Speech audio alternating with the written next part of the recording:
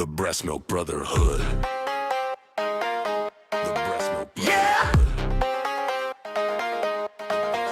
I just started up a company and got some business with the guy. I have been planning lots of meetings, making games that you despise. We have been crawling on the carpet like some insects on the ground. You might find it kind of shocking, but this story's quite profound. It is called the Breast Milk Brotherhood. Yeah. And when we're up to no good, we are the Breast Milk Brotherhood. Yeah. We keep it misunderstood.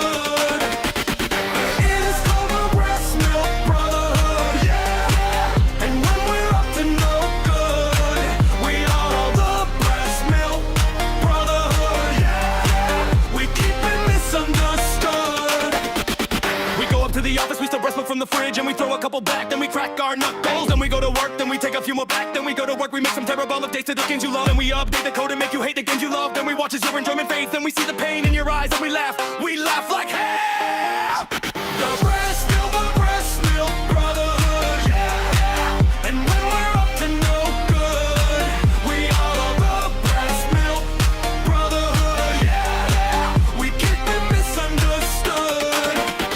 The Breast Milk Brotherhood, yeah. And when we're up to no good, we are the Breast Milk Brotherhood, yeah. We keep it misunderstood. It is just a bit of fun when we crawl across the carpet like a bunch of little bugs. It is just a bit of fun when we laugh at you for fun. I cannot deny when we all get together we feel like a bunch of little guys. But do not get it twisted, though we are actually big scary men. And you will know it when you see us in the office, because we are always in there crawling on the floor. And then you look at us and say, I think I had enough of that. And I would not blame you if you left the Breast Milk Brotherhood. You would be leaving behind your brothers. But if you had to go, I would not blame you. The Breast Milk Brotherhood.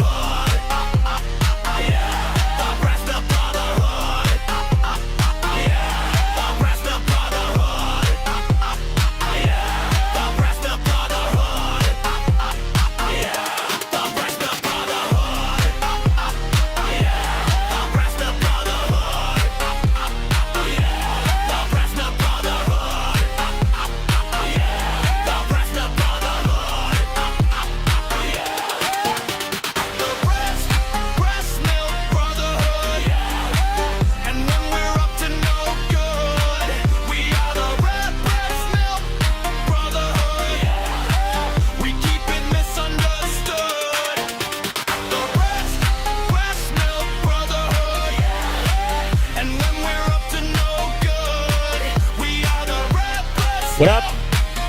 God damn. Finally back to streaming. Holy shit. All of that might be a lie, though. Yeah, it might be a lie. It might be a fucking lie. God damn. What up, Eucharist? What up, Senzo? Hunter vs. Bang Scott. So how you doing? Jack, what up? God, shit. This fucking week has been such a bitch for me. Jesus Christ. Everything has gone wrong. For some fucking reason, I live in Africa and it's goddamn snowing.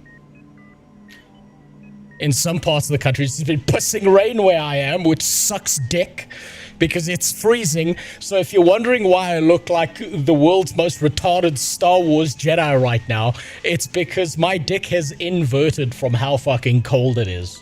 I have a pengina right now, it's so cold. My nuts have left my body and decided to live inside my stomach right now to keep warm. It is frosty as shit. Now, today's stream, we're going to make this nice and simple because I'm burned out. I'm just going to be straight up honest with you. I'm burned out as fuck right now. A lot of shit happened over the last week. I did some temp work for a company to try and, make bills happen and stuff like that. And then I had to get into a little bit of a legal spat with them to get them to pay me what I was fucking due, which they finally did. Internet cut out, got my fucking medical aid frozen because of those pieces of shit. Everything went wrong. But I think my favorite part, my absolute favorite part of this entire week was I went out with my wife and kid to a medieval fair. And I know what you're thinking. Why not just turn on the AC? Oh yeah, no, that'll help. Yeah, you mean the thing that cools things down? This is not Europe. This is the opposite right now. It's fucking looking like Europe. But my favorite thing that happened this week was I went to like a medieval fair. Now I know what you're thinking. You think, oh, cool, knights and shit like that. And that's what I thought too. The whole point of my wife and I going to a medieval fair this weekend was we were like, okay, there's gonna be horses. They promised horses and ponies and shit, and my kid's gonna lose her fucking mind. She's gonna have the best time. It's the first time she'd ever interact with a horse or a pony or anything like that. We get there, and there's horse shit everywhere, but there's no horses. And so I like go up to one of the stalls and I talk to one of the guys.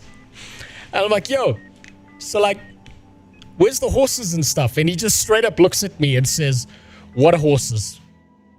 There's no horses here. What the fuck are you talking about? We went to a horse ranch that had no fucking horses on it. And then to make it worse, I'm like, all right, fuck this. I'm going to go get a shawarma because there was a shawarma stand. So I go to the shawarma stand. I'm standing there in line waiting for it's just a fucking shawarma, man. That's all I wanted. I hadn't eaten for like the whole day. And I'm like, I'm so fucking hungry right now. I just want a goddamn shawarma. That's when the poor girl in front of me, who was in like a medieval cosplay and shit, gets approached by two dudes. And these dudes start hitting on her. And I mean, I know I'm autistic, right? I know I got no game when it comes to that shit. But holy fuck. I'm gonna give you their tactic. Their style of hitting on this girl, right? So there's two guys and one girl. They walk right up to her. They get like uncomfortably close and they're just sitting there like this. So like, yeah, do you like horses? Oh, you're an echid. I used to be an echidnian. And she's like, no, it's called an equestrian. And they're like, oh, I was thinking about buying a horse. Can I get your number? It was the fucking worst shit I've ever seen in my life. Good God. Holy fuck. Is the shawarma meat made out of horses? No, unfortunately it wasn't. It was made out of beef. And I didn't get a single goddamn shawarma because they hit on this poor girl for like 30 fucking minutes. And you could see she was doing everything in her power to like just get away from them and be polite and nice and not cause a scene. It was fucking terrible. And they pulled out every line. And my favorite line they pulled out was when one of them like pulled out a camera and like got like really close to it and was like, did you know, I run a YouTube channel. I've got like 5 million subscribers. I don't want to, I'm not going to tell you what the channel is. That would just be, I don't like flexing like that. It was so fucked up. It was so fucked up. And I'm like, Jesus Christ, I will never tell anyone I do anything on YouTube or online ever in my fucking life. It was so cringe. Jesus. Hey, babe, do you enjoy the smell of horse shit as much as I do? It was so bad. It was so fucking bad. Yeah, the Africans ate them. They fucking might have because, God, that place was a disaster. Holy Jesus, it was bad. Hey, you need to melt this icy weather with a warm island song. Yeah, it's not working. We need to fucking shake a few more chickens over a fire and pluck their feathers and sacrifice them to the god of the sun to bring that shit back. Dear God. Just get into hobby horsing. I don't even know what the fuck that is. Why not just implement the Ubuntu technique and grape max? Well, you see, that can only keep you warm for about 2 to 3 minutes if you have the stamina to go 4 or 5 times. After that, you get exhausted and then you fall over in the sleet and the snow and then you pass out and die. What the fuck? Google it. Okay, what the hell is hobby horsing? Jesus. Already getting pulled off of track. To be fair, maybe it's more accurate representation of actual medieval times. Not everyone was a king. Look, It wasn't because, like, no one was in, like, cosplay and shit like that. No one was doing anything fun and medieval. There was one bouncy house and just a bunch of stalls selling overpriced shit. And I'm not talking, like, you know, cool stuff that you would want to see. It was just shit. It was just trash. It was like you pick it up and it falls apart in your hands kind of stuff. And what the... Okay, you know what? I'm doing this once. I'm doing this just for you. I'm gonna look this up. What the fuck hobby horsing is. And then we're gonna get back on track. There are two things we're gonna do today. Because I'm too fucking burned out to focus on Final Fantasy or Elder Scrolls Online or any MMORPG or anything like that. What up, Edward? The only two things we're gonna do today, aside from looking up hobby horsing real quick. I need to look into the Breast Milk Brotherhood at Blizzard. Because apparently... Everyone said it apparently. A lot of the allegations are fake. Apparently it's not real. Apparently it was played up so that a bunch of fat-haired Karens can pretend that their sexual fantasies are real. Apparently it wasn't as bad as what we're saying. Now that's aside from the point though. Let's see what this garbage is. What the fuck is hobby horsing? Dressage, show jumping, and thousands of fans. The only thing missing, a horse. This is competitive hobby horsing. What started as a secret subculture in Finland has exploded into a global sport with over 10,000 dedicated athletes. Don't let the wooden stick fool you. This is a high-intensity workout. These competitors mimic the exact leg movements of a horse while maintaining perfect posture. This is horse riding. This is horse riding in 2026. And clearing massive jumps. Fun fact, hurdles can be as high as 4 feet tall. Every horse is a I love how they try to take this shit seriously. kind hand-sewn masterpiece. What the fuck They have is names, this? personalities, and bloodlines. It's equal parts extreme They're fucking dolls on sticks. What the hell are you doing? athleticism and world-class textile art. It's a sport built by girls for girls, creating a space where being weird is a superpower. Oh yeah, being weird is a fucking superpower. It should land you in the fucking asylums real quick. And the only thing that matters Jesus. is how high you can fly. What Could the you fuck? clear a 4-foot jump without an actual horse? There's no way this is a real fucking sport.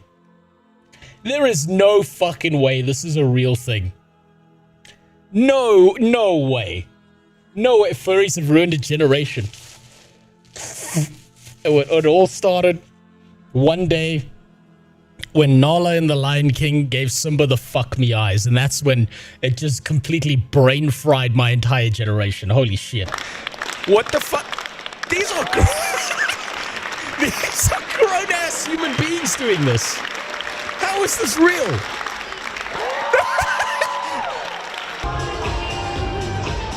Too poor to afford a horse. No, not too poor to afford a broomstick, apparently. Basically LARPing for horse girls. Yeah, Jesus Christ. What the fuck?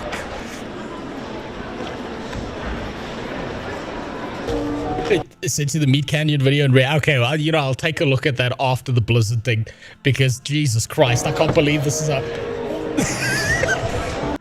They used to classify these as mental illnesses. Need some clapping coconuts. Yeah, no, we need to go full Monty Python. There needs to be like someone running after them, behind them, making like the clapping noises with the coconuts. I 100% agree. What the fuck? How is this real? And everyone's just like kind of standing around with their arms folded. Like this is such a serious thing.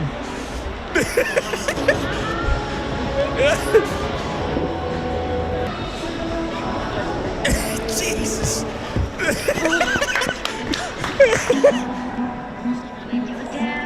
Oh God. What the fuck am I looking at? Jesus. No. No, these fucking people need to be put in an asylum. This is not right. This is not right. No. No, this is fucking mental. This is what happens when you start supporting mental illnesses. Absolutely fucking not. Jesus Christ. Now I understand what happens when you don't beat your kids. I've got some catching up to do. I've got to go fist fight my daughter tomorrow. Just beat the shit out of her so she turns out just a little bit normal at least. I was born in 93. My family would have never accepted this shit. If I told my dad that I wanted to do hobby horsing as a sport and he Googled it, I would have been flung across the house. I would have been fucking, like, I don't know if you've ever seen that old video of like a gorilla when he grabs one of the kids and he flings them by the leg like across the enclosure. Yeah, that would have been me. Jesus. And rooting for others, not gonna lie, this looks kind of like a great way for kids to stay active, combining horses and gymnastics. Then why not just do horses or gymnastics? Why you gotta put a broomstick between your fucking legs? Only people that have all and more of their needs. Yeah, no, this is a first world problem. Things are too good in the first world. Maybe we need another Black Plague or something like that. Maybe we need another like calamity to put people back on the right track, because holy shit, that's 1000% fucking first world behavior. Turn your daughter into a horse girl, better than being an iPad kid. She won't be either, right? But she does love animals, so that's fine. She prefers animals over human beings, which is a very common trait amongst a lot of my family members who are actually solid people. They would rather interact with an animal than a person. Very common. So she's on the right track currently. She's real good at that. So I don't think I have to fuck with that too much. Look at those poor people who can't afford vast land and horses. The length they must go to pretend to enjoy a fantasy version. You know what? You know what? Maybe I've been too harsh on all those people who don't know their genders and stuff like that. Because surely they're more mentally stable than people hopping on broomsticks and pretending that their fake horses have a personality and shit like that. Dear God, what a fucking disaster. Now, let's keep it a $1.50. Let's keep it nice and straight, nice and simple here, right? I have 2 goals today, right? Because I'm going to start looking into other games and stuff. I think it's about time that I started exploring outside of MMORPGs. It's also because I'm kind of burned out and I can't focus on Final Fantasy today. I just can't. I'm too burned out. I'm not going to pay attention. I'm not going to focus. I'm going to be all kinds of fucked up. So this is how it's going to go. We're going to be playing Rogue Trader later. Now, I have played Rogue Trader before, but I only played it up to the end of the prologue. And I barely remember it. The first time I played Rogue Trader, I had 0 motivation to continue because it felt like shitty XCOM. It felt like really, really shitty XCOM. Other games, you mean pre-2020 games, right? Yeah, well, some of them might be. I've got a few things lined up. I'm talking to some people, right? You know what? I might as well reveal it. Fuck it, right? I'm talking to these guys. Where was it? I looked it up earlier. Now I can't remember the name of it. Fuck. The Rogue Trader has fallen. Let me just... Now I'm... Yeah. Let me see if I can find it. I was talking to... Where are they? So there was 2 I was thinking of, right? The first one was this. I can talk to these guys. I haven't spoken to them yet. This is one of the potential games I'm thinking of playing on stream. That might be good. Might be trash. I don't know. Humanity is dying. This one right here. To save it, you will sacrifice everything. Everything. I have appointed you to raise a colony from ash, built with only the strongest. Teach them devotion. Let them breed. Let them harden. Turn them into weapons. There is no room for failure. This foothold is humanity's last chance. Now, So there's that the one, fight. right? You don't have to see the whole trailer. There's that one, right? That I can contact these people and potentially get a key to play this one on stream. Potentially. They might be able to sponsor me. So that's a potential one. The other one, God, now I've got to look it up.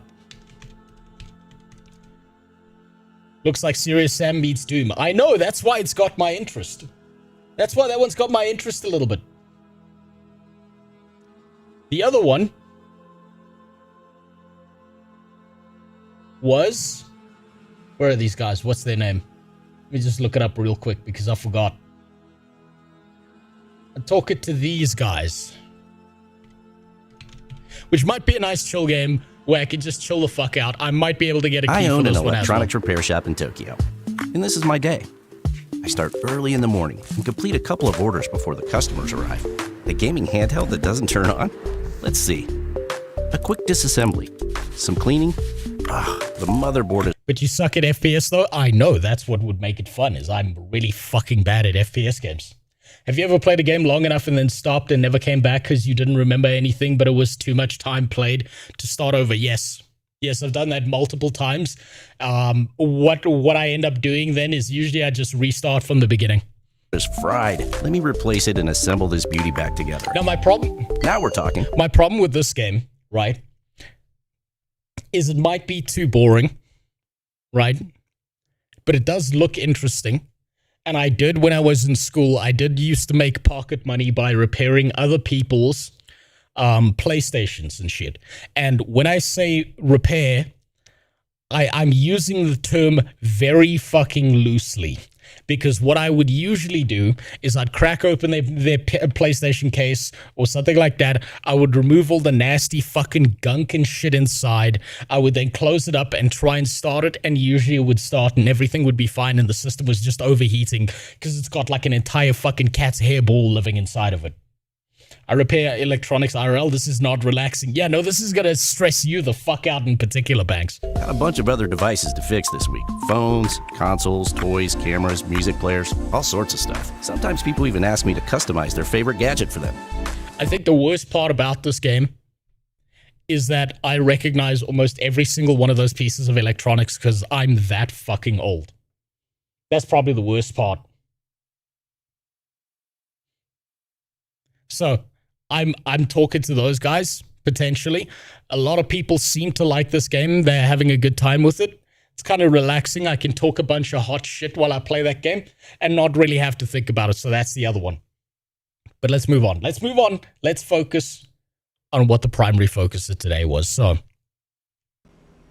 I've got a ThinkPad right now with a bad trackpad and I can't figure out why it's not working, which means I've got to bite the bullet on a replacement part and just pray it works. Yeah, you probably do. What you need to do is you need to find the nearest Chinese man at a local repair shop and he'll have it fixed within a day. He'll get that shit done. I kind of hate those repair simulator games because they're not accurate. You almost never have the actual spare part right there. It's worse than that. I know that when you're trying to repair shit, you never have it right there. And the game has this thing where you can order the parts online and then they show up and then you can put them in the system and stuff like that.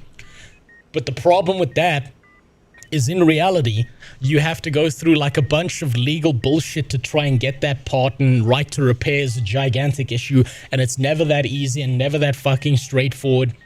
And like you're phoning people from a back room being like, just give me the fucking part, and then you have to find like a like second party repair component thing that someone else has built that kind of works, so you can kind of jerry rig it in to get the system working again, but it's not the real thing.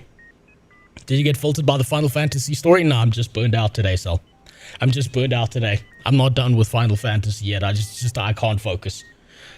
Not today, not after this week. That's why I figured today would be the perfect day to try some Rogue Trader, right? But let's focus.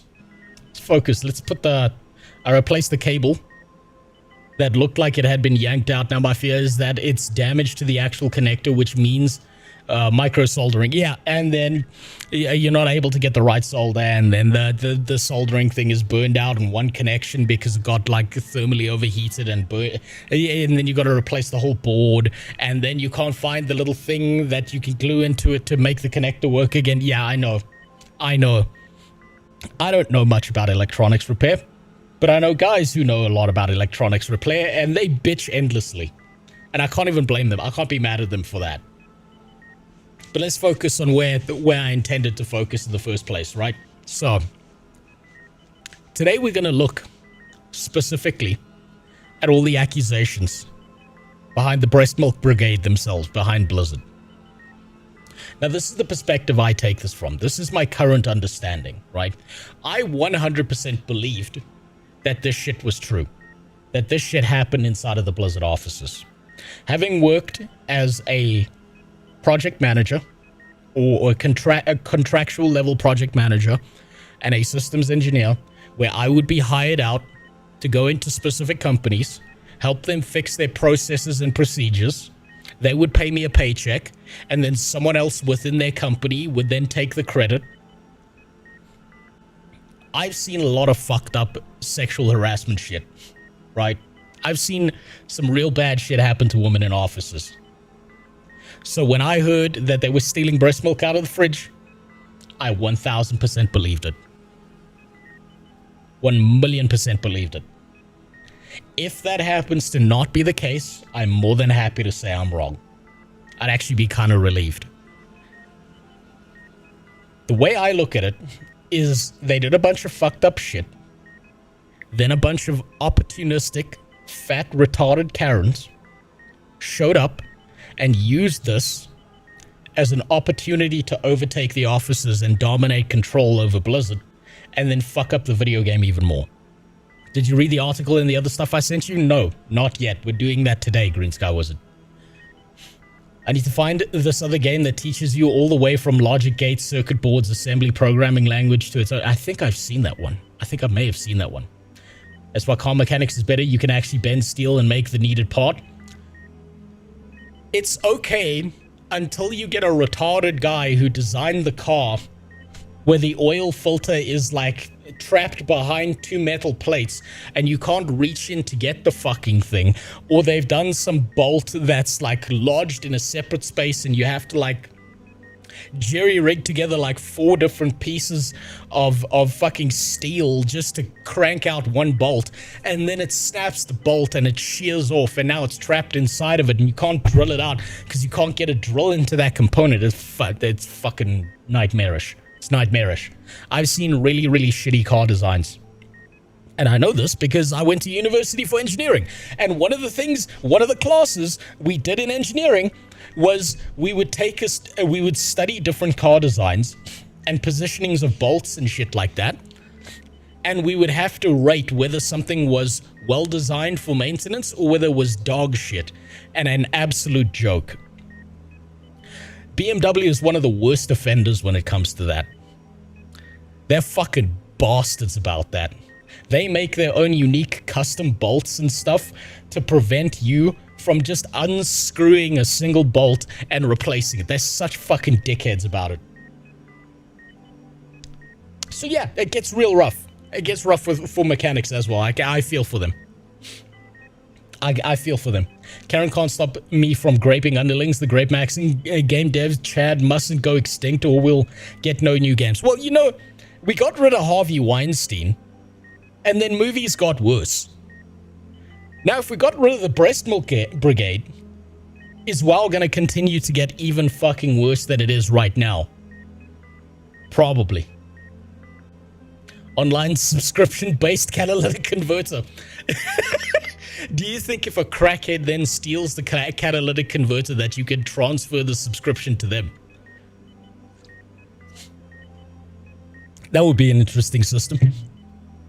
So, it turns out maybe all of these things that happen in the Blizzard offices were some ugly bitch's sexual fantasy that she wanted to have happened. And then she applied it in her office and accused these people and got rid of them so she could take power over the company. While it was going down before the breast milk? Yes, it was, but it got so much worse. It got so much fucking worse.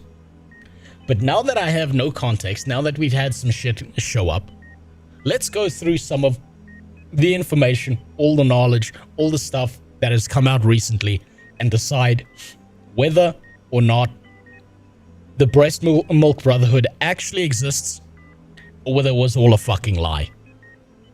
Let's find out. But we found nothing wrong was being done in our company. Yeah, no, we investigated ourselves and found nothing wrong. Yeah, that's why I have no context. Let's find out, right? This obviously comes with the caveat of all of the information that we probably get out of this is probably coming from people within the company who have an incentive to not, to either mitigate, reduce, or lie about things on either side of the equation. This is a shit fit between two people who can't design a video game for their to save their fucking lives, but they do want control over the multi-billion-dollar company. It was 100% female sexual fantasy. I know you have your own experience, but I have mine in offices and barely anyone even talks to each other in the office. Sounds like you work in a nice place then. That sounds like heaven. But we'll see. We'll see. We'll see, because I've seen some fucked up shit happen to women. Right? I have. There's some real fucked up. By the way, this is a PSA, just real quick. I'm not going to name companies because that might get me in trouble. But companies that deal with medical insurance tend to be the worst. Those big ones, they tend to be the worst. The ones that have all those people sitting around an office that do a lot of actuarial work for life expectancies and road accident funds and stuff like that, they do real fucked up shit. Not just the guys, the women too. They do real fucked up shit. Never touch them. Never go near them. You find out that someone's going to go into those industries, they better be a soulless human being before they enter them, because it will rip them up and fuck them up and fuck them against their will. Stay away from those industries. They're disgusting. They're horrific. So, let's find out. Let's see where this is. Okay.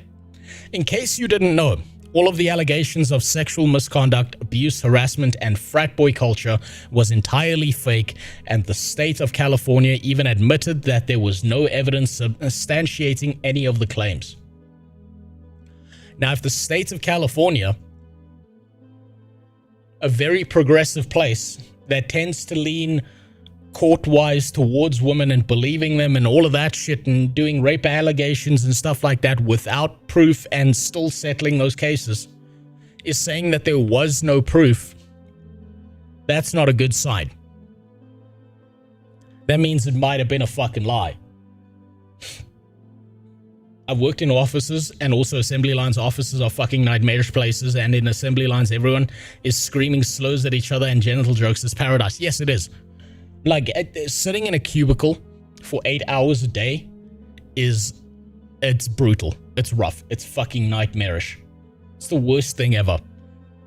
And because all it takes is 2 or 3 pieces of shit who are so bored out of their skull that they think they're going to start some office drama to ruin everything. It's nightmarish. So let's see. The entire controversy around Blizzard was set up by California to force the company to stop hiring white men using Me Too allegations to strong-arm them. Some of these accusations were so bizarre and insane that they included theft and consumption of breast milk during the work hours. That's the big one. A rape room named after Bill Cosby. The Cosby Suite. Sexual harassment to the point of an employee ending their own life. All of these claims were essentially a theater performance over the fact that only 1 in 5 Blizzard employees were women. As a result, Blizzard agreed to pay roughly $18 million in fines and set up HR hiring practices that would discriminate against white men. Okay? So, what I know from these things, right, is I have seen certain offices where there is a kind of, quote, rape room, right? I have seen that. there was that whole thing about that one woman who killed herself, which that one was kind of hard to believe, because the thing is, if the person killed themselves, then everyone's going to spread rumors about why they killed themselves behind that person's back, and they're not alive to defend themselves or fight back against those accusations, so the accusations run fucking wild. As for the theft and consumption of breast milk, I still wouldn't put it past Blizzard to do that. Not with how shitty their offices are. Do I think that this means that there aren't a bunch of retarded, fat, blue-haired white bitches working inside of Blizzard who just want power and control and saw this as an opportunity to take over control? Absolutely fucking not. Absolutely not. What up, Grimoire? So, that's where I lie on this. Right now. As a result, Blizzard agreed to pay roughly... Okay, so this is very common, right? This is something a lot of people don't understand when it comes to businesses paying out to make the problem go away, right? Usually, what a business does when they get in trouble like this and people are suing the business, what the business will do is they will admit fault, they will do a payout to make the problem go away as quickly as possible. Usually they'll have people sign an NDA who were the quote victims of a situation. And then they will throw a bunch of employees under the bus. Whether the employees were involved or not is not really relevant, because all the business cares about is getting rid of the problem.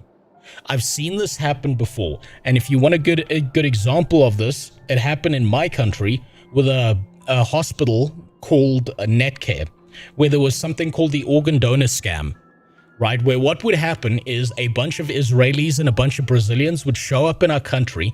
Israelis were buying organs from Brazilians for transplants. They were doing this all behind the hospital's back. None of the surgeons knew, none of the nurses knew, none of the doctors knew. No one was in on it, but the management at the hospital was aware of what was happening. When this case broke, because an Israeli got an organ donation, didn't pay the Brazilian, and then that Brazilian went to the authorities in South Africa, it caused this entire case and scandal to occur. What the hospital did to protect itself was they admitted fault, they paid out a bunch of money, and then they took every single doctor, nurse, and person who was part of the transplant unit and threw them under the bus and said all of these people are guilty, all of them knew about it. And for about 15 years, they investigated every single one of those doctors, nurses, anyone involved. And not a single person went to jail, because there was not a single shred of evidence that any of them ever knew about anything. There were no bank statements, there were no transfers of funds, there was nothing that was like, all of a sudden someone's driving a fucking Lamborghini. There was none of that. But the hospital covered its ass by destroying a bunch of people's lives and admitting fault. Now that's probably what Blizzard did here. Internal messages between California Civil Rights Division officials showed that the entire thing was a ploy to send a message to the industry to literally ruin video games. And it was so fucking fake that Brack and Kartik literally paid their own employees to stage a walkout. After Blizzard capitulated and announced it would discriminate in its hiring state, walked back from a $1 billion lawsuit to a $55 million settlement, and announced that all allegations were false. What's the community note say? It just says the state conceded to there being a lack of physical evidence. There's no proof of California strong-armed a company or of the allegations being fake. The term for this is lack of evidence, not evidence of absence. Presumption of innocence is a core rule in the US. The evidence of absence is not required from a defendant in US law. Burden of proof rests on the prosecution. That's correct as far as I understand it. Now, what does this say? In my opinion, we were wrong to go about it that way. Immediately firing the guys that were accused looked like a tacit admission that it was all true. Closing ranks and saying they lied from the start would have been better. It would have been better, but that's not how businesses operate. right? Businesses just want the problem to go away because they're thinking about it from a PR perspective. They don't care who they have to burn at the stake to get the problem to go away. That's all they want, is we will pay you whatever the fuck you want to stop this. Businesses do not care about the employees. They do not care about the people working there. Very common case that happens, right? So if Blizzard came out and said, you guys are a bunch of fucking liars, that court case would probably still be going on to this day.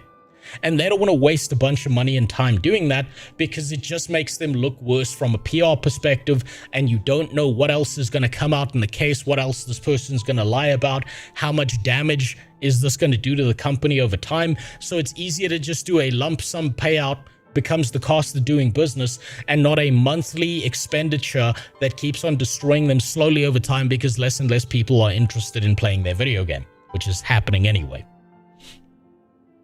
So you can't think about this from a moral perspective, Green Sky Wizard. Companies are not moral. They will do whatever the fuck works in their best interest. And this was in Blizzard's best interest to make this go away as quickly as possible.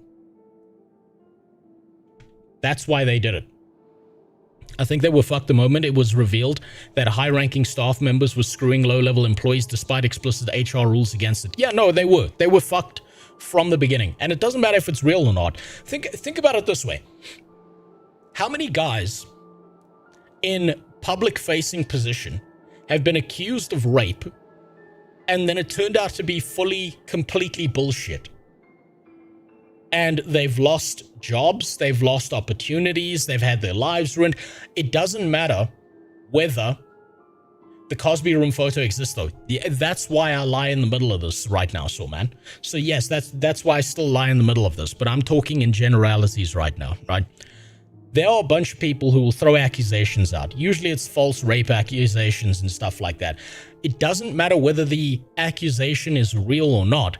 The accusation is enough to ruin someone's lives. Like, it'll just ruin your life. There's just nothing you can do about it. You can prove that it was all false in court and shit like that. Your life is over. No company's gonna want to hire you because the accusation was made. You can ruin someone's life just with the accusation, and no one wants to deal with the PR side of that shit. That's just how it works. I don't get the Cosby photo, so if I go to France and take a picture on the Eiffel Tower, does that mean I also stink? Well, you're in France, so yes. But no, I understand, right? But this is the problem, is we do not know enough information here. I personally do not know enough information either way. I jumped on this shit and I 100% believed it because my past experiences told me it was real. I might be wrong.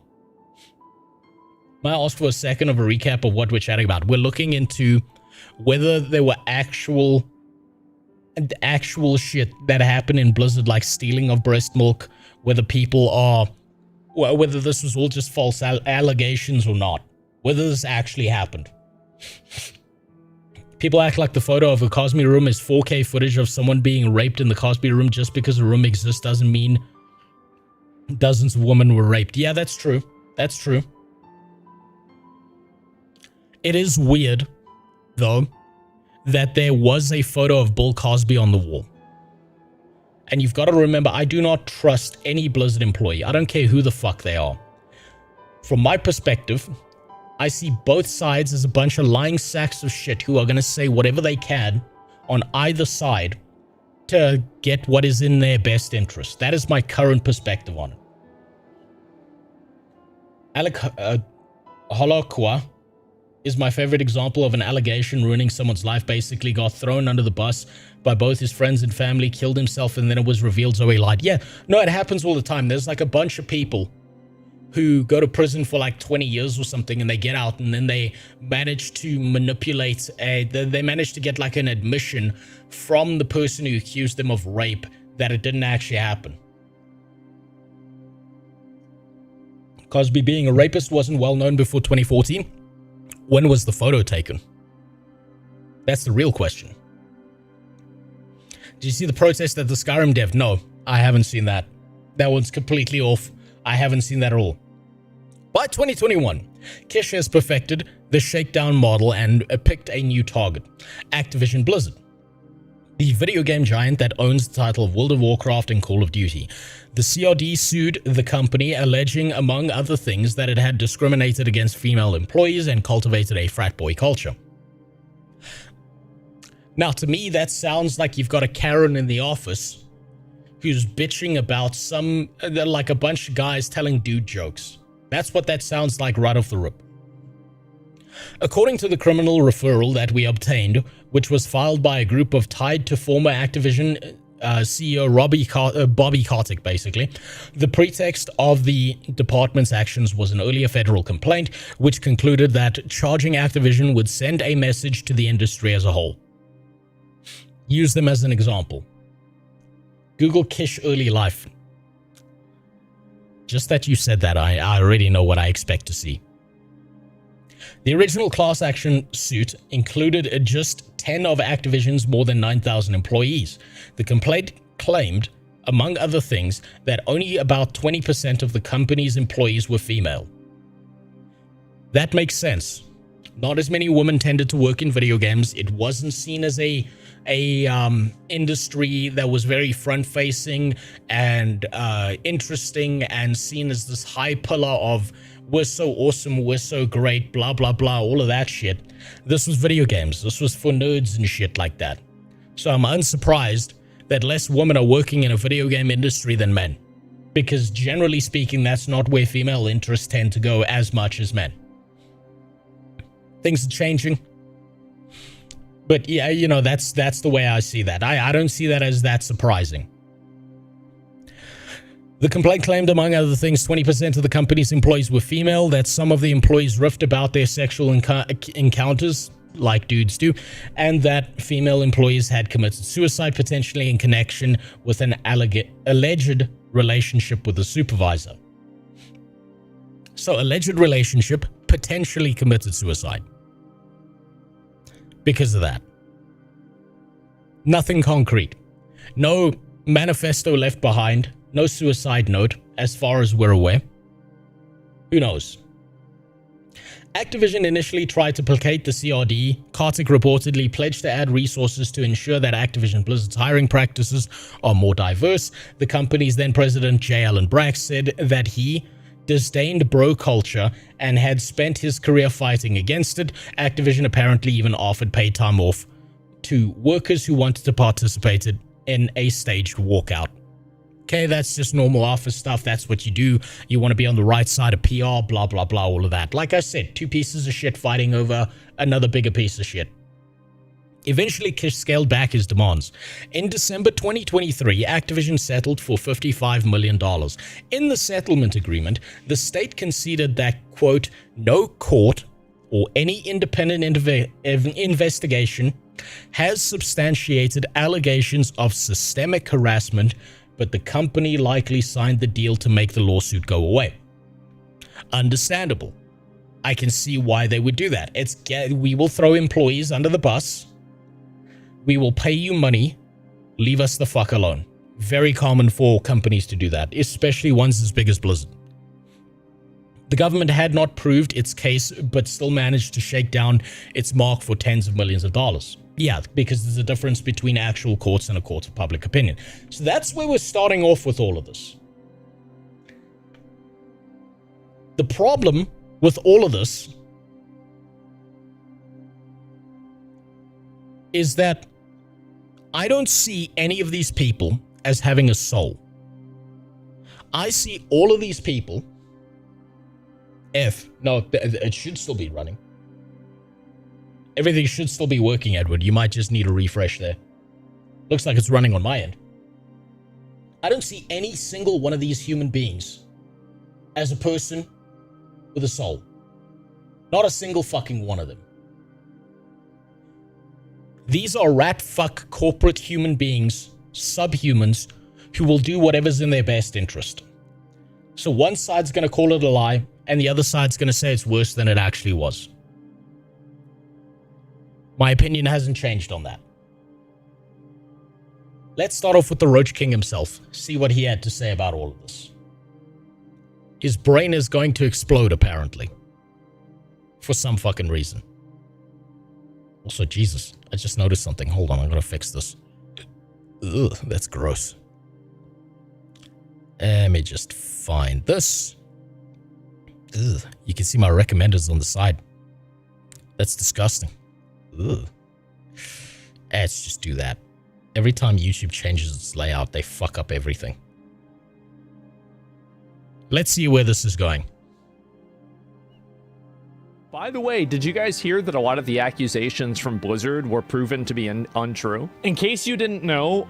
Proven to be untrue or unsubstantiated. Those are two very different things. All of the allegations of sexual misconduct, abuse, harassment, and quote, frat boy culture were entirely fake, and the state of California even admitted that there was no evidence substantiating... Okay, so he's gonna go through the same thing, so I might as well have not read that fucking post. Any of the claims. The entire But you know what, fuck it, let's see what the Roach King's fucking take is on this. Controversy around Blizzard was set up by California to force the company to stop hiring white men, using Me Too allegations to strong-arm them. Some of the accusations were so bizarre and insane that they included theft and consumption of breast milk during work hours, a rape room named after claims were essentially right.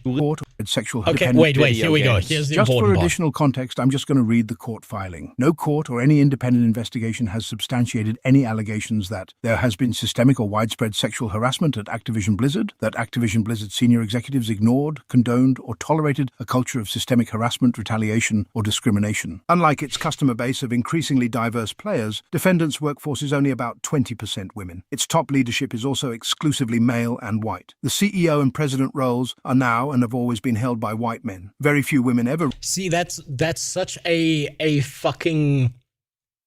That's such a little piece of shit manipulative line there. To say that they've always been held by white men, right?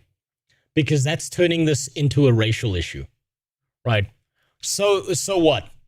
So what if it was held by them? So what if all the roles were held by black women? Who gives a fuck? The question is, were they doing a good job or not? I fucking hate that. They're immediately turning it into a racial issue. Reach top roles at the company. The women who do reach higher roles earn... Yeah, very few women ever reach top roles in any fucking company. That's standard across most places because women have less interest in doing that shit. Just overall, women don't have that much interest in doing that shit. They want to do other stuff. They want to live their lives. They don't want to burn themselves to the ground, working themselves to the fucking bone. They want to have kids. They want to have a family. They want to go live their life. They want to spend time with their friends. Like, this is a common statistical thing that it's something like, if you take any average dude and any average woman and you look at the statistical curves over time, you can tell that more dudes work more hours than everyone else. And of course they fucking do, because you can't get guys pregnant. That one will get me in trouble, won't it? A lot of women do not want to burn themselves to the fucking ground working for some fucking company, ruining their lives and their health and their relationships with the people around them the same way that guys do. It's one of the reasons that women tend to also live longer than men. I've gotten several men pregnant, goddamn. Listen, it's not a chick with a dick, it's a dude with tits, John Com. Everyone is asking me if I want overtime held up. That's for men. Exactly. This is like such a normal thing, right? It makes 100% sense that women wouldn't want to do this shit. Women tend to be more socially apt, or at least they used to. Women tend to have stronger relationships, or at least they used to. Women used to be the familial foundation, or at least they used to, of everything else outside of the idea of have a job, make money. Of course there's going to be less women. Duh. And less salary, incentive pay, and total compensation than their male peers, as evidenced in defendants' own records. After Blizzard capitulated and announced that it would discriminate, and its hiring state was walked back from a $1 billion lawsuit to a $55 million settlement, and announced that all of the allegations were fake. And generally, sort of behavior is called extortion and racketeering. If they had the proof and everything, why did the state say there was no evidence after the investigation? Chris Kaliki, he used to work at Blizzard. He was one of the main designers for Monks back in the day. Even Jason Schreier admits in his latest book that the Cosby Suite was a fake nothing burger and Kotaku was full of shit. But well, okay, Kotaku being full of shit, color me surprised. That one, Kotaku will publish anything that they think pushes their narrative. That's unsurprising to me. the damage was done, and many great Blizzard developers had, in some cases, 20-plus year careers ruined since nobody wanted to hire, quote, problematic developers when it was all fake. Heartbreaking and infuriating. Keep in mind that Jason Schreier also posted some total bullshit about Chris Kaliki's studio. Video games... Yes, he did. Also, something to keep in mind, even if they are ex-Blizzard employees, they have an incentive to defend themselves and everyone around them because the gaming industry is very incestuous. And if you lose a job in one gaming company, you just hop over to the next because it's all a walled garden where they all know each other. They have every incentive to nonsense all of these claims entirely. The same way that all these women who want to take control and power of these situations and ruin the fucking company want to play the claims up as much as possible and make them seem worse than what they actually are. So I just see a bunch of fucking liars here. That's what I see. Your third world is showing in the West there's a general climate of shame around having white people anywhere. People frequently say X is awfully white when it has a lot of white people. You should call those people racists. You should straight up just call them racist because they are. This is the most fucking retarded thing anyone could ever say. And yes, that makes me a third world white. And you know what? I'm fine with that. I'm fine with that. He admitted Kotaku was full of shit and that roses smelled like roses. Yeah, no, he might as well have told me that the sun rises in the morning. Staff, video game firms, viral. Yeah, there it is. It's pretty wild that in 2021, a new game studio still looks like this. Yeah, so there this we is go. a person who tried to attack Chris Kaliki's studio, Notorious, because they didn't have enough black people or women. This is way worse. Is it really? Here's a hot take. I like the Vowed way more than Claire Obscure. Cancel him. You know, you... Yeah, okay, that's fair. They need to accuse this man of rape more. see posts like this and you think to yourself, this person is just not, they're just retarded. So the entire investigation and everything that happened was totally proven to be bullshit. How about no one is reporting on this? Because nobody cares about Blizzard anymore. Blizzard doesn't make any good games. He's right about that. People would be reporting on this more if people gave a shit about Blizzard. No one gives a shit about Blizzard because they've gone the same way as EA. No one really gives a fuck about them. No one cares about how things are going because they keep on churning out dog shit after dog shit after dog shit. They've ruined World of Warcraft. They do nothing with the Diablo franchise that's actually unique or interesting. Maybe D4, but that's about it. They've done nothing with StarCraft. Every single IP that Blizzard has owned, they've run into the fucking ground. So of course no one cares about it. Everyone's just going to shrug their shoulders and go, I suppose so. Whatever, because they don't care. They don't care anymore.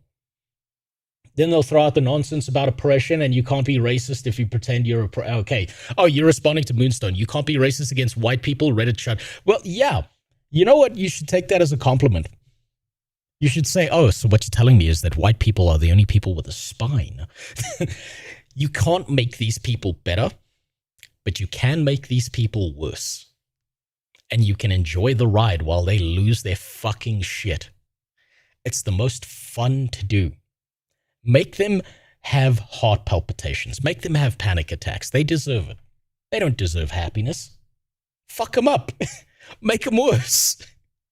I must be honest, I fully believed they allegedly lied, and that's the problem. I thought I got throw after COVID.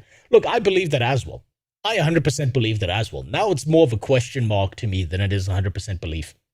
It's because they fired everybody that makes good games. Yes, he's right. They did. They did.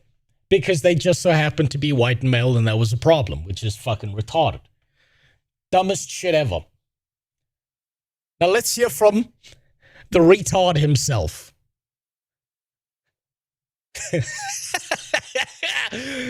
Oh, man. Man, that's not a good look just as a starting frame. I wonder what he's got to say about this. This one takes Schreier, and the outrage merchants are at it. Again, today's claim is that the allegations of sexual harassment at Blizzard are false and that somehow I made them all up. If you're lucky enough to not be familiar with this world, there are a number of culture warriors out there who tweet all day about various... Yeah, there's a bunch of culture warriors in your fucking offices as well, you rat fuck. That's why the games industry sucks. That's why Blizzard's in the shitter right now. That's why they keep on losing to private servers like Turtle WoW, and the only thing they can do is not make a better game. They can sue them. That's all they can do. Because they're such little bitches that they can't develop anything new or interesting. Agreements, whether or not they are true, in an attempt to elicit intense emotional reactions from their viewers. These people aren't reporters. They don't actually talk to anyone involved or ask questions. They just kind of tweet and post videos, but they do have reach and sometimes bring in large audiences. This is part of a whole ecosystem that just rewards and leads to people getting paid for spreading misinformation on the internet. And normally I'll increase his voice. Is that better? I know he's very nasally and he sounds like a little bitch. He sounds like the world's biggest pussy, so I know it's hard to hear him, but let me know if that's loud enough, otherwise I'll boost it again. I just kind of ignore this part of the internet, like in the same way that you would ignore someone in Times Square screaming that the world is... Yeah, of course you would. Of course you would ignore the people criticizing your game and then nonsense them and just slap a label on them, because that means you don't have to change course and fix the fucking game, huh? It's coming to an end because of gays in the military, but actually... You can't call him a rat. He's Jewish, YouTuber. I don't care that he's Jewish. He's still a fucking rat. I don't care about the fur on the color of the rat or how long its nose is. I care that there's a fucking rat ruining the goddamn video games. Today I did want to address it because I think this is a good opportunity to talk about a very serious, very important issue and try to explain it in a way that captures the nuances and complexities. Oh boy, here we go. Here we fucking go. I can tell already that this is going to be a wild ride because he's going nuance and complexities and actually this and let me tell you. He's doing that. He's doing that to nonsense the point. That's why he's doing this. So he can pretend about this. Of it all. And unlike those squealing cretins, he sounds like a stereotypical kid that snitched to a teacher about everything. I bet he was. I spend most of my time as a reporter on the phone. Well, I spend all day on the phone with people who are involved in these stories, asking them questions, trying to corroborate their accounts with other people so I can piece together what actually happened. So you basically got a bunch of people's opinions from inside the office who have an incentive to lie in one direction or the other. Great job. That's not evidence. That's not proof. Nephis looking into the ashes of creation drama did a better job because he got actual evidence, whereas you're just saying, oh, I spoke to some people. And so today's video that I'm going to talk about is based on two main sources. One is an article that I published in Bloomberg. Oh, nice. My evidence is the thing I wrote up.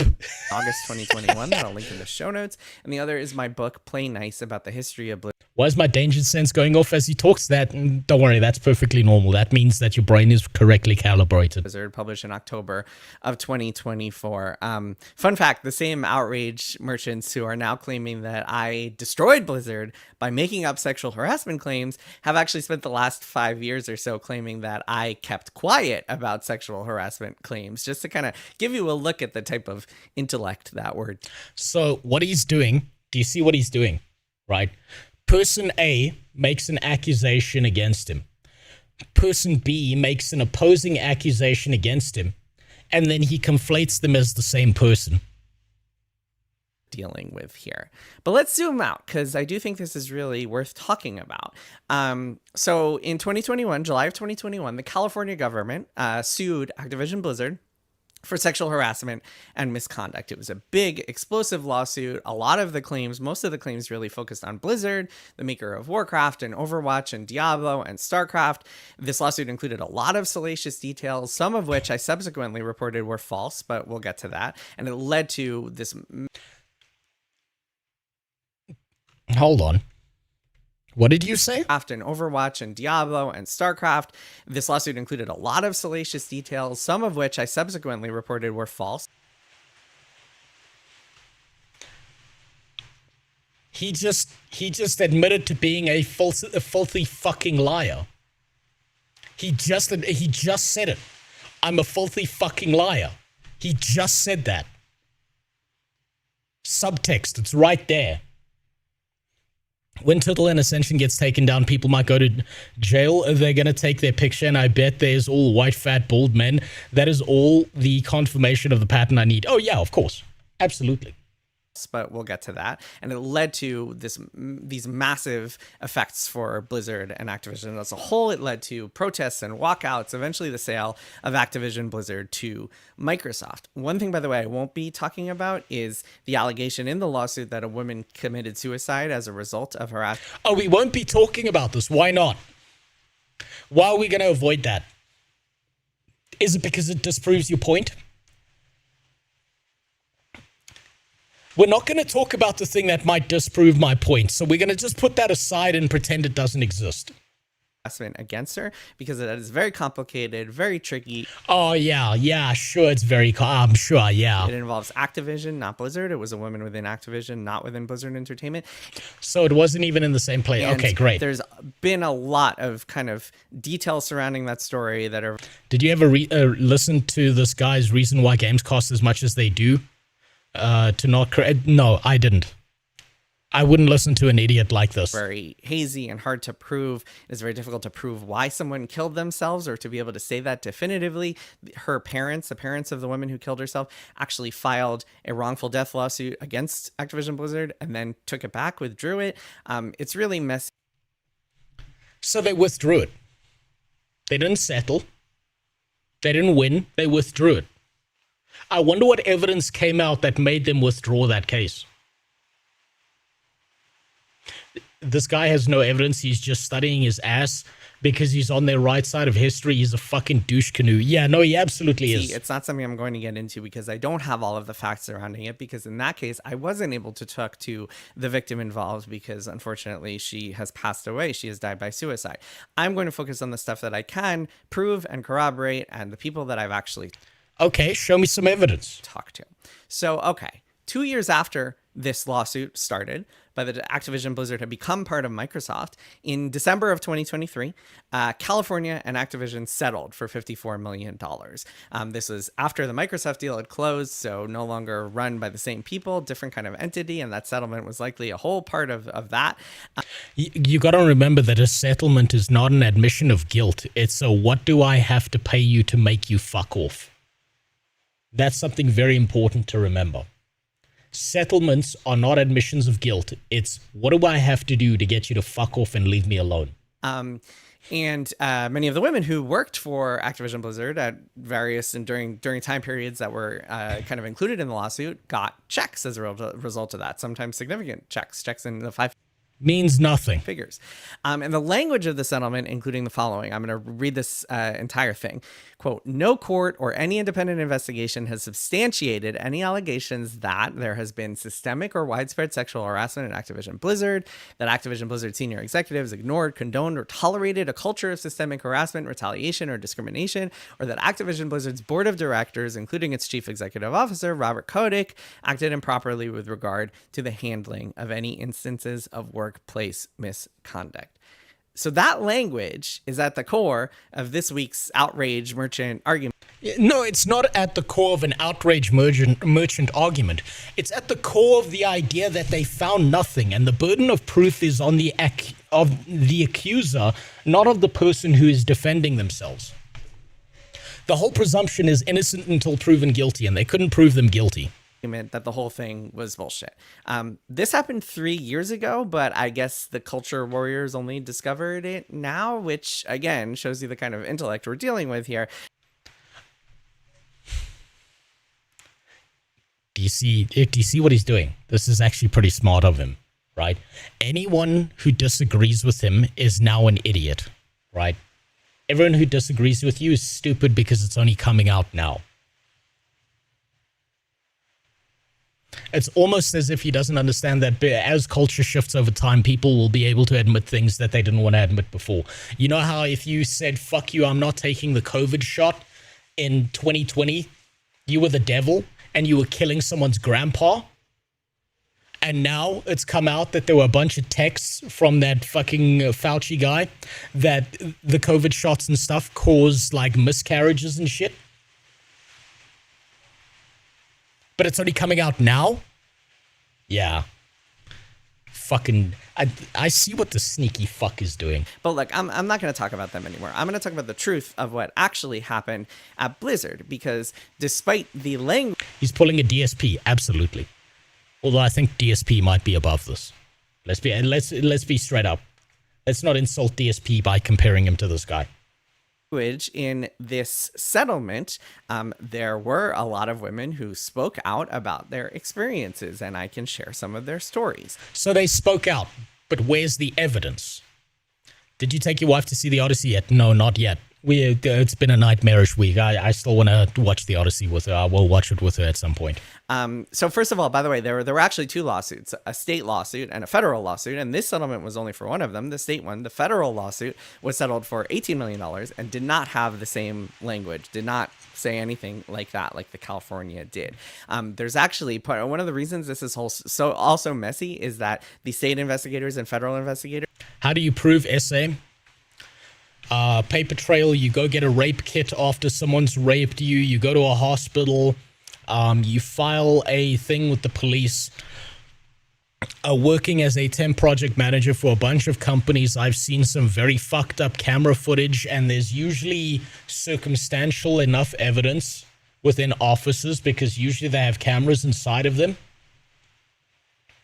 There's plenty of ways you can prove a sexual assault occurred, right? There are plenty of ways. Like, you know, some guy manipulating a woman in the office late at night into her office when no one else is around, locking the door behind her, blah, blah, blah, a bunch of stuff like that. There are ways to prove it, right? But if you are just making an accusation, there is no evidence behind it, there's no proof behind it, an entire investigation is done, and the courts come out and say we couldn't find anything, that means it's still just an accusation. Doesn't mean it didn't happen. But it means it's just an accusation. The burden of proof is on the accuser. Got into political squabbles, and there's a whole lot of details involving... Also, I just got to say this, right? I just got to say this about people, generally speaking, who are rapists and sexual assaulters in offices, right? They don't tend to be the brightest or wisest people. They don't tend to do that. Usually, they're bragging about it somewhere in text messages. They're joking about it with their buddies, about how they fucked this one person, haha, and she couldn't get away. Like, I've seen these things happen. These guys, rapists don't tend to be the brightest human beings on planet Earth. They just don't. They usually brag about it. There's usually a paper trail. There's usually a message list somewhere. It's buried somewhere in an email or on someone's phone or something like that. And if you can find none of it at all, then it's still just an accusation. Same for rappers. Yeah, no, rappers are the worst because they talk about how they shot someone and where they buried the corpse and where the coordinates are and a bunch of shit like that. Women and their enablers often forget that when a rape accusation is believed, a man's entire life is destroyed. You always have to ask, is the evidence solid enough that you're willing to destroy this man's... They don't care. They don't give a shit. These are not... Look, if you are making false rape accusations against someone and you're doing it for your own benefit, you're already a soulless human being.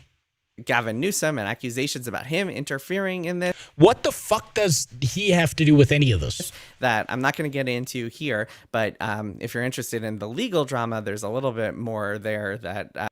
Where's my breast milk bottle? Right here. Thank you for reminding me. you can find online here and there, and parts of that have still not been quite told. That story still isn't 100% clear of how all that went down, but I think that might help explain why there's still a couple of questions surrounding the lawsuits of it all. But let's put that aside. Let's look at all the actual facts. And I think one thing that's really important here, if you've watched my other videos, you know this, but oftentimes when you try to reduce a story to a binary of like, is it true? Is it not true? Especially a story that's as complicated as allegations of widespread harassment. Either it is true that someone got raped in the Blizzard offices or it's not. Just the tip doesn't mean maybe. And a culture of misconduct and sexual discrimination that really does a disservice to a reality. Reality is more nuanced and more complicated than that. You see, you see how he's trying to nonsense other points here. I can just look at this guy and tell you he's a creep, just saying, I know.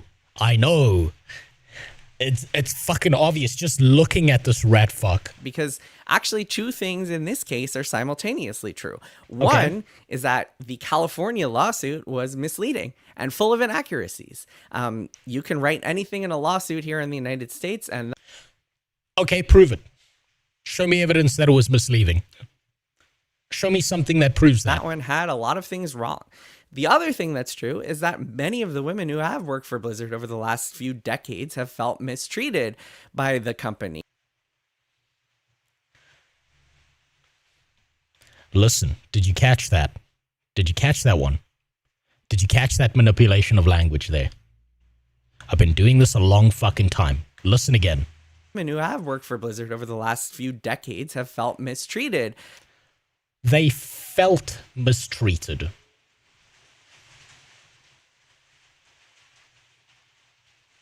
They felt mistreated. Their feelings. And mistreated, you're right, Moonstone. Mistreated could mean anything. That could mean you got passed up for promotion. That could mean that because you feel a certain way, you're not looking at the facts of the situation, and actually someone else was working twice as hard as you were, but you feel like you deserved something when you actually didn't because someone else's metrics were better than yours. Someone else's KPIs outperformed yours in an office setting. By the company. And I think that it's important to note that harassment is one thing. I think any company that reaches a certain size that gets into the thousands or tens of thousands is going to have incidents of harassment. He's right about that. He is right about that point. It's really how the company chooses to deal with that harassment and the harassers themselves that creates a culture. So back in 2021, California lawsuit dropped. I did what any reporter would do. I started making phone calls. Before this, I'd heard a few details, a few anecdotes here and there, but not enough to actually be able to publish a substantial story, which one day down the road, I'll do a video about how I make stories and what you kind of need, the threshold of proof that you need to actually be able to do a story. But it was... Yeah, the threshold of proof so far is fucking zero.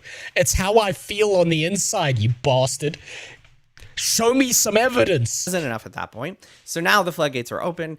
People were open to sharing their experiences. People were going on social media talking about their experiences. At the time for this Bloomberg story that I published, I spoke to about 50 current and former employees. And the reality, of course, was nuanced. I mean, for starters, Blizzard was a massive organization with thousands of employees and dozens of divisions. And your experiences there would be drastically different depending on where you worked and who you worked with. The Overwatch team had a different culture than the Diablo team.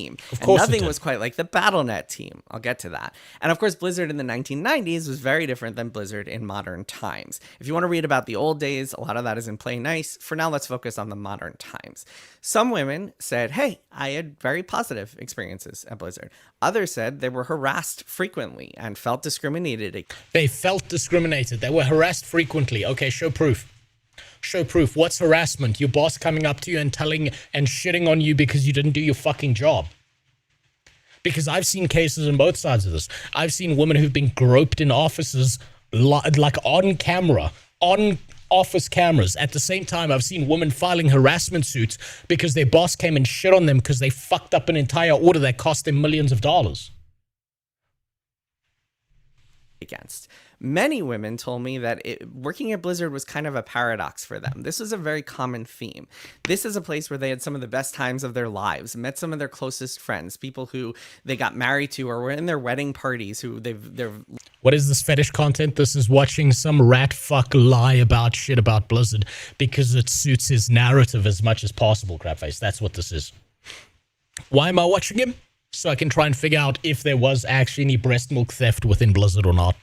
Lifelong friends, yet it was also a place that felt like it didn't treat men and women equally. And working at Blizzard meant kind of trying to wrap your head around that paradox where it's kind of some of the best times of your life and some of the worst times in your life. Yeah, welcome to life. Congratulations, welcome to life. Sometimes it's going to be shit, sometimes it's going to be good. That means nothing. Often, for stories like this, the people involved want to stay anonymous, and many of them did, but actually some were willing to speak on the record about their experiences and are quoted by name in my reporting. So I can give you specific names and accounts from these women. There was Cher Scarlett, who told me for a Bloomberg story that she was groped at holiday parties. There's Nikki Broderick, who... Oh, she told me. But we don't know anything about this person. We don't know whether that's true or not. There's no proof to substantiate that. Maybe it happened, maybe it didn't. Who told me that a bunch of things, but one anecdote that she told me is that a person she worked with looked at her and said, quote, "Her ass looks great in those shorts." And as a result of that, she never wore shorts into the office again. So she told you something. Again. She told you something with unsubstantiated proof. Maybe that's true, maybe it's not. She told me about various times where she complained about things to HR and nothing was ever done about it. I spoke to Connie Griffith, who told me that in executive meetings, when she was an executive assistant at the time, she would hear some of the top men at the company complaining about hiring women, saying, if we hire these women, we got to be more careful. That's true. That's true, but not for the reasons you think it is. That's true, but not for the reasons you think it is. I know this from a personal level, and I know this from a business level because I've seen both of them. At least if you shit talk this weirdo, they'll have to drop allegations of you being an agent of Israel. Yeah, I know, I'll always be. Also, thanks for stopping by, Crapface. Waiting for your next video, man. I want to see you shit on ArenaNet again. So, do you know what? Do you want to know something, right? A lot of men in offices, especially higher ups, complain about a woman. And it's not what you think it is. It's, I don't want to hire this fucking woman because she's going to take every single sick day off. She's going to leave. She's not willing to work the overtime. She's not going to spend the effort and the energy that she needs to get to the top of this company. But I can't fucking hire her because if I do, then all of a sudden I'm a sexist and it gets pulled out into PR and a bunch of shit like this. Because women don't want to do those extra shit. Men will burn their fucking hands if it means an extra paycheck. Most women do not want to do that shit. And a lot of guys will complain because they're like, I have to follow this fucking quota. And if I don't, then I'm in trouble. But I know I'm hiring someone who's suboptimal and it's going to damage my business. But if I don't do that, then there's going to be a whole PR shtick about it. And we've got this guy whose name is fucking Bully. And Bully's really good at his job. And he's been burning himself to the ground to try and make it to the top of this field. And he never will because I have to hire someone else. Because if I don't, then I'm in fucking trouble. I'll give you another one. My dad's a surgeon. My dad became a professor at a university. He got to the point in his career where he refused to train women to be surgeons. He just flat out refused. He said, I'm not training female surgeons. I'm never doing it again. Obviously he was called a sexist. Obviously he was called a bigot, blah, blah, blah. He said, I'm just not doing it because I think my dad's autistic like me. He said, I'm not fucking doing it because for the last 10 years, I've been helping train female surgeons and it's the same pattern every single time. I train them, they get skilled, they get qualified, they're capable of doing the surgeries, and then they fucking quit and have a family and they just don't do anything with it. They want to go live their lives. They want to go do other shit. They don't want to stand in an operating room doing a heart procedure on a guy that's going to take the next 28 hours of their life with zero sleep and zero stopping. They don't want to do it. That's why I'm not going to do it. And he said every single female surgeon he had trained did the exact same fucking thing. They got the qualification, then they no longer gave a fuck and they stopped doing it. He said it's a waste of skill and talent. I could have been training someone else who was going to stick around. My dad even said this. He straight up said this to me. He said, out of the probably near 100 female surgeons he tried to train, maybe 2 of them stuck around and were actual surgeons. Wish your dad was responsible for teaching Indians IT. No, my dad doesn't know IT, and he's figured out Linux, so I've got to catch up to him now. Otherwise, it's just going to look bad. It's just a simple fact that a lot of them just don't stick around. They don't want to do this. They want to have a family. They want to have a life. They don't want to do all of that shit. Control opposition for Israel. Yeah, absolutely. I'm still waiting for that check, Netanyahu, any day now, please. When I was a manager, I made sure I was never out of view of camera with a female employee too much to lose if they make up a story. That's my favorite part. This is the next part I'm getting to, Grimoire. So, the thing that convinced my dad to never go near any other female surgeon ever again was that he was training like 4 different female surgeons. And my dad kind of became very paranoid about this because he kind of saw how the game was going. So my dad used to screenshot every message. He used to voice record every conversation he had. He had backups of everything. My dad has like a stack of hard drives in his house. That's just every single conversation he's ever had. When he was shitting on someone, when he was praising someone, when he was talking to them, he would voice record everything. One of the female surgeons that he took a shit on because she actually killed a patient, right? She killed a patient on the fucking table.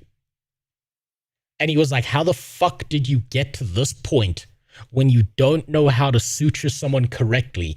That patient bled out on the fucking table and it was 100% your fault. This was an easy surgery. This surgery had like a less than 5% fatality rate. This was basic bitch shit. How did you fuck this up?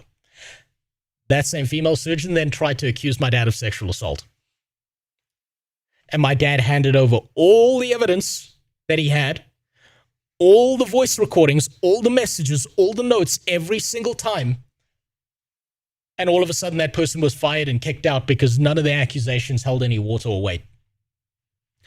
And after that, he was like, I'm never going near any female surgeons ever again. Never. I'm not going near them. I won't talk to them. I won't be near them because this is going to happen again and it's just going to get worse from here on out.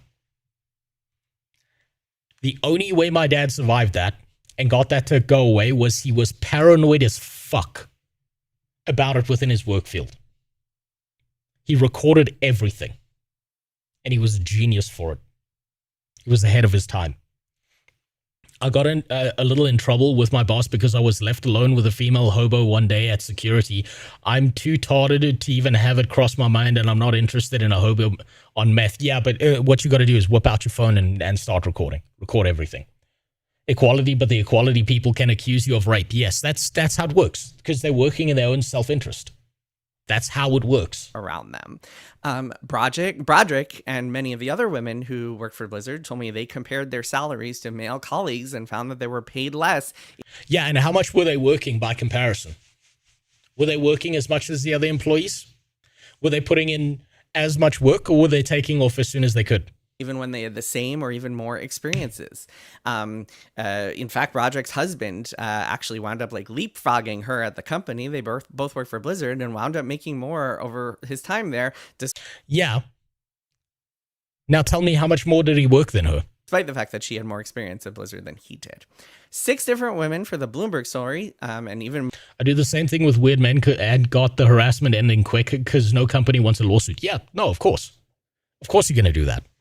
Because it gets them the fuck away from you. More later on, told me about incidents where they were harassed by men. They went to HR, reported those incidents, and HR did nothing. Even there's a little bit of nuance because sometimes HR might actually take disciplinary actions against men, but not tell the people who reported it. That itself is kind of a problem, but they're ethical. No, you can't tell them.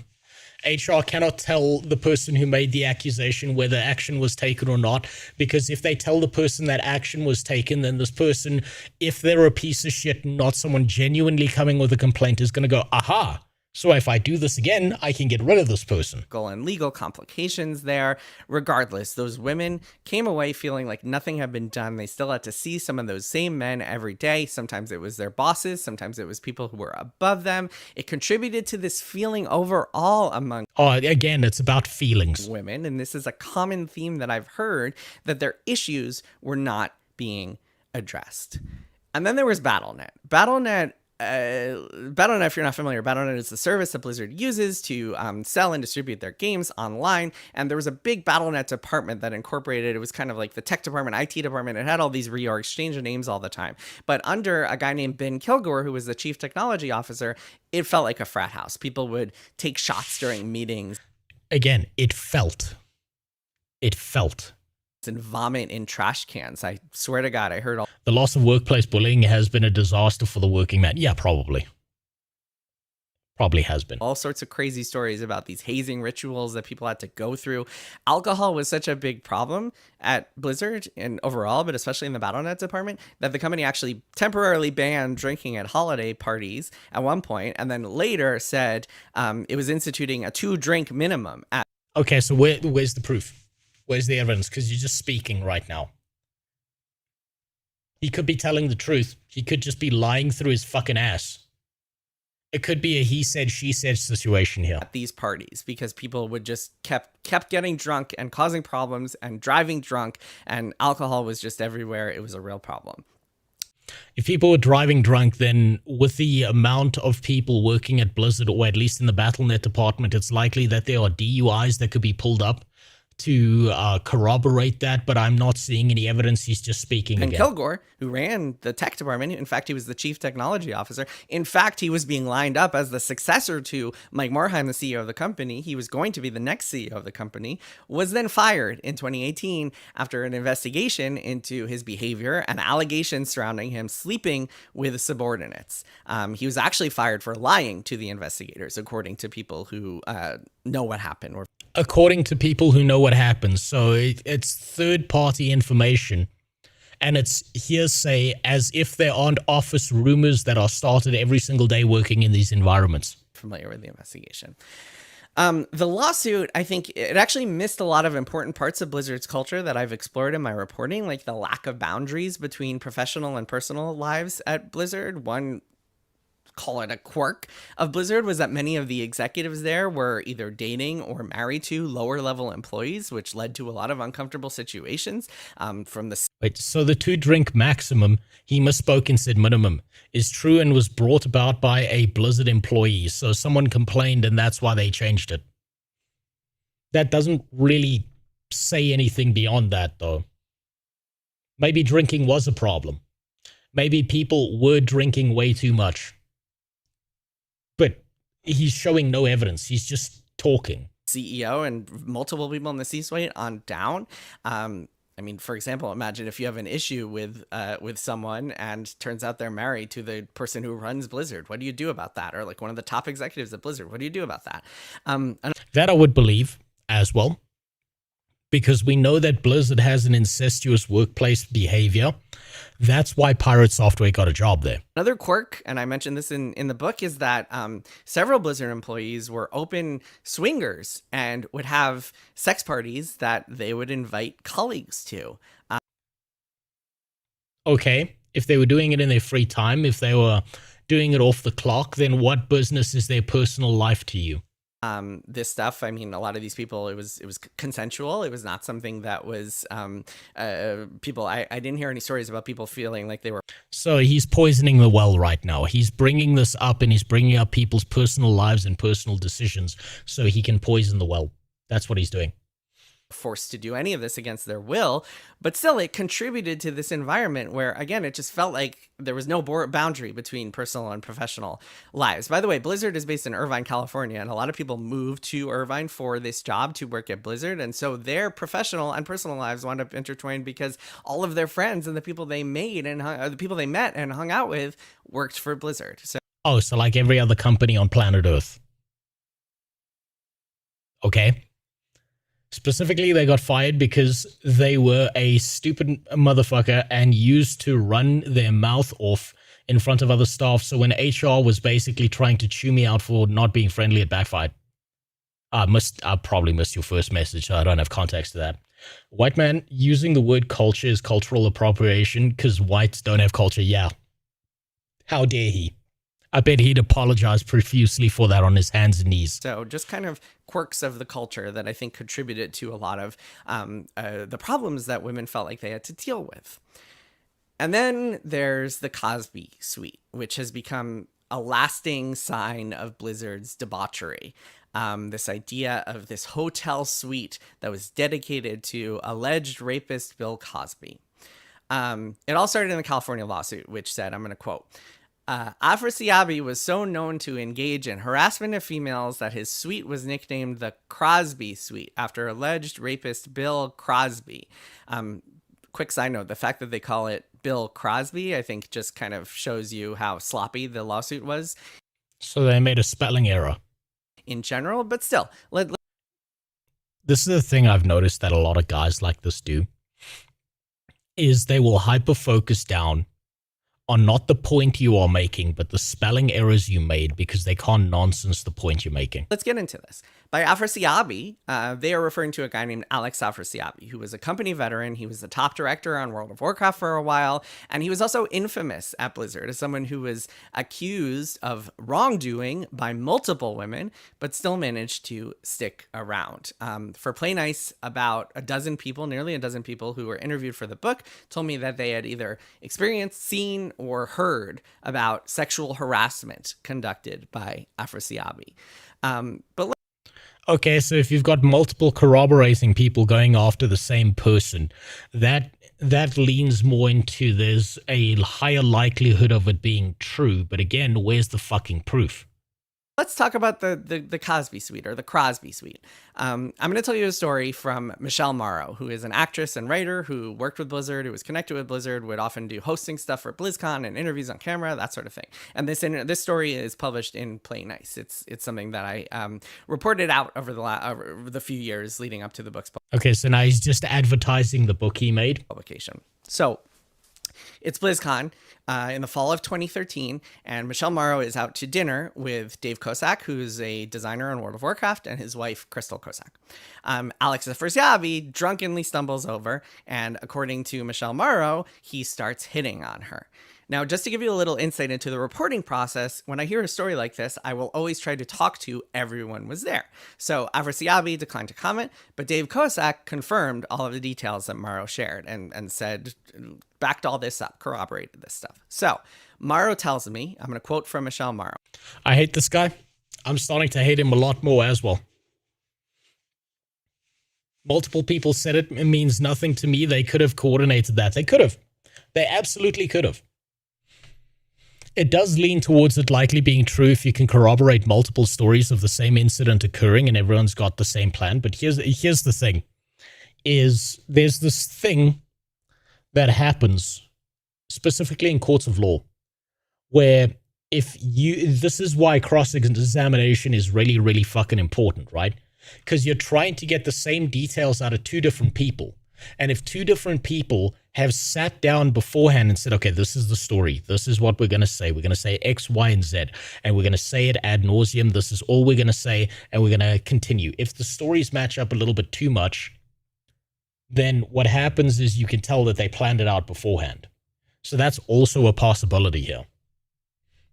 Wait, alleged rapist Bill Crosby. Crosby was charged and prosecuted. He is a rapist. Yeah, he is. He is. He got charged. He got convicted. He is a rapist. Crosby is Canada's golden goose of hockey and one of the biggest names in NA sports. Yeah, no, this guy's a retard. This guy's a retard. He told me if I married him, referring to Afrasiabi, he told me if I married him, I'd have the keys to Blizzard, whatever the fuck that means. So this is going on for a little bit. Eventually, Dave Kosak takes Afrasiabi, guides him away from the table. Kind of a tough thing to do because Afrasiabi is Kosak's boss at the time. The next night, still BlizzCon, they are all going to a party at Afrasiabi's hotel room, which everybody called the Cosby Suite. This was 2013. This was happening, according to quite a few people I've talked to who were involved with this, because of an inside joke that had started a few years back when the carpet in one of their previous hotel rooms at another hotel looked like Bill Cosby's sweater. And so they made it into a joke. They would bring pictures of Bill Cosby and they turned it into a whole thing about the Cosby suite. There must always be a Cosby suite, they would say. And on this That sounds innocent enough. group chat, Kosak writes that he's What up, Blue? gathering the hot chicks for the cause. This is a group chat with him, Afrasiabi, and a few other Okay, so show those messages. Don't just tell me about them. Show them on screen. Warcraft designers. Now, when Kosak says he's gathering the hot chicks, he's referring to Michelle Morrow and his wife in kind of a joking way. And Morrow confirmed this as well. So Morrow tells me, we'll get to the group chat in a sec, but so remember. It's on the net, so that one is proved. He could have done me the courtesy of at least putting it here instead of just speaking into the fucking camera. We're at BlizzCon. They're all going up to the hotel room. They're all going up to the Cosby suite, right? Morrow tells me they get to the Cosby suite that night. She again has to fend off unwanted advances from Afrasiabi, but the night is otherwise uneventful. It's just kind of another BlizzCon party. So, a year later, October 2014, a stand-up comedian named Hannibal Buress does a routine where he makes some jokes about Bill Cosby that resurface old rape accusations and wind up setting off this firestorm of new allegations and criminal proceedings. Dave Kosak tells me that at the time, he joked to his wife, I guess we won't be calling it the Cosby Suite anymore. Seems reasonable. Seems reasonable. All I hear is the same logic for which you were banned on Guild Wars 2 jokes and out of office behavior. Yeah, of course. The problem is this is he said, she said bullshit. But then, in 2021, the lawsuit hits, and the gaming website Kotaku shares a photo of a bunch of Blizzard employees, including Dave Kosak, gathered in front of this framed picture of Bill Cosby in the suite. Which, for the time, would make sense if those allegations of Bill Cosby being a rapist weren't out yet. This picture, at the time in 2013, before these allegations were widely resurfaced and before a lot of people knew about them, seemed harmless. It seemed harmless in 2013. But now in 2021, after all of the trials and allegations and accusations, totally horrifying. By the way, in case you're wondering, I worked at Kotaku, but I left in 2020. This all happened a year later. This article. Immediately, nothing you say is worth any value whatsoever because you worked at Kotaku. Makes 100% sense to me. It was published a year after I had left Kotaku. The article also publishes a screenshot of the group text. And the way they're able to get a screenshot of the group text and also this photo is that this was all published on Facebook. I believe it was on Alex Afrasiabi's Facebook at the time. So this was not something that was like some big hidden secret or leaked or anything. This is something they had published on Facebook because, again, at the time, it was not something that you would see a bunch of pictures, like you would not see a group of people in front of a framed photo of Bill Cosby and think anything was awry, because it wasn't until a year after all this happened that the idea of Bill Cosby being an alleged sex offender became ingrained in everybody's heads. Okay, so that makes sense. They called it the Cosby Suite before he was outed as a rapist. Okay, makes sense. The big wave of Cosby accusations that he was later convicted over happened in 2014. It was called the Cosby Suite in 2013. So the crime was that they couldn't divine the future. Yeah. So the article publishes a screenshot of the group text. The article doesn't really mention that the Bill Cosby allegations only resurfaced a year before the photos were taken. So they lied. They lied. They lied and they went back into the past to dig up whatever they could to try and make it look real. That's what that article did, is they lied. They weaponized something. They weren't interested in the truth. They weren't interested in telling you what happened. They were interested in pushing a narrative because it suited them, because they would make a lot of money off of it. That's what I'm learning here. And it also doesn't mention that the group text referred to Dave Kosak's wife and Michelle Morrow. And so I spoke to Michelle Morrow about this. Michelle Morrow was really pissed that Kotaku had published this. She felt like it was totally taken out of context, even though it was referring to her. And she felt... Wasn't Kotaku part of those video game review outlets that literally wrote good reviews for sexual favors? Yes. Yes, they were. Are you surprised? I'm not. Like it was not right. Here's a quote from her in the book. Quote, "It was just surreal. Everyone was being unknowingly offended for me as the subject of this text when Dave Kosak is the one who protected me and did exactly what any man should do when their boss is being a creep." After the Kotaku article hit, Dave Kosak, who had left Blizzard and was now working as a creative director at Deviation Games, was fired. I also spoke to a designer named Paul Cazares, who was also in the photo. He was working at ZeniMax Online Studios, and he was fired from his job there shortly after the Kotaku article. Well, yeah, because the accusation's enough that those new companies who hire those people don't want to have to deal with the PR disaster that occurs. It doesn't matter if the accusation is true. The accusation is enough for you to lose your job. Yeah. Got my ass complimented many times by both men and women. Once two guys walking towards me and my husband and just said, wow, apologized to my husband and said they just had to look. I miss those days. Must have felt real fucking good. I don't know what that feels like. Went live. He told me actually that he felt like this photo has disrupted his career, despite the fact that he has not been accused of any wrongdoing. All he did was appear in a photo with a framed picture of Bill Cosby a year before allegations of Bill Cosby's rape were widely resurfaced and set off a firestorm in the press and in United States culture. And let me quote Michelle Morrow again. She said, I can't speak for everyone else's experiences, but when I was in that room, there was nothing nefarious except for Alex. Other women and men that I've talked to who were at this Cosby sweep party in 2013 said the exact same thing. Alex Afrasiabi being a drunk kind of creep in their view.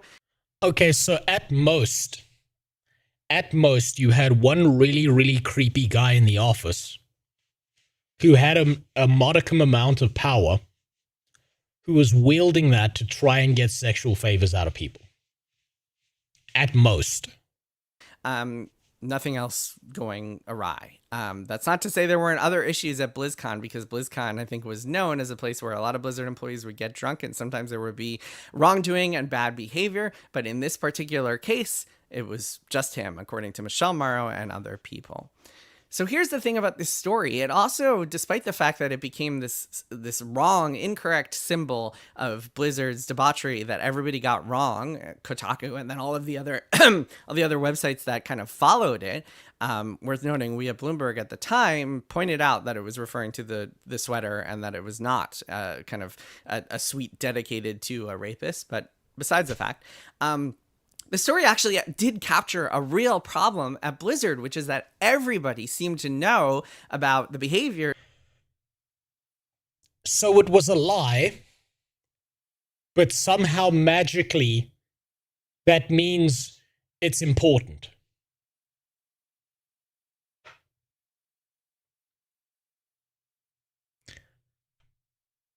So the whole Cosby thing was a lie, but somehow he's still going to use it as proof.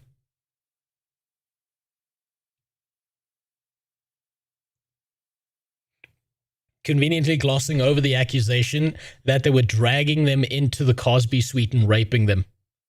Yeah, no, he's just going to skip past that one because it doesn't fit with his proof, right? Displayed by Alex Afrasiabi, but nobody did anything about it. And it wasn't until the spring of 2020, 7 years after that, that Afrasiabi was fired from Blizzard for what a spokesperson later called, quote, misconduct in his treatment of other employees. So he was eventually fired, took a very long time. So what do we make of all this? I want to reiterate, many things are true at once. And I think one of the biggest problems behind this kind of world of Twitter misinformation is how everything just gets reduced to these sound bites and people just don't seem to have room in their heads for nuance. Many things are true at once. One is that the California lawsuit was misleading and full of inaccuracies. Another is that so the people who investigated into the entire thing with the California lawsuit, everyone was involved and according to him was a liar. That's what he's saying. Everyone who did a full investigation into this, the entire court and legal system, he knows better than them. That's what I'm getting out of what he's saying right now. Yeah, I thought this was pretty fucked that people even said they won't call it the Cosby suite anymore since Cosby stuff came out. Well, yeah, that makes sense. Any logical business, any logical human being who was like, I like Bill Cosby, and it's 2013, and then 2014 comes out and they're like, oh, fuck. Every single Twitter post I've made about liking Bill Cosby is about to come back and bite me in the ass. Yeah, that's normal. He was eventually fired. It took a long time. If the accusations weren't true, why was him getting fired an objective in the first place? Yeah, no, it's something's off there. Something's off there. I feel like I get the sense that he's avoiding talking about certain things because they don't fit the narrative he's trying to build in this video. That lawsuit was settled for $55 million, and the language of the settlement said that no court or independent investigation had substantiated the allegations. But a third thing that's true is that many women, HR and bosses got Afrosabi's back. That's the problem. Potentially. Look, it sounds like this Alex guy might have actually been a problem, right? But if you're going to throw an entire business under the bus because of one dickhead, you're going to have no business ever. You need to deal with the dickhead and get them out of the business. That doesn't mean that they have a widespread culture of these problems. It means you've got one creepy fuck within the office that needs to get eliminated. And the problem is when he's got power and control over things, he can always shift things in his direction. So at most, it seems like you had one guy who was a real fucking problem that they needed to eliminate. At most. Women have spoken out about having negative experiences at Blizzard with harassment and discrimination and misconduct. And they've spoken to me. They've spoken to other reporters. There were other stories that hit. And what evidence did they show? After that lawsuit, they've spoken up on social media, they've talked to friends, they've posted in group chats, they've written on game development forums, they have talked about this extensively. The thing that people don't seem to understand a lot of the times, especially in the gaming world, is that life is not Phoenix Wright. There's no binaries, there are no contradiction, that can't be right. Stories about sexual harassment, especially a lot of stories, but especially stories about sexual harassment are always going to be messy, complicated, and nuanced. And I think in this case, it's clear, and I've talked to enough people to substantiate this, that there were very real problems. I spoke to enough people. Notice the way he said that. Not these people provided enough evidence to me that I know that there were problems. I spoke to people. They changed McCree's name for nothing. Yeah, they did. That's true. They actually did. Alex Afrosabi was one of the OG developers. Yeah, I remember. I do remember that quest as well, Green Sky Wizard, from a very long time ago. Holy shit. Problem is that companies might get rid of dickheads, but never of their their crybullies. Of course not, because they're the victims. They are framing themselves as the victims within the scenario. And the worst, this is the worst, most detrimental thing that happens, right? Is, let's say there was a woman within Blizzard who was getting sexually harassed and having all these problems. She gets buried underneath all of the other false accusations. And if there's, let's say there's one woman who's facing some real fucking problems in this office. 9 other people come out and say a bunch of shit. And now when it comes out later that this is all bullshit, then she gets thrown under the bus. And everything that did actually happen to her is completely nonsense because the other 9 were liars. So this kind of shit fucks it up for women as well, who do actually go through these things, because now all of a sudden, no one's going to believe you. No one's going to take you seriously. If it happened to you, now you're fucked because you're thrown in with all the liars. When I worked in a major UK defense company, we had a guy that always eyed up your legs when talking to you. I thought it was hilarious. Made me change to boobs. Made a change. I'm not sure what you mean there, Stiletto. Leave it to the sleazy balding. Yeah, I can't say that, otherwise this whole video gets demonetized. With an aggressive queer vocal fry to be retarded, that doesn't have... He's shown nothing. He said it's all about feelings. He showed no evidence. He's promoted his book multiple times. And he said, I spoke to a bunch of people. This doesn't tell me anything. At Blizzard. Even Mike Morhaime, the founder of the company, co-founder of the company, and CEO for many years, apologized for what had happened at Blizzard. After the lawsuit hit, he spent days on video calls talking to his former employees. There were a lot of people who accused him of knowing about some of the problematic people at the company, many of whom I haven't mentioned here, but Alex Afrasiabi is just one of many people across Blizzard who have been accused of wrongdoing, some of whom were fired after the lawsuit hit. And after this all went down, he actually wrote a long statement and he said, look, to the Blizzard women who experienced any of these things, I am extremely sorry that... Yeah, that's a normal public PR thing that anyone in power would have to do because they have to cover their ass. That's completely normal. There's apologizing, and usually apologies, at least as I understand it in American court of law, maybe I'm wrong about this, is that apologies can be taken as an admission of guilt. I failed you. All right. I'll see you all next time. What a waste of fucking time. What a waste of time. I gotta leave a comment. I'm gonna leave a comment. Gonna go through the evidence. Shows no evidence. Good job. Well done. What a fucking moron. What a fucking moron. What a waste of time.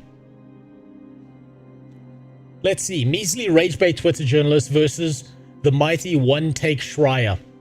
This channel has been the best thing to land on YouTube. Okay, so these are a bunch of retards. I will never forget the employees stealing breast milk reporting for as long as I love hearing people both say that Jason made up the claims and that he didn't speak up about the claims while knowing them.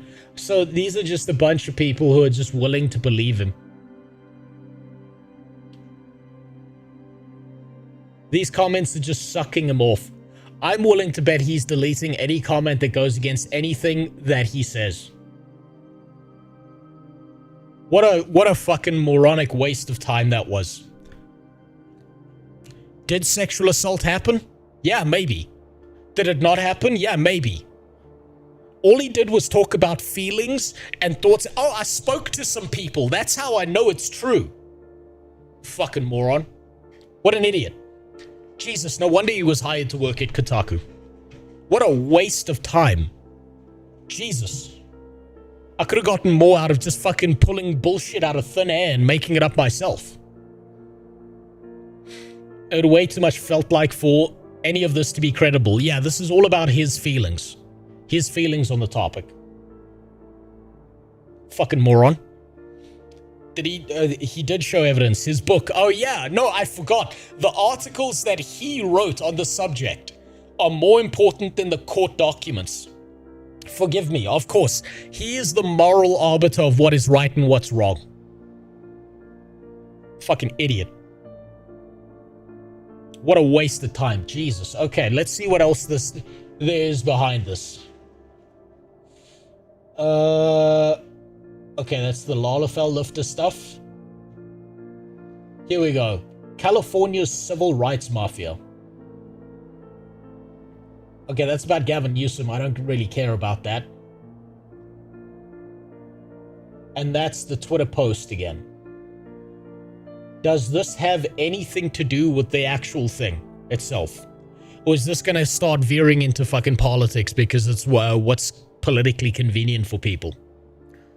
Two women filed a class action suit against Riot Games, League of Legends. 1 year later, agreed to a $10 million settlement. That's normal. No one wants to deal with the accusations. It's, I'm going to pay you $10 to fuck off. California's Department of Housing, Civil Rights, California. Civil rights created in 1980. I don't need your fucking backstory. Point man on the scheme is Kevin Kish, a Yale Law School graduate and the CRD's director. On the website, agency notes Kish's reputation for taking a creative approach to advocacy, which involves collaborations with non-profits, blah, blah, blah. Kish mastered his approach during this time in the progressive legal movement before taking blah blah blah. In his first few years, Kish oversaw several small-time suits. 2015, he got a Mexican restaurant to cough up $130,000. 2017, rural warfare, non-profit shell.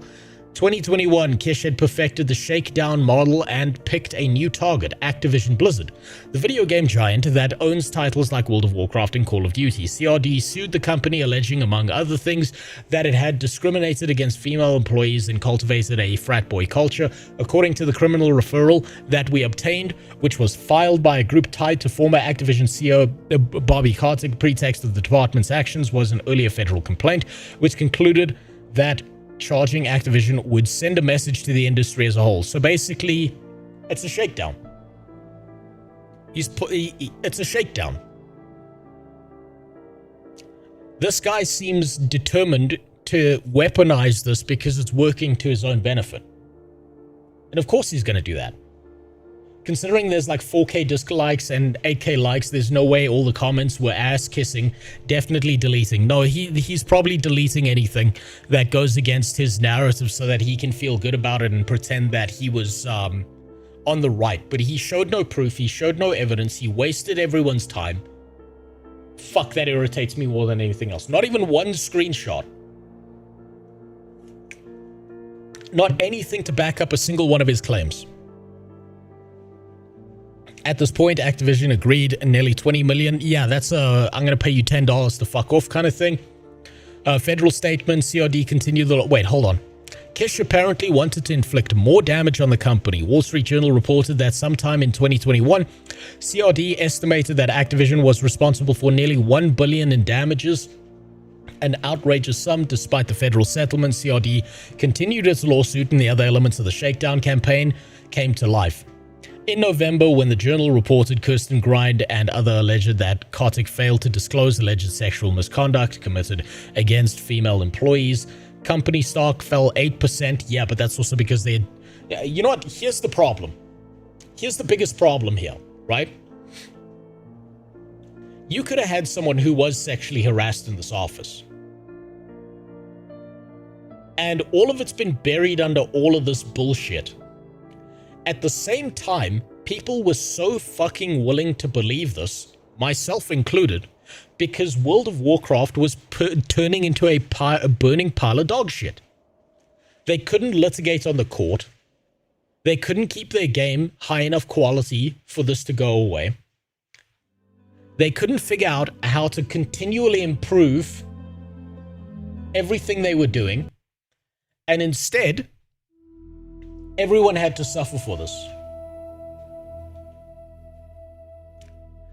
Their game was shit, so everyone believed them. So this hit at the exact perfect time to extract money out of Blizzard. This sounds like a scam and a cult. It does.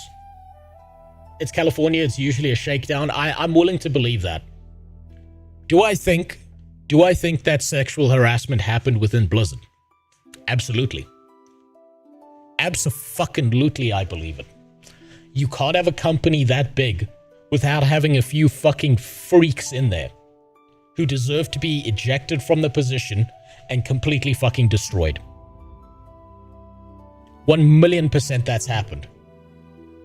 I'm sorry, you're running a big company, you got hundreds of employees, it's gonna happen. You think that there's not gonna be one fucking animal? Of course it is. But all of this just looks like a shakedown. It was also during COVID, so people were at home eating the shit up. Oh yeah, they were all online at the same time. But to me, it sounds like they played it up as much as possible. They hit at the exact right point in time. And because they hit at the exact right point in time, everything just came together and they managed to destroy all the shit.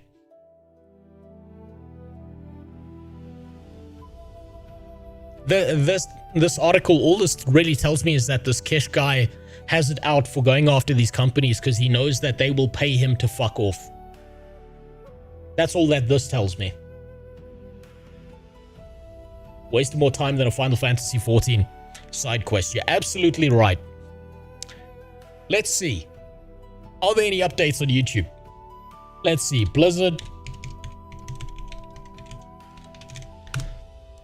Let's see. The truth about Blizzard. Oh, here we go. Jason Liar. Unsurprising. The Blizzard Files. We'll give these two a go and then we'll move on. What up, Nestor? How you doing? We'll see. Maybe there's something else here. I'm still willing to believe. I'm still willing to believe that there were people who were sexually harassed in the Blizzard offices. I'm still willing to believe that. What it does seem like to me is that they played it the fuck up because it was an opportunistic play for them to get things out of the company and steal positions of power at the same time and also get a huge payout. Both of them seems like pieces of shit to me. Now, I was wrong to automatically believe everything that happened within the Blizzard offices. I did get caught in that trap. I'm fully willing to admit that. But let's see. Maybe there's something else here. Hi, guys. Ah, the Roach Lord himself. Do you think that's sex hair? Do you think he wakes up like that? Or do you think that he was fucking that one Asian chick on that bed behind him? And that's why he looks like that. This is way more important than the Blizzard lawsuit. I've been unwilling to believe since 2012 this kind of shit, 4K footage or it didn't happen. Well, you were ahead of the curve, Green Sky Wizard. He was banned. Oh yeah, that's right. He did get banned off of Twitch. Quick little hot take on him getting banned off of Twitch. I think it's complete horseshit. I think it's bullshit. Oh no. The guy who never leaves his house talked about how if immigrants use children as human shields, you might as well shoot them so that they learn that you can't use kids as tools like that. Oh no. He said some fucking words. Oh, how terrible. I couldn't give a fuck. However, I do hope he stays banned. I hope the ban is permanent. Not because I wanted to damage him, but because I wanted to damage Twitch as much as possible. I hope Twitch crashes and fucking burns. Keep in mind, you can sexually assault people on Twitch live. Keep in mind, you can abuse animals on Twitch and be perfectly fine. Keep in mind, you can recklessly drive and endanger the lives of people around you. You can take actions that are illegal and get you in trouble, and you'll be back on Twitch within a day. But you say some shit like I did, you're gone forever. But unsurprisingly, Twitch has once again proven to have no fucking spine because it's a 2-week ban, just like you said, Moonstone. The ban won't damage him. The ban changes nothing. He gets a 2-week holiday and he gets to come back to the probably higher viewership than he's ever had before. That's just how it works. Because Twitch understands that if he takes his community to every single other platform, all of a sudden those platforms see a boost, Twitch starts collapsing. I wish this was a permanent ban because I want to see it damage Twitch as much as possible because they fucking deserve it. Twitch won't burn because the thoughts are teaching kids to be perverts and sluts. Yeah, I know. I know. But if you take one of the top streamers and you delete them from the platform again, like they've continually done over time, it's just going to keep getting worse. 1,000,000% it's going to keep getting worse. And other platforms are going to become the new home of streaming and Twitch loses its crown. People want Asmon permabanned for saying the opinions of third worlders don't matter. Oh no, how terrible. Oh fuck. He said an opinion people disagree with. Oh fuck. I'm a third worlder and I'm fucking heartbroken. Oh no. It's also fucking retarded to me. Edgy takes are verboten ever since the bridge incident. Twitch used to be a gamer platform where you could play Moonman, Triple K Mafia. How far it has fallen. It's pathetic. It's truly pathetic the way they moderate this platform. I say ban them all so that you collapse and no one cares about you anymore. That's what I say. Get everyone to unsub from Twitch Prime. That's what I want. But let's focus on the Blizzard thing for now. It's me again. Today we're going to talk about the revelations recently that have come out about the Blizzard sexual assault lawsuit, investigation, controversy, and everything that happened in 2021, 2022. Now, for anybody who was living under a rock then, Blizzard went under a completely cataclysmic level of accusations, things ranging from, like assault at the workplace causing an employee to kill themselves, from employees, allegedly stealing breast milk out of the out of the employee refrigerator, and the implication of course is that they're drinking it like Homelander or something. And so all of these crazy, outlandish, insane accusations, wow guys, big surprise, it turns out that a lot of them seem to be bullshit. They found no evidence for many of them. You touch me, I'm suing you for the rice and beans. Yeah, there's no rice and beans left. They found that some people did his normal mic break? I think he's recording this either on a camera or on a phone. Retracted their accusations, and if you go through a lot of filings with the California, the department that were investigating them, one of the points of failure that Blizzard had was the fact that they had a bunch of white men that were running the company. Oh my god, well, if you've got that, it must mean that you're drinking everybody's breast milk too. Well, yes. It sure seems like that's not the case. So anyway, I wanted to talk about kind of and break this whole down and look and contextualize all of it. Like, whenever this happened, obviously, I think that it really was the perfect storm for Blizzard because, I mean, at the time, Shadowlands was a piece of shit. This was the current WoW expansion. Yes. Overwatch was garbage. People hated Overwatch. Heroes of the Storm was dead. You would say StarCraft is dead, but that would imply that Blizzard knows what StarCraft even is.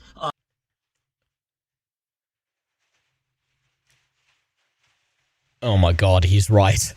They don't even know what the fuck StarCraft is anymore. And basically every other... Warcraft Reforged came out and it was terrible. Basically, Blizzard, instead of couldn't miss, Blizzard couldn't hit. They were getting every single thing wrong in every single game. And this was coming off of the heels of Battle for Azeroth that was also a piece of shit. So basically, the amount of hostility, animosity, and frustration towards Blizzard was at an all-time high. Like, it was never going to be, any better, any worse than this. Then, on top of that, Final Fantasy XIV, they finally kind of come into their own. They're now making their games the way that they want to. The game has its own identity. It's no longer derivative or, vestigial WoW systems, and it's really its own game. So you have a lot of people, including me, that moved over and started playing Final Fantasy XIV at the time. And I think what happened is that happened, the sexual assault lawsuit happened, and you have to remember that, like, I kind of fell off. I never watched him play Final Fantasy XIV. I kind of liked his WoW content and stuff like that. I never watched the Final Fantasy XIV shift over. I had busy shit in my life. I didn't care at that point in time. 2021, whenever all these things were happening all at the same time, this was like peak woke, right? It was like, this is the point where it was believe all women, every accusation is a conviction, and, if you ask questions or ask for evidence, you are basically a rapist. So, and you had an entire culture that was, created around enabling this. And I think that culture, one of the biggest victims to it was Blizzard. Now, one thing I can... If my roof collapses and my power cuts out, just know that that's not you, it's me. Because the rain just got real fucking heavy. You can probably hear it. Say too, though, is that I don't think that all of the accusations were fake. I think that I think that sexual harassment, this is going to sound maybe a very black pill thing to say, but I think sexual harassment is a sexual assault even is it's an outcome of the human condition. He's right, yes. Every company, every group of people, like how many of you guys know somebody in any organization that you've been in where like something weird like this happened? I think that this is just what happens when men and women get together, and when women and women get together, you have different problems, and whenever men and men get together, you have different problems. Like basically, people have problems, right? The human condition is imperfect, and so I do think that like maybe 20, 30%, maybe even 40% of some of the accusations made against Blizzard were accurate, and I think that they were true, and I think Blizzard... Usually it's the inverse, right? Usually... this is just past experience talking. Usually what comes out to the public is about 10% of how bad it actually is. Been held accountable for that, but I think that a lot of the more outlandish ones, the employee killing herself, the breast milk stuff, some of the like the Cosby room, all the like really extreme stuff, a lot of that stuff probably wasn't true, and we're not really 100%. You know what the breast milk thing is interesting is you would think with how much it blew the fuck up, there's no way that Blizzard doesn't have cameras in their offices. You would think that there would be an image somewhere of someone taking breast milk out the fridge. somewhere, but it just doesn't exist. The more I think about this. And I know this because I went, like, I was working for a company. I'm not going to say who. I nearly did.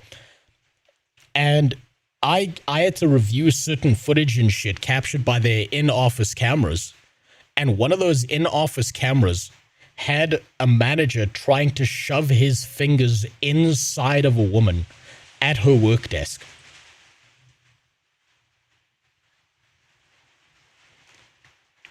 So if I can get that when I was there helping restructure a company, you would think that there would at bare minimum be one image of some guy drinking some titty milk somewhere. I followed him for a lot of his MMO knowledge and takes, but he started pivoting more into React content, becoming the Nega Hassan, and I just fell off. Yeah, I kind of fell off with him as well. Look, it kind of works like this, Frenchie. Asmongold is currently bigger now than he has ever been before in the past. He pivoted into politics at the exact right time. He garnered a larger audience and he moved away from MMORPGs because MMORPGs are dead. So strategically, from a business perspective, from a politics perspective and everything he did the exact right thing. It's just I personally couldn't give a fuck about it. I couldn't give a fuck about it at all. But he did the right thing because he's garnered a larger audience than he ever would have just continuing to play MMOs. They could have stolen the breast milk when no one was looking. It's the actual rape that's harder to believe because there's always a witness who could record it, but somehow didn't. Yeah, there's also different ways to process. Like if there was a rape, you would think there would be some kind of trail of evidence that would prove that. And if it was as widespread and rampant as they said it was, that means that the occurrence of evidence would have been at a higher rate. And so they would have been able to find that. And by the way that this entire case has been handled, you would think that would be spread all over the internet by now. Weird thing is, no one at Blizzard was pregnant. Someone just brought that milk from home for some reason. Yeah, were there any, that's a good question, actually. Were there actually any pregnant Blizzard employees at the time? Or were there any people returning to work after having a kid? % sure on this, right? But like, the California government and the independent investigations, and also you have people coming out and then taking back what they were saying. I mean, you put all these things together and you're starting to come to, a bit of a conclusion that maybe this didn't happen the way they said it did, right?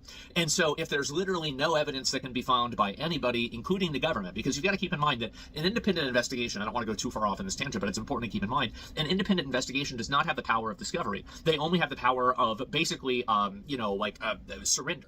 So, like, if you surrender information to them, they will be able to use that information, but they cannot legally compel you to, use information. They can't. Breast milk would be easy to get evidence. People catch others stealing from lunches all the damn time. You're right, actually. You know what? You're right. You're 100% right about that. Particularly if they've got a breast milk fridge for, like, women returning to work after having a kid. Necessarily go and get deleted files. They don't have the same type of forensic capability. Turns out the milk belonged to a trans woman and someone drank it. What if it was just cum in a jar? What if he stole that cum jar, he drank it, and he just found a pony figurine in the bottom, and he was like, what the hell is this doing here? That a government does. But even the government of California was not able to substantiate a lot of these claims and a lot of this evidence. So that would lead me to believe that a lot of there this can't have been pregnant women exactly at the Blizzard offices. Now, who could also, impregnate a fat blue-haired game dev? Right? And in my opinion, I don't think this is a bad thing. Maybe this is me. Maybe this is episode 3,957 of me being a chud, okay? But I don't think that frat boy culture is fundamentally a bad thing. I don't think that, if you have a bunch of guys acting like young guys, or even old guys that also generally act like young guys still, they all get together and they act like assholes. They're drinking, they're, saying things that are crass, inappropriate. And I'm not talking about sexually harassing employees. I'm just talking about using coarse language and, saying the kinds of things that guys say, right? Yeah, that probably happened. These types of things are really not a bad thing. And I think that culturally for a while, for like a good maybe 5 or 10 years, I'd say starting in 2014, I would say ending in 2024 with Trump being elected, there was a idea that this level of like masculinity was almost synonymous with being bad, being problematic, being something that needed to be fixed, a problem that had to be solved. And I think that now once, especially because this is what happened, right? What? And did you use Tangia? Why the fuck's Tangia's volume off? Hold on. Let me go fix that real quick. Not sure why that's happening. That Tangia should be working perfectly. Let me see what the hell's happening there. Let's see what the fuck's going on here, huh? Huh. Oh, that's weird. Hold on, let me try that again real quick. Tangia's being odd today.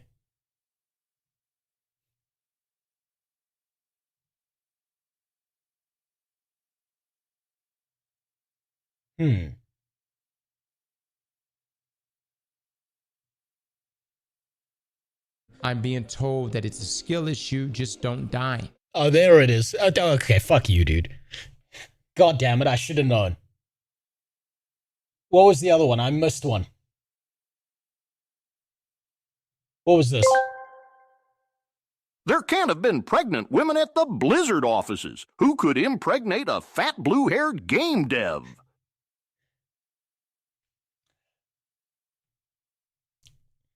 I don't think you understand the depths of the people who work in these offices. Right? You have to remember that the people who work in those offices are so desperate for pussy they look like Jason Schreier does. The last time they saw vagina was falling out of their mother. They'll take what they can get. Right? You go back and you look at the old pictures of Alex Straza, right? Okay? Then she's the dragon, the red dragon goddess in World of Warcraft. And, you know, I guess what the red dragon goddess in World of Warcraft looked like in the year 2007, right? I mean, this is obviously... You ever get your check from Netanyahu? No.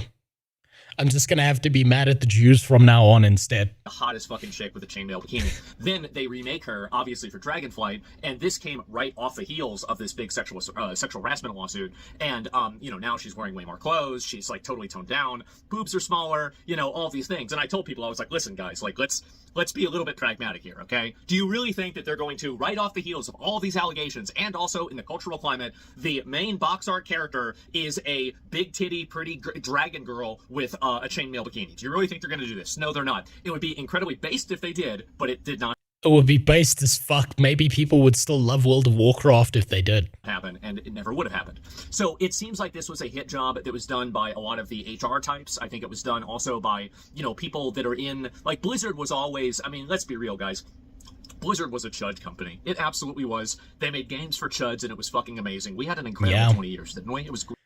Chris Metzen's old artworks still stand up. They were fucking amazing. Great. But things changed. And I think that fundamentally the culture changed so much that they found themselves in a position because they did mismanage World of Warcraft. And I think this had nothing to do with women or, you know, like woke or anything. I think they just fucked the game up. And I think that, you know, you have stacking debuffs and eventually so many... I think it did have something to do with that. Not because it's a woman problem or anything like that. I think they kept on hiring the wrong people and treating them like shit. And the people who got to the top of the ladder were no longer video game players. And then they started worrying about things like inter-office politics as opposed to let's make a good fucking video game. I think that plays a factor into it.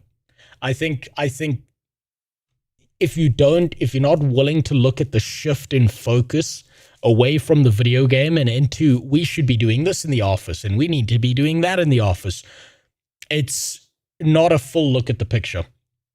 Because the more time, effort, and energy you spend chasing after these things that have nothing to do with the actual fucking video game, the more time, effort, and energy you take away from chasing after the fucking video game. Stacking debuffs put you in execute range, and I think that really that sexual assault lawsuit really did execute the the credibility of the company and also the capacity of the company to make a good product. I don't really think that anything that they've made ever since then has been really that great. Overwatch is fine. World of Warcraft Classic is fine. Overwatch is not fine. Or retail is fine. But, I mean, nothing is, like, special, right? Nothing has, like, the same type of, like, you know, cultural relativity that World of Warcraft originally had, or Diablo 3 had, or Overwatch had, especially Overwatch, right? People see characters from Overwatch and they say, oh, wow, she's from a video game? I didn't even know that. And that's where we're at. Yeah, they didn't say that in 2018 when the shit came out. It was a popular fucking game. Everybody knew about Overwatch. Now people don't even know where the characters came from. So anyway, this is a big problem. It's a huge problem, and I think it's really sad to think about it. I, in a way, feel guilty, because obviously I was a big person who pushed this. I don't completely feel like I was wrong in a way, but I think at the same time, given the situation and everything, it does feel bad to know that, like the position that I was in, I believed a lot of this stuff, and I mean, so did I. I still believe at least some of it probably actually did happen, but so do I. At the same time, whenever you find out that you were effectively co-opted by a lie, I think everybody was, it can be very frustrating and it can be upsetting and it can make you feel stupid, and it's annoying that happened. No, it doesn't make me feel stupid. It doesn't make me feel stupid at all.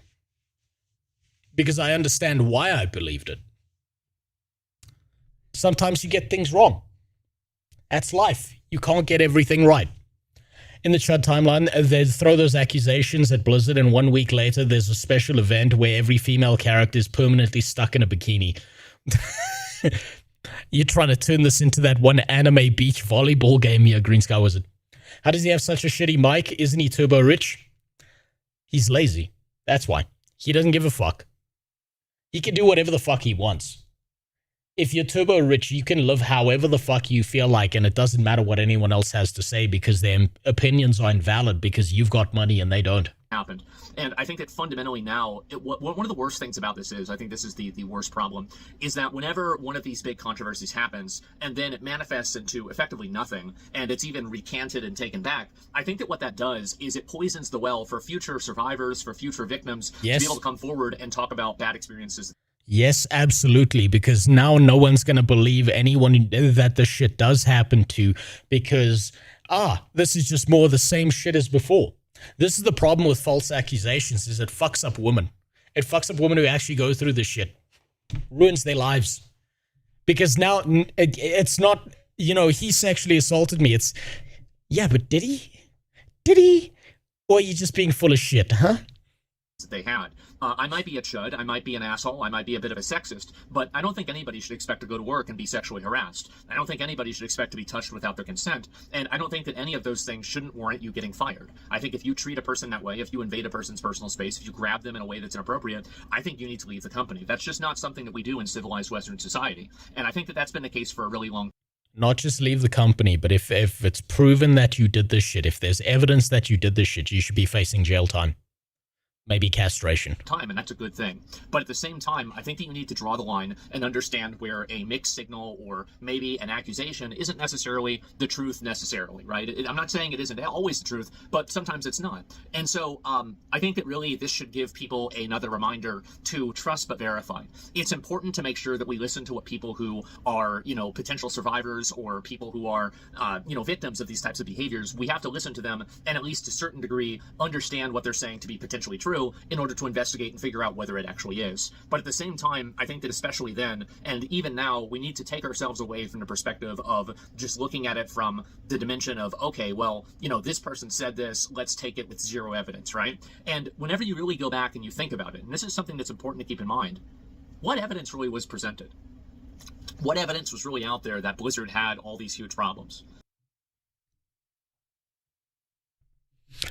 Well, Jason Schreier wrote a book, don't you know? It was really just people saying this, right? There were no real pictures, there were no videos, there was no chat messages and anything that was leaked out or anything like that. It was just simply a, basically a he said, she said situation. Wait, have you heard of the shopping cart test for if someone is worthy of being in a civilization? If so, agree, disagree. Oh, you mean putting the shopping cart back? I'd say it depends, right? It depends. Societally, it depends.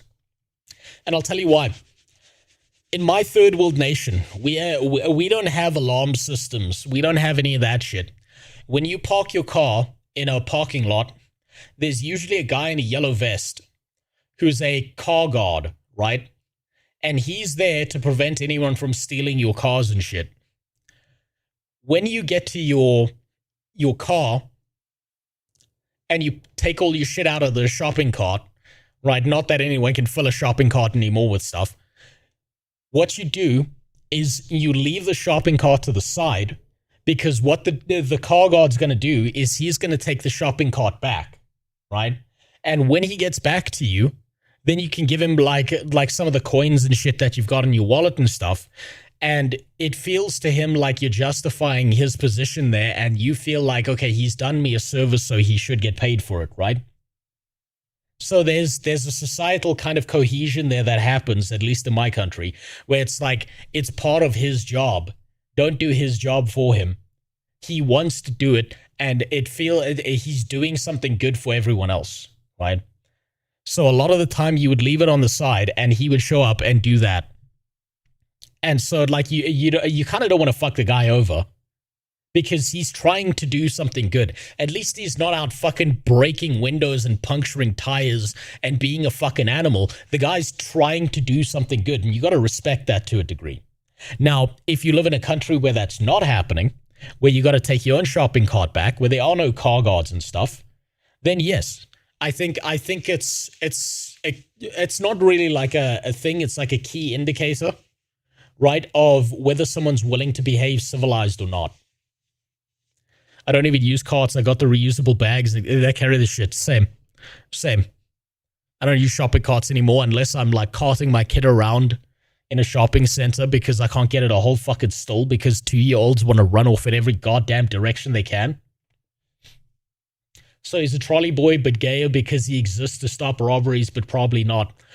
I would say he's a trolley boy, but actually more masculine, and I'll tell you why. Because multiple times in my life, someone's tried to break into my car, right? And when I get back to my car, I find the shopping cart guy beating the fuck out of like one guy who's got a crowbar, and him and all his friends in the yellow vest are just absolutely destroying this piece of shit who was trying to break into cars. Like, I've seen them actually defend cars. I've seen them actually do that shit. I know because I drove him to the hospital afterwards because he was bleeding from his head because the guy hit him with a crowbar and he still didn't go down. So I'd say it's a more masculine role than him being just the trolley boy because he actually does his fucking job. Now, obviously, there are lazy pieces of shit who don't do their fucking job and don't care. But the large majority of car guards, just so like generally speaking, like the area I live in, right? I tend to go to the same places. And so usually I know a lot of the car guards on like a first name basis and stuff like that, right? And they'll recognize you, you'll recognize them and stuff. And if you're the kind of person who, like, whenever you've got like coins and shit left over or spare change and stuff and you give it to them, right? Those guys will risk their life to make sure that your car doesn't get fucked up. And I parked in some real fucked up areas.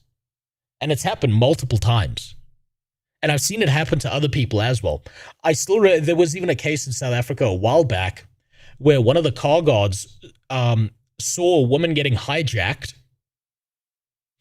And her baby was in the back seat of the car. And the car guard, without even hesitating, literally dove through the front window, broke the window, grabbed the guy who was trying to hijack the car, dragged him out like halfway through the car, and like held him by the throat, like dangling half out the car. And the lady wasn't even mad that her window got broken because her kid's in the fucking backseat. Right? Some of them take that shit really seriously. Other ones are lazy as fuck, but most of the ones, I know them on a first name basis because they're there every day. They wake up at 4 a.m. They're present. They're waiting for people to show up. They're nice to people. They say hello. They're very nice. Like, generally, they're very polite about it because everyone kind of knows, look, someone's going to steal cars. So if someone tries to steal a car, I'm going to fuck that guy up. And then when the person whose car nearly got stolen shows up, they're probably going to give me $100 and they'll fight tooth and nail for that $100. I used to get carts as part of my job. There are situations where I understand people leaving carts wherever. 99% of the time, it was not those situations. Yeah, no, I can understand that every now and then someone's like in an emergency and they have to rush off or they got to go deal with something. That makes sense. But most of the time, it's just people being lazy fucks.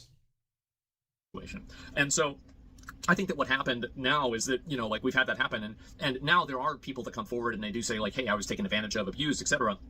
And because of the bad actions of seemingly the people in California and also Blizzard making these accusations or embellishing them seemingly, now it's going to be even harder for people that are legitimate to be taken seriously. And I think that's a very, very sad and bad thing to have happen. So really, to me, I am just disappointed in this whole thing. I'm disappointed to see what's happened. I don't really think that, if this hadn't happened, Blizzard would still be making games that are on the same level of aura of, like the Warlords of Draenor cinematic. Like, I don't think that really would have happened either way. But at the same time, I think that it definitely would be better than it is now. And the more that I read the way the California filings, almost demonize the idea that they had a certain, dominant, gender or ethnic group that was running the company, and they looked at this as like an intrinsic problem, I realized that this seems to be a hit job. This seemed to be a instance in which they wanted this company to comply with an idea. I agree. This does seem to be a hit job. This seems to have been planned and coordinated so that they could eliminate people who were in high up positions who actually knew how to do their fucking job. They took full advantage of this. How's the job hunt? Fucking terrible. You have legit parking lot security at that point. We have a lady on a scooter watching the lot. Yeah, you guys are fucked. I'm sorry about that. This is I live in a third world nation. That guy who's a car guard is usually working, he's putting in effort. He smiles at you, he greets you, he's nice, he'll help you with your shopping cart, he'll help you put the shit in your car. If there's someone who shows up to fuck up the cars, it's like him and 4 other car guards will show up and beat the royal shit out of that guy because they understand that if they let one car go, no one's ever going to trust them ever again. They understand how the system works. The cops are not getting involved either. The cops are too busy. They'll just beat the shit out of some guy who's trying to steal cars and not give a fuck. Ideology, and the company was not complying with the ideology, and then they weaponized different complaints and different legislative and legal and administrative and judicial things to punish them for not acquiescing and not basically playing along. And I think that's really sad to see happen, especially whenever you have a lot of people who lost their jobs over this. Obviously Blizzard, it's like you used to, a lot of people, like every game dev that I know, right, or anybody that I knew that got into game dev or whatever, they would always tell me well, the dream job is to be able to work at Blizzard, right? Well, now you don't want to work at Blizzard because people ask you okay, so who was drinking the breast milk, right? And it just, it's not as exciting as people. Yeah, the PR reputation damage is infinite from this kind of shit. People that want to know what the new WoW expansion is, okay? So it's a little bit awkward, you could say. So that's really the video I wanted to talk about. Right now it's always going to be, I think it'll forever be a he said, she said situation. I think many of the accusations probably were to some degree true, but at the extent that they were, presented, it's probably not accurate. And it seemed like Blizzard was not acquiescing to the, woke identity politics agenda stuff. And this was, of course, evidenced in, of course, what I said before, the filings, right? This was defined as a problem. And it seems like that thing that happens. So this is my conclusion on it. This seems like that thing that happens where something happens, like an actual incident occurs, and instead of the incident remaining the incident, people amplify it by 1,000% because it works to their benefit specifically to make the accusation worse than what it actually is. Because then they can create an opportunity that didn't exist before that. But it probably will forever be a he said, she said situation. Also, what's up, Iconic? Didn't Pirate Software mention he worked there? Maybe he was the breast milk thief all along. And fundamentally, I think that there is a war on, that type of culture. And the people that use these types of rules will do this, and they will weaponize and pull every lever they possibly can. Of course they will. will. It's important that us that are normal people, right, have to make sure that we have our guard up and not let these people subvert us or lie or take advantage of us like they have many times. And I think this is just one more example of it. And I wanted to make this video and talk about it and just kind of set the record straight, at least the best that I can, because I talked about it a lot whenever it happened. So I'd be curious to hear everybody else's thoughts on this and what everybody else thinks. And at the end of the day, I'll be keeping up with this as more pieces of information arise. But ultimately, it's just really sad to see what happened. And I hope that I hope things can get better. And I hope, obviously, we can move past this hysteria. I think that we already are, as evidenced by the amount of blowback and hostility for, these accusations now. But it's a long road to go. And we're not there yet, but I'm glad to see at least one of these things that was bullshit be put to bed. So anyway, guys, that's about it. Yeah, decent take. Got more out of that than the Jason Schreier video by a long fucking margin. I think he's right on a lot of this. There's nothing I can really disagree with him on, aside from the fact that I think that there was a push inside of the office because of that, and that forms part of the reason all these accusations happened. I think the whole DEI and the push and there's got to be more women in the office and blah, blah, blah, and all of that shit, I think that 100% played into it. I think that's a part of it. And they just weaponized it. So yeah, not bad. Not bad. Okay. Former Blizzard CEO. Last one. And I'll give you my final hot take on this shit, and then we can move on. CEO Bobby Kotick pays a law firm quite a bit to make sure you read one particular sentence. It is the 5th paragraph of a lengthy legal document, and it suddenly went viral as though it's new. It was actually signed in December 2023. It was on the front of Axios at the time, and TechCrunch and Reuters, and the New York Times called it a stunning reversal. Activision put out a statement the same afternoon saying how gratified they were about it. Nothing about it is new, and nothing about it was ever hidden. Kotick's legal firm is called Clear Lock. They're infamous defamation specialists. And their job for the last couple of years has been writing to news outlets asking them to add that sentence to their articles. Reuters got one of those letters last October after publication and updated their piece. Stephen Totilo over at GameFile got one as well. Seems to be a nice gig, earning billables by sending emails to random journalists. But it has worked because 2.5 years on, that sentence is doing the rounds as though it dropped yesterday. Meanwhile, the paragraph directly above it says pretty much the opposite. Here it is. Like I said, this makes 100% sense for a company like Blizzard to push this as hard as possible so that they look faultless in this. It is in their best interest to make it look like all of it was bullshit. The legendary paragraph 5 of the consent decree that ended California's case against Blizzard. No court or any independent investigation has substantiated any allegations that there has been systemic or widespread sexual harassment at Activision Blizzard, that Activision Blizzard senior executives ignored, condoned, or tolerated a culture of systemic harassment, retaliation, or discrimination. So something I just registered. What's really important about these lines right here is that they're saying there was no systemic push for this, right? There was no culture of this in the workplace. But what they're not stating is that no harassment or sexual assault occurred within the office. I think that's an important distinction. But pushing the sentence as hard as possible from Blizzard's side is really, really important so that they can make it all look like bullshit. Because people like to work in these false dichotomies and these false binaries. They don't see it as a sliding scale, they see it as a yes or no. Or that Activision Blizzard's board of directors, including its chief executive officer Robert Kotick, acted improperly. Honestly, if I had spent 3 decades running that company, I would want this in print too. But the full filing... I don't think I've ever seen someone who was found to be a sexual assaulter who didn't already obviously look like stereotypical one. We need to bring back physiognomy. I've seen a few.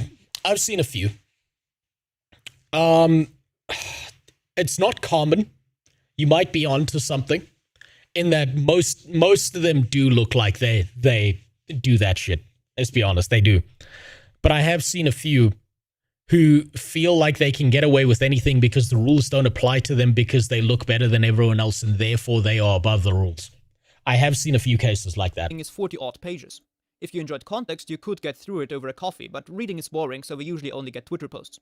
Which is a shame, because here is paragraph 4. This decree does not constitute an adjudication or finding by this court on the merits of any allegations asserted in the action. And then there is, of course, paragraph 66. This decree and compliance with this decree shall not be construed in any way as an admission by CRD, that's the Californians, as to the merits of any claims alleged in the action. Plainly, no court or jury decided this case in favor of either side. Indeed, ActiBliz paid quite a bit. Yeah, basically, it's a no-fault case.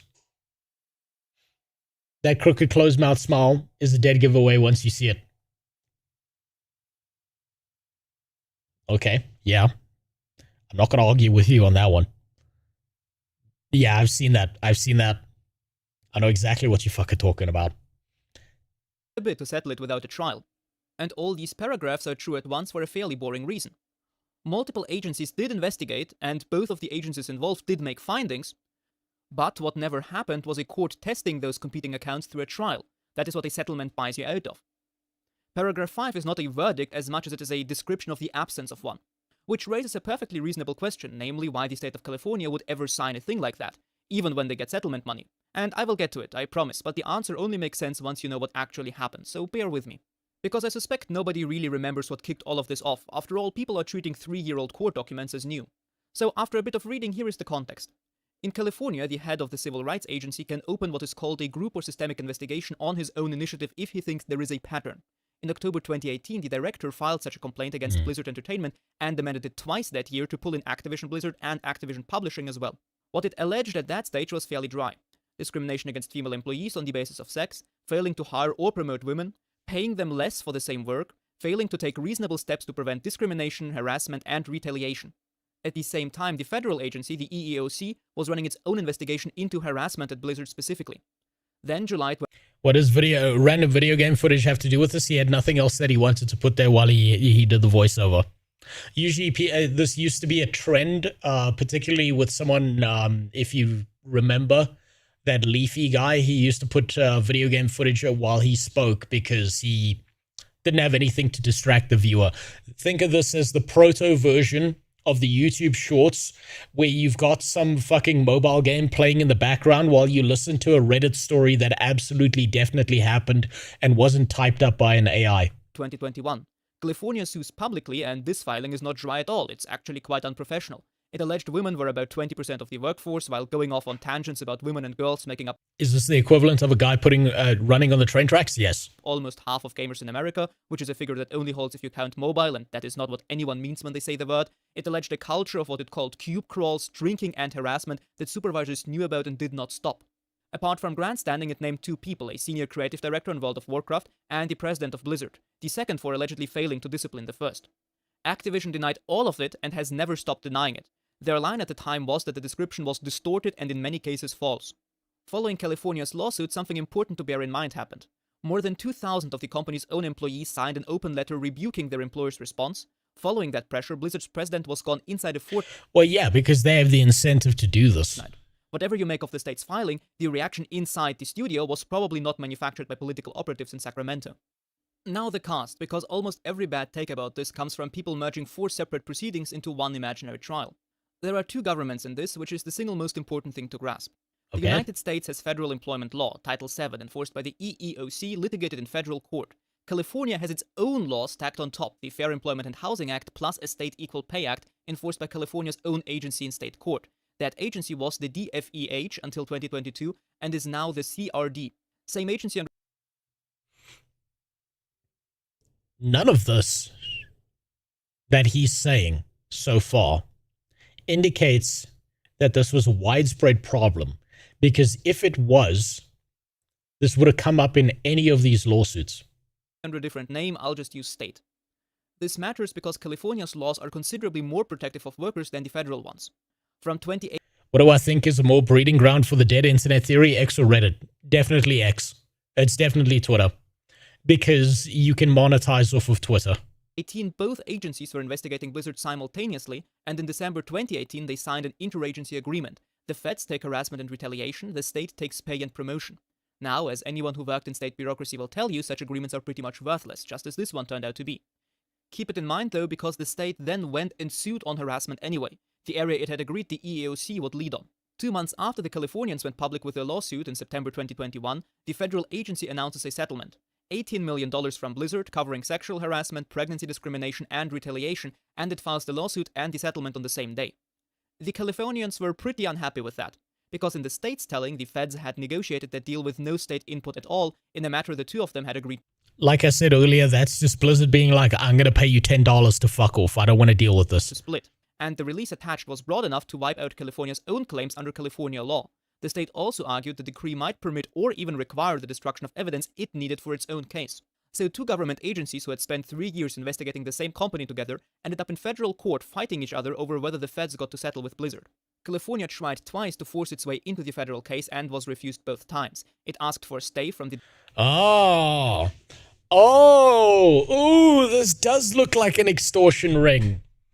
Ooh, if they're forcing their way over the feds...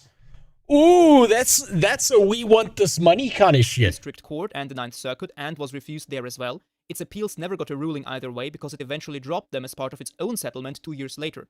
The approval fight ran about 6 months, and on the 29th of March 2022, the court entered the $18 million federal decree over the state's objections. That same day, the Governor Newsom's office notified the state agency's chief counsel that she was being terminated. I have no evidence whatsoever that they are connected, coincidences do happen, but her deputy, also in the Activision case, resigned 2 weeks later in protest, and both of them have since retained lawyers specialized on whistleblowers. If the current cases weren't confusing enough, in February 2023, the Securities and Exchange Commission, which is not an employment regulator and does not care about workers even slightly, fines the company $35 million. Its order finds Activision lacked adequate controls for collecting and reviewing workplace complaints across its business units, so management could not have known whether there was anything it was legally obliged to disclose to shareholders, plus a second violation for separation agreements that required departing staff to tell the company if the SEC came asking them questions. October 2023, Microsoft closes the $69 billion acquisition. In December 2023, California settles. Blizzard pays just under $55 million all in. 45 and Wait, I might be stupid. Did only California get the money and not the people that were SA'd? It may have been an out-of-court settlement that they did with individuals, but because it was a group kind of thing, I think it was mostly paid to California and the government itself, yes. $750 million covering worker payments and the administration of them, plus $9 1/8 million for the state's own lawyers. It files an amended complaint dropping the harassment count while keeping pay, promotions, retaliation, and document retention. It drops those appeals over the Fed settling, and this is the decree whose paragraph 5 is making the rounds right now. So when you hear harassment claims were dropped, they were dropped from the state case, the case where the state had agreed back in 2018 that harassment was the area the EEOC would lead anyway. The federal case was explicitly about harassment and nobody dropped anything there. It settled 2 years earlier on the federal agency's terms for $18 million. And it settled much more unfavorably for ActiBliz. That decree runs 53 pages, an outside consultant carries out unannounced audits at the company, meets staff away from management with no advanced warning to anybody's boss, picks his own interviewees, and can recommend the whole thing to be extended. Managers get 72 hours to report a complaint, and failing to is ground for dismissal. And our final lawsuit, 2022, a Swedish state pension fund called Sionde AP-fonden, a shareholder, sued Kotick and a pile of other Activision directors in Delaware. Nothing to do with harassment as such. Their argument was that he pushed the Microsoft sale through to escape his own precarious position and the shareholders were shortchanged for it. That one is worth a moment because... Well, I mean, that makes sense, and Kartik would want his golden parachute because everyone already fucking hated him. It is the only place a judge ever engaged with any of this properly. In 2025, Chancellor Kathleen McCormick refused to throw the case out in an 83-page opinion. She found it reasonably conceivable that Activision's officials had put Kotick's interest ahead of the shareholders, and that the allegations he steered the sale process were sufficiently pleaded to proceed. She threw out the claims against Microsoft, though. That is not a finding that anything that was alleged is true, but it is a judge saying the core allegations were sufficiently pleaded to proceed. That is still the closest to a judge's opinion we have in any of these cases. Then, in May this year, the parties agreed to settle it for $250 million, subject to the judge's approval, of which Microsoft covers 40% and the director's insurance policy covers the rest. So that one never got heard in front of a court either. If that settlement is approved, somewhere north of $350 million will have moved across 4 proceedings, and not one of them ever reached a verdict. ActiBliz were plainly willing to settle, and the Fed squeezed a much harder decree out of them despite getting less money. So why did California sign one with paragraph 5 in it? What's important to mention is that as far as I can tell, it sits in the introduction to the decree, and the operative part does not start until several paragraphs later, where the document says in capitals, "Now therefore it is decreed, adjudged, and ordered as follows." Everything before that line is preamble that two sides agreed to write down together. And look what else is in there. Paragraph 6. Activision Blizzard has maintained positive measures including publishing its first transparency report. Paragraph 8. Activision publicly released its pay equity review, which states there is no disparity. Paragraph 9, and this is my favorite, Activision Blizzard maintains that its data reveals women are promoted more frequently and faster than men. Maintains, has maintained, publicly released. Those are 3 paragraphs recorded. So this is this is the part where Blizzard investigated themselves and found nothing wrong. But on the other hand, they had to prove this to a court at the same time. The company's own claims, clearly marked as the company's own claims, which is an entirely normal thing to find in a negotiated agreement. Nobody screenshots paragraph 9 because the defendant maintains it did nothing wrong is not a story. Just like paragraph 66 is basically the state maintaining it was always right. Paragraph 7 is a bit sneakier. It says Gilbert Casellas, a former chairman of the EEOC, reviewed the company and reported no widespread harassment. It does not mention that Activision's own board engaged him. And then paragraph 5 stated flat in the document's own voice with nobody's name attached to it except Kotick's, which is exactly why that is the one paragraph Kotick's lawyers want to see everywhere. It is the only one that reads like a neutral fact when you crop it out of the context. So, if you're California, why sign it? Presumably because it looked harmless at the time, it wasn't a judicial finding on anything and no court had ruled, so the... Or because they were getting enough money out of it that they thought this is as much as we're going to get, so this is where we're going to settle. Sentence described a fact that was simply true in December 2023. The state gave Activision a recital, protected itself 60 paragraphs later with a line saying nothing here is an admission by the department either, and in exchange got $45 million for workers and $9 million in fees. That's my read on it, not something anybody wrote down. Words for money, basically. It was also, by that point, negotiating from a fairly poor position. It had lost both attempts to get into the federal case and both attempts at a stay, even though there were appeals still going. It had lost both of its lead lawyers in the middle of the case. It was 2.5 years past filing against a company that now belonged to Microsoft. Somebody in that spot signs an unfavorable preamble a great deal more readily than somebody perfectly prepared for walking into a trial. That is the actual failure here, if you want one. Somebody in Sacramento should have worked out that a flat, unattributed sentence naming the chief executive would outlive the monetary settlements by years. But as I said, the state was not in the best shape, leaderless and potentially unable to access documents they'd need during discovery thanks to the fat settlement. Which brings us to the last thing that does not add up. If nothing was ever proven, who received all the money? The federal 18 million worked the way you would expect, a claims fund. If you believed you had been harassed, discriminated... Alright, well, this answers your question. This answers your question of where this money went. ...against because of pregnancy or retaliated against, you filed a claim and the EEOC assessed it. You had to come forward and say what happened to you. The money Blizzard paid to California works differently. The state was not suing on behalf of individual victims, it was suing as a public persecutor on behalf of a group. So the payout went to every woman who worked for Activision Blizzard in California between October 2015 and December 2020, plus every woman placed there by a temp agency for at least 90 days. All of them. You did not have to allege anything had happened to you. You did not... So if you just had a vagina, you got a payout. Nice. Not have to fill in a form, a check simply turned up in the post. What must have sweetened the deal for ActiBliz, cash the check inside 180 days and you were releasing your legal claims. Do not cash it and you kept your right to sue and got nothing. So the 45 million is settlement relief, not damages after a finding of liability. No court found anybody liable for anything and money moved anyway. That is simply how group enforcement actions usually end in America. Which is the thing I actually find interesting here. Investigators were paid to investigate and they did for years and both agencies came out with findings. What nobody anywhere did was finishing the job in public. Look at what each party wanted and you can see why it was never going to get there. The women, understandably, wanted compensation and an end to it, so no great appetite for a trial. ActiBliz, the company, wanted it finished before discovery got interesting and it wanted language it could hand to journalists afterwards. A couple million in settlements buys both. That is competent lawyering. The state wanted a headline number, injunctive relief it could point at, and its fees. It got all three and it got to stop losing to the federal government. Basically, both sides wanted a win. Unsurprising. And the pension fund wanted its money back.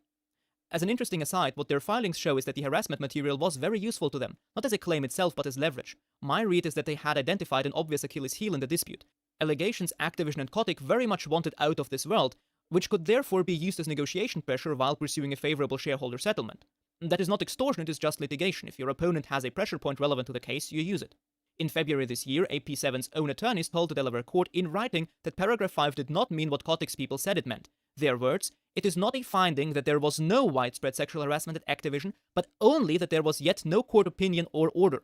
3 months later, they agreed to a $250 million settlement while acknowledging that their original claims had been based in part on media characterizations and that evidence had undermined parts of their case. They never conceded Kotick's reading of paragraph 5, they settled anyway. And then documents like these go out into the world where people treat them as findings because they look like actual findings. None of which means California comes out of this clean, because it does not. Activision argued from the beginning that the case against them was politically motivated. Tesla said the same thing when the same agency sued them in 2020 over the Fairmont plant. Sensationalized, press-grabbing litigation, agency exceeding its authority, the full lot. Being sued by that department seems to reliably produce the same response whoever you are. And the state made that argument extremely easy to make. Go back to the July 2021 complaint. It does not read like a wage dispute, it reads like an opinion column in some left-wing newspaper. It tells you women were 20% of the workforce, it tells you women and girls are nearly half of American. He's right about this. This just seems like bullshit. This just seems like yapping. Companies over a certain size in the UK are required by law to publish a yearly gender equality report. Some companies also get massive business loans, the percentage APR of which is lower the more DEI they do. It's the same in my country as well.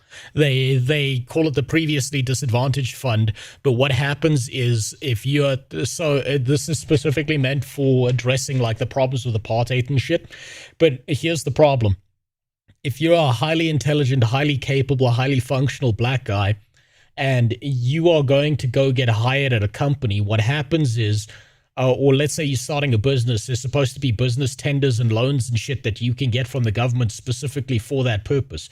But instead of it going to you and you being able to build your business and do good for the country and be something that's an economic benefit, instead, because the politicians are black and their family members are black, they give it to their family members instead so that the money stays in circulation with the political people and you get royally fucked over.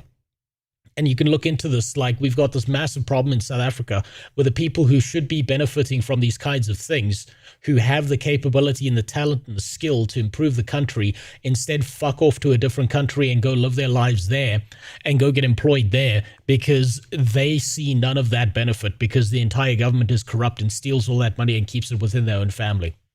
They basically weaponize the idea of using this as a system because instead of it benefiting the people who needed it the most, they benefit the people who are the blackest. And the blackest people, according to them, are all their family members who already have infinite amounts of money. I think there was a problem. A lot more dirt there got covered up by the settlement people. Settle either because they don't want their laundry aired or they just want it to end quickly. There's the third option there. I do think that there was probably more dirt that Blizzard didn't want uncovered.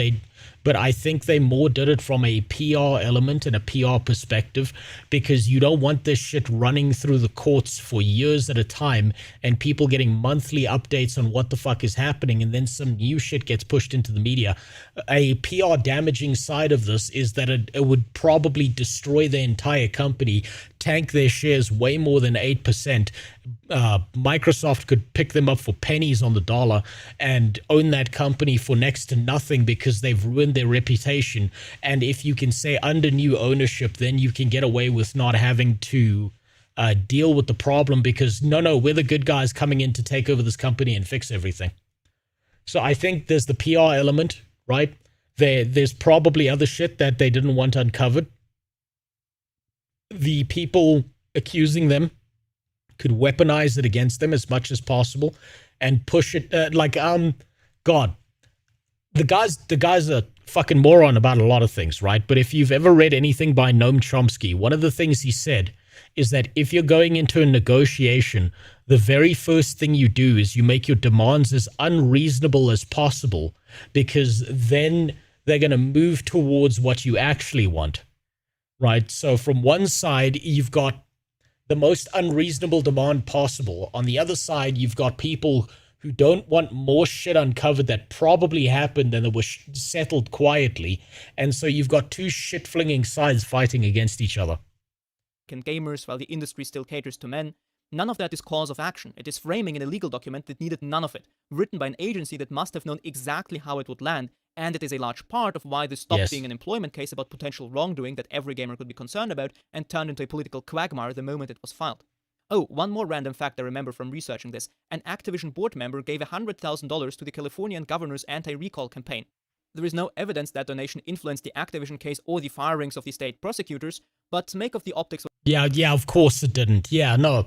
We just donated a bunch of money to the people who are running these cases. Yeah, of course it had no effect. Whatever you like. I have nothing further to add.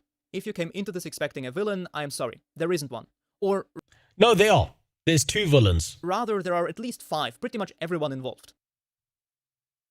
Yeah, no, he's right. Legal he's right, proceedings 5. are almost always slower, duller, more procedural, and considerably more boring than whatever version reaches you through your Twitter feed. There is rarely a moment where the actual truth comes out in these big proceedings, or even anyone admitting anything. Usually it's just nothing ever happens. At the end of all that, you frequently know less than you did going in, which is deeply unsatisfying, but also just true. It's unlikely we will ever find out what really happened at ActiBliz because the system is more often than not built to lead to settlements instead of actually clearing up what happened. But the court documents are public. If you're still interested, I've got all of them linked in the description down below. In any case, I hope you got something worthwhile out of today's video. Until next time, stay... That was a pretty solid take. He did a really good job of that. He did an exceptional solid take. That's mind-numbing for a lot of people. And so a lot of people are not going to see any of the nuance of that because they want a villain to be able to destroy and all of that shit. So I think that's about it. That's about as much as we're going to get out of this. So I'm going to leave it at this, right? This is my final hot, unfiltered dog shit opinion on this. There's probably a bunch of shit that happened in those companies. There's probably a bunch of things that did go wrong. There were probably sexual harassment cases. There were probably women who got treated very fucking badly. On the other side of that, there are a bunch of filthy fucking opportunists who saw this as a chance to be able to grab and snatch at power, get some kind of payout, and steal as much money at the same time. There are no good guys in this fight. They're just people who got money and people who didn't. That's it. I think for the rest of time, for the rest of eternity, no one is ever going to know the truth about this. I don't think anyone is ever going to see this. It's always going to be a he said, she said case. We're never going to know what was real, what was not. And the only time we will ever get to confirm anything is when we see evidence, when we see proof, when we see pictures, videos, whatever the fuck else. And we are never seeing any of that, because if we were going to see that, we would have seen it already. Do you think that there wouldn't be one employee who's fucked up enough to sexually assault another in a company that big? Of course there would be. Do you think there's not another employee who's opportunistic and shitty enough to find evidence and post it on the internet to fuck up their PR anymore because it gives them another bargaining chip to use? Absolutely not. Of course those people exist. Right? Humans are greedy. What a shocking discovery. Yeah, pretty much. Pretty much. Did sexual assault happen? Probably. Did people stealing breast milk out of the fridge actually happen? Maybe. Probably not. I think both sides are, it's just a shit-flinging competition, right? And I was wrong. I'm more than happy to admit I was wrong, because I 1000% believed that Blizzard did all this fucked up shit in their offices purely based on my prior experience working for other companies and seeing what their internals look like and seeing some real fucked up video footage over time. And because usually the internals are a lot worse than what comes out externally. But I'm happy to be wrong about that. I'm more than happy to say I was wrong, that we didn't see any evidence. I based what I said off of assumption previously, and I shouldn't have done that. That simple. Now, enough of that horse shit. Boys, I've had a real fucking rough week. I've had a real fucking rough week. It's been a dog shit week. I'm going to tell you that right now. So I'm not going to be able to focus on playing Final Fantasy or ESO or any other MMORPG, because I'm actually, weirdly enough, when I'm playing those MMOs, I'm trying to pay attention to them. Because I'm building up a list of all the shit that I want to do when I make a long-form review of them. Keep this up and you might say sorry to your beloved lolcow. Absolutely not, because there was video evidence of that guy being a piece of shit nonstop. Yeah, he's done everything he's done is on stream. It showed up on stream, and I don't know why my camera is so fucking low frame rate today, but I guess that's just how it is. So I'm gonna be right back. I'm gonna go check on something, right? I think my garage might be flooded because I heard some cracking sounds in the background. Ever played Peglin? It's my go-to game when burned out. No, I haven't. Today we're gonna be playing Rogue Trader. I mean, fuck it. I'm gonna be making some deals with some indie guys and stuff like that. I've tried Rogue Trade out, and it just didn't stick with me because it felt like shitty XCOM. But maybe I need to give it another try. So I'm going to be right back. I just got to check on something. I just got to change something over downstairs. I'll see you guys in a second. Where's the fucking button?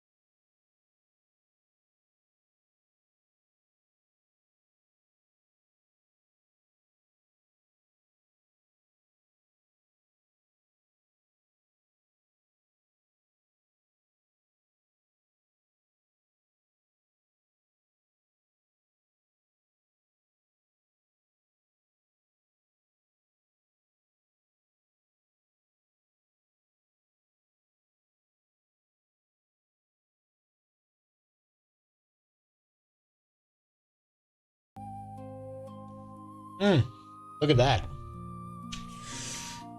Yeah, low frame rate as fuck today. Oh. Goddamn. My wife's such a champion. She left me the last Korean drug egg. Oh. Fucking delicious. These little bastards taste so good. I could eat like 20 of them in a day. Beautiful. What the fuck's wrong with my camera? Give me a second. I'm just gonna fix this.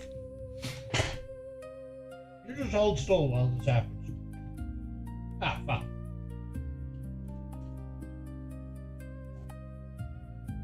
Come on, goddammit. Work the way you're supposed to. There we go. Oh, what a nice freeze frame. Beautiful. There we go.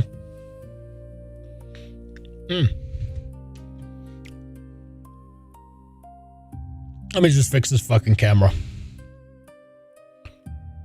Where is it?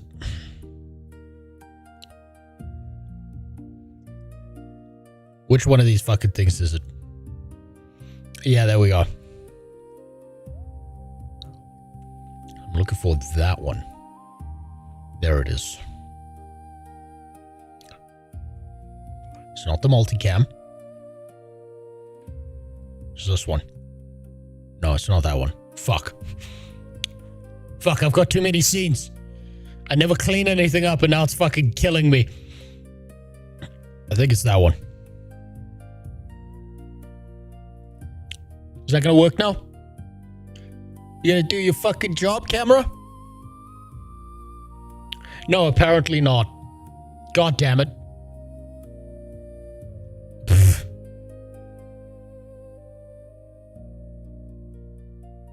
What about that one? Nope.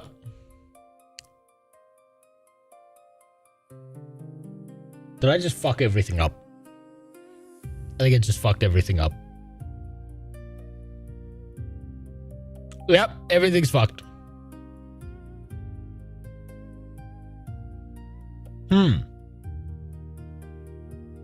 Why is it always the Elgato cameras that do this shit?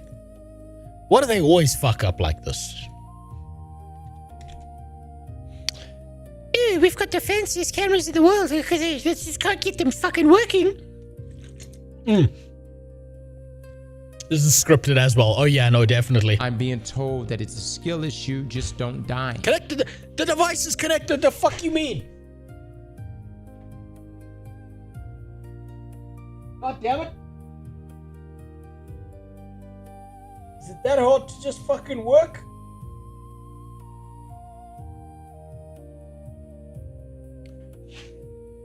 Motherfucking. Oh god, now it's turned off my multi-chat.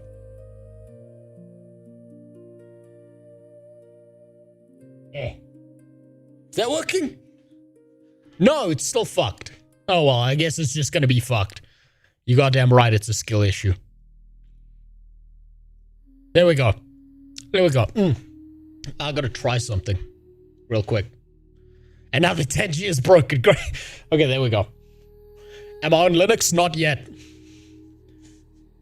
I just gotta try something real quick. I saw this at the Asian market that we went to because it's cheaper than buying from everywhere else.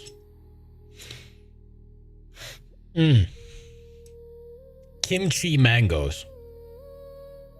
Ah.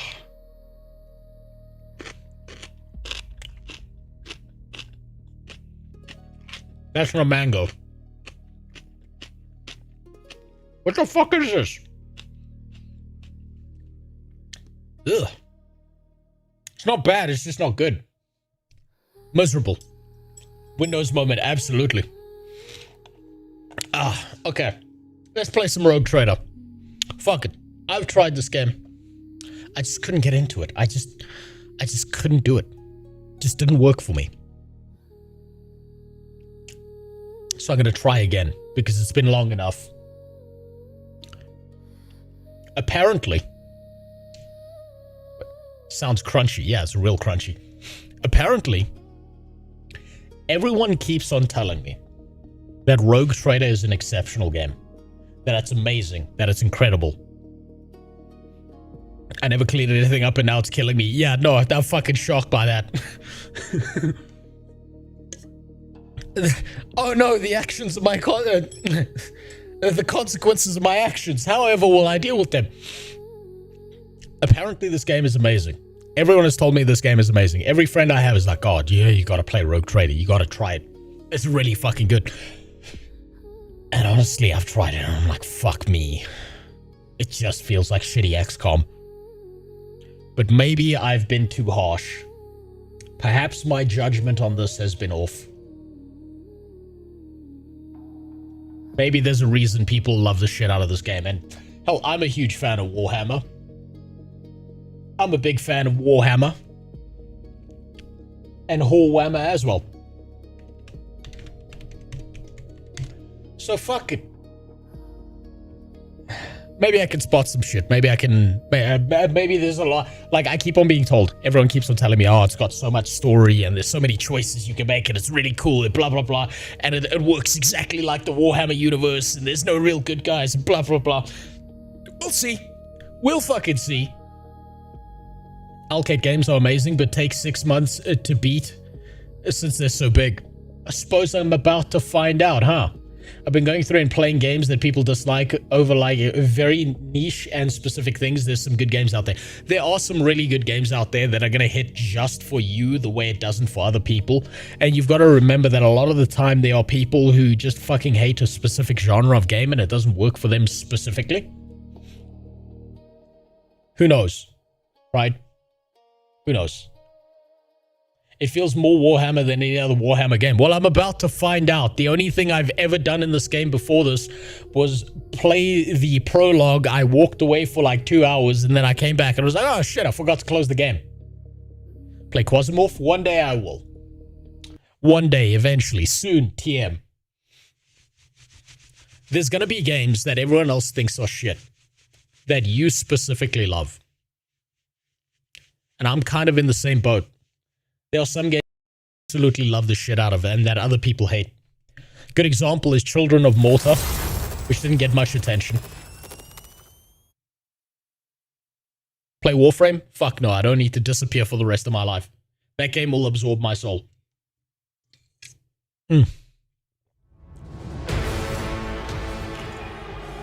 Alright. Yep. I'm not gonna list the other game. Let's try a new game. Let's see. Void Shadow's on. Lex Imperialis. Oh yeah, I don't have that DLC. Too bad. I'm not buying more shit.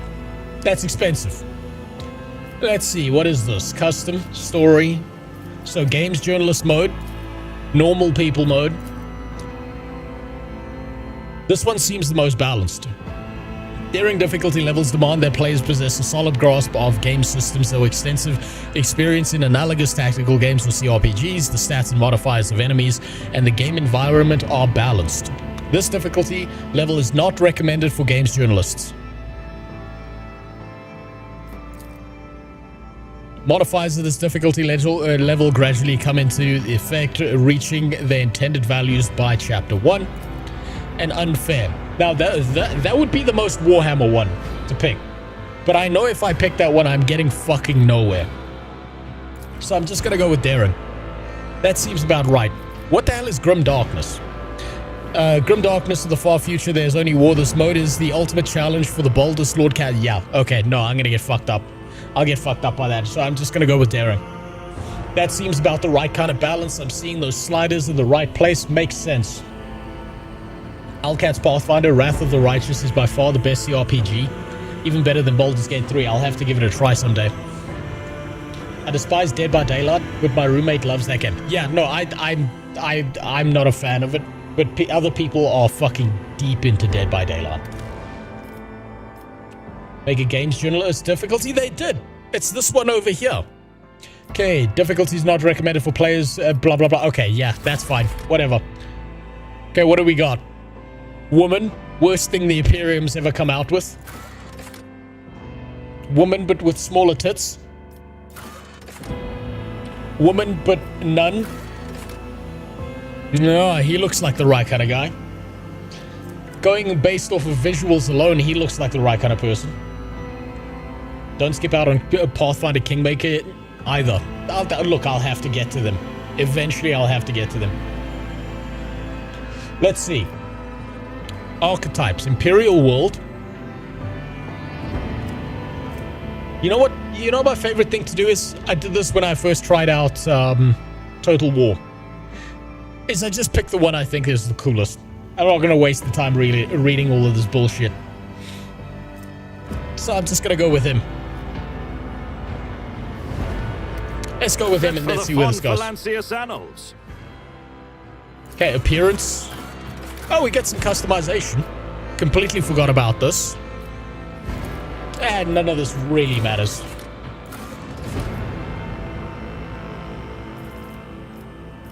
Do they have the... Well, you know he's a soldier of the Imperium. He's got to have tattoos all over his body. That's just how that works. He's got to have that shit all over himself. Yeah, fuck it. We'll go for that one. Augmentations. Jesus, there's a lot of options. I don't remember there being this many options when I played this. Yeah, we'll put some tech shit in his face. Why not? Something of interest. I'll see you destroyed. Where's my slider to increase my sack size? This isn't Cyberpunk, unfortunately. Time for a round of space regicide. Oh, that doesn't sound very good. Empyrean, take this sacrifice. I like that one. I like the heretic.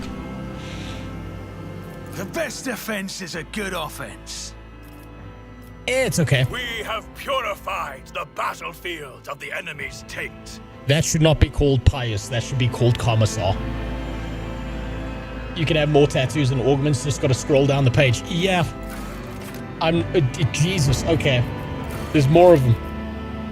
Oh yeah, tattoo 1, tattoo 2. Well, you know how it works. You know how it is. You gotta slap a bunch of shit on him. He's gotta look like a fucking disaster walking around. Put a skull on his forehead. That seems about right.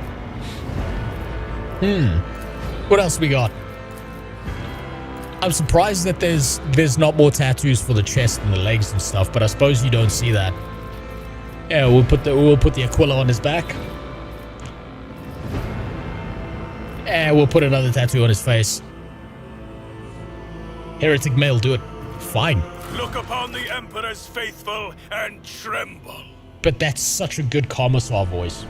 Behold as I will delight my masters with your demise. And what do we got for it? We can give him the stupid fucking pompadour hair. The judge's hair. Now let's make this law accurate. Let's go with that. That seems about right. And we do that, even though we can't really see it with his hat on. Yeah, that's enough customization. It's nice to see this many options. Let's just go from there. The Patient Fortune. Calamity's Promise. Guardian of the Brink. Huh. Firestorm class frigate. Man, I've completely forgotten that all these options were here. I'd like a what-if story about what would happen if the Emperor of Mankind had discovered Fabius Bile and his ability to improve space marines. By improve, do you mean have sex with? He is technically Slaneshi, even though he doesn't believe in Slanesh. Let's see. Firestorm class frigate, modification, sword class, estimated tonnage. Let's see. Flagship, Cronus Expanse. It's always the Cronus Expanse. Huh.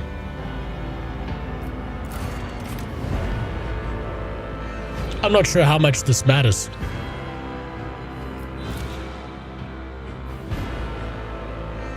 What's a good name for this?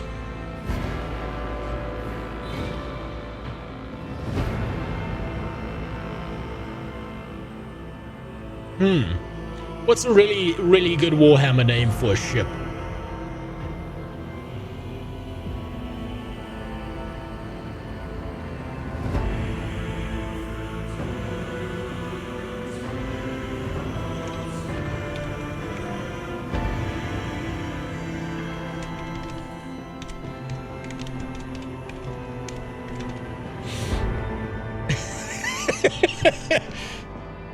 That never laid.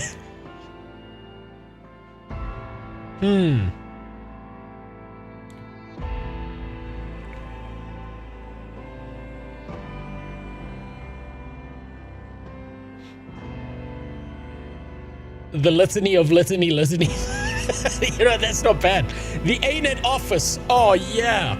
Running around the ship, shooting it up. Sounds just about right.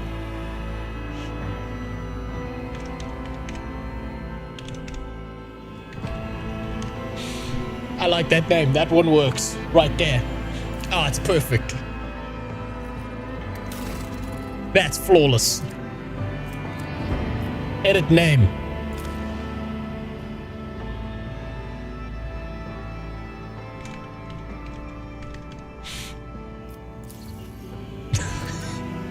A-net's demise, piloted by the fuckmaster himself. That seems appropriate. Okay, what do we got? Ballistic skill, weapon skill, agility, toughness. Okay, that all looks good. That seems all kind of standard. We're gonna go from there. Waste less time just scrolling through shit and reading things. My other ship is your mom. Chaos Space Marine Warband idea, Slanesh cultists, but they're cursed with micro penises. The catch is they're Space Marines, so they all got 13-inch schlongs. The world's biggest pair of tweezers to jack off with.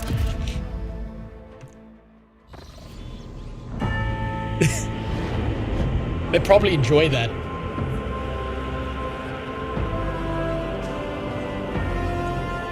It's just regular-sized penises on fucking giant Space Marines. That sounds about right. That would make them a menace.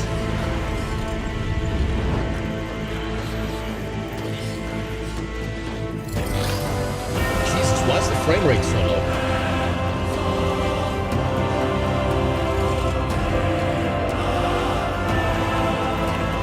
What the hell is happening here?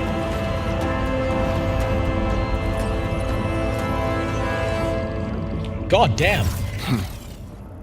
An excellent place for contemplation. One has the best view of the cathedral from here. Mesmerizing, wouldn't you say?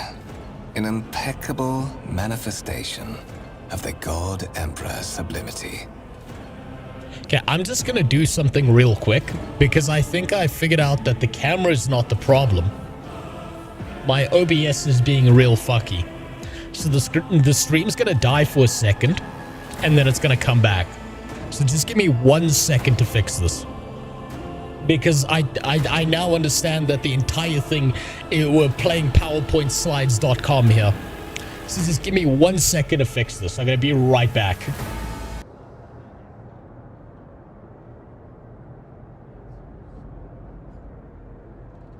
Huh. Is that working now? Is that functioning the way it's supposed to? Chat's fucked. Whoops. Whoops. No. Fuck. God damn it. Fucked up the chat. Man, so many fucking technical issues. Usually I fix this before stream, but today is just one of those days. Is it working now? Is it smooth? It's smooth. Okay, that's all that matters. Alright. Now. Where was I? Let's make sure that... Okay, that's still attached. That's still working. I missed some messages there, but yeah, at least it's functioning now. Chat fucked, always has been. True enough. True enough. God damn it, tell me the chat's gonna work. Someone type something. You never come back. Well, I came back this time, okay? Dad went out for milk and he came back. A Christmas miracle has happened.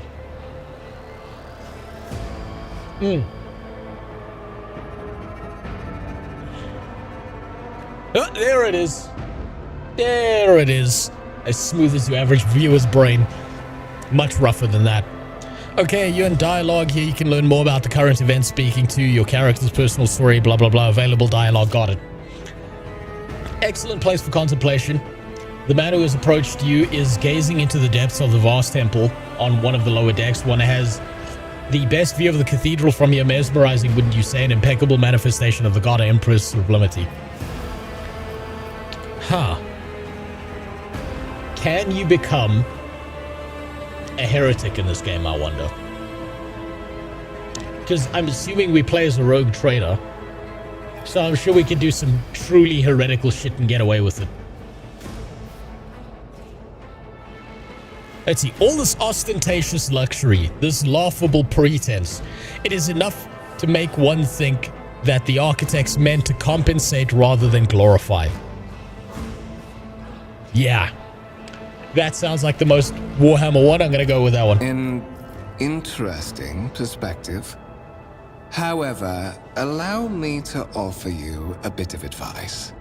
In the interests of your own well-being, you should frame your thoughts with greater piety.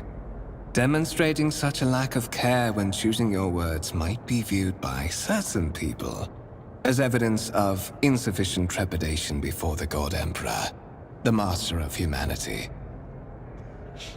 I woke up to ask if Blizzard are now evil milk drinkers or no. So, what's up, Apple?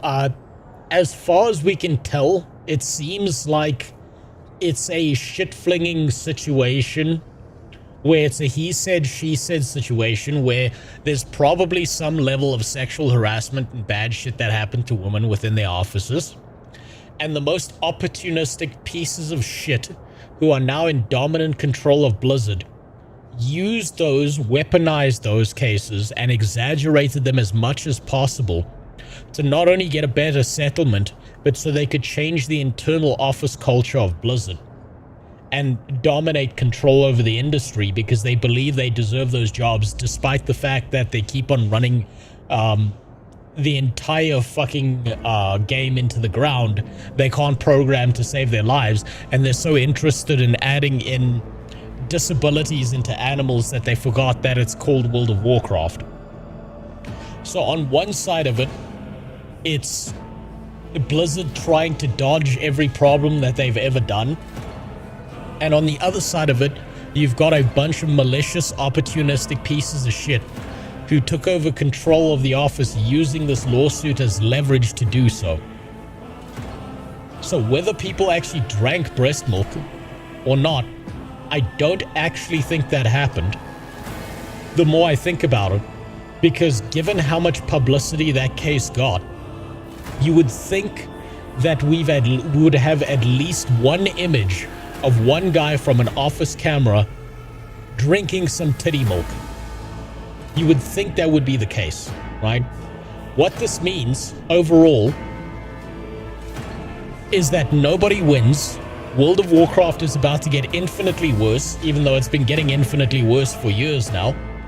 They've forgotten how to make a game, and they're going to slowly burn it to the ground. And when they do finally destroy World of Warcraft, they're going to turn around and say, I don't understand why no one plays our video game anymore.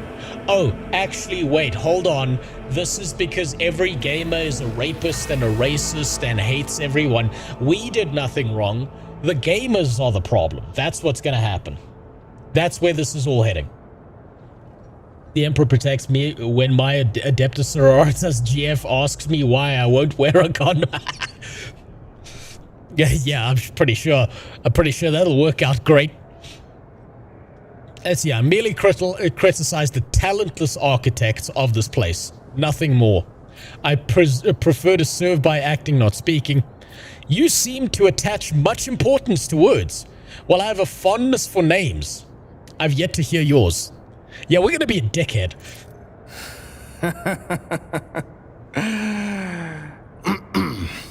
My apologies.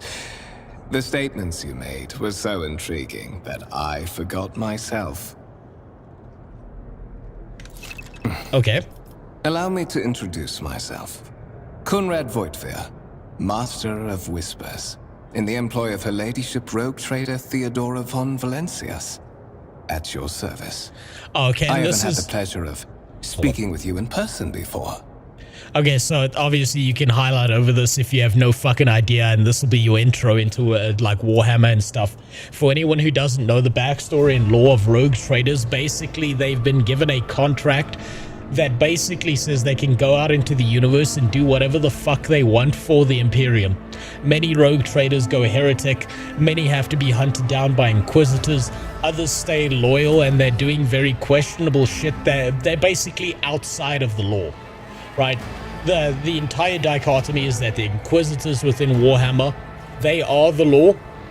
The rogue traders are outside the law because they've been given a writ that allows them to do whatever the fuck they deem necessary to make things good. There's only one answer I can give this guy. Option 1. My name is Fuckmaster. My regards, Master. Or should I say, he almost got my name right. Valencius, scion of a blessed rogue trader house in the service of the Imperium. Perhaps this kinship came as a shock to you. Understandably so, given that all evidence of the connection was lost in the generations separating you and Lord Captain Theodora. It required no small effort on the part of her ladyship's servants to discover and verify this blood tie, which has now made you one of the heirs of this dynasty. Huh. Let's see. Why am aboard this vessel? Lord Captain, a strange title for the Lady Theodora. What is the most Warhammer one here? You say I am one of the rogue traders' heirs, so there is another candidate that I have to eliminate. There is. And you will meet him soon enough. Privateers. Yes, basically privateers, but much worse. Lord... Oh, okay, this is multiple choice. Such are the traditions of the Imperium. Lord Captain is the title that was established in the annals of the Lex Imperialis at the time when the first rogue traders entered the Gold Emperor's service, and therefore, it is sacrosanct. So classical, not essay, but orgy milk was not stolen, but sold, and not milk, but cum. Yeah, probably. That's probably the most accurate read anyone's got on the situation with Blizzard. You have a curious title, Master of Whispers. What are your responsibilities? To put it plainly, I am the head of the network of spies and informers who serve the interests of House von Valencius. I uncover weak links both among Lady Theodora's retinue and in the ranks of her rivals. I eliminate our vulnerabilities and exploit those of others. Women aren't canon. Yeah, no, there's no women allowed. They don't have any holy globules to harvest, so you can't have any women in Warhammer. Why am I aboard this vessel? Why have I been brought here? So that you may fulfill your blood duty. Whatever obligations you had before, they are henceforth null and void. By order of the Lord Captain, you have been requisitioned to serve the rogue trader, indeed blessed by the God Emperor.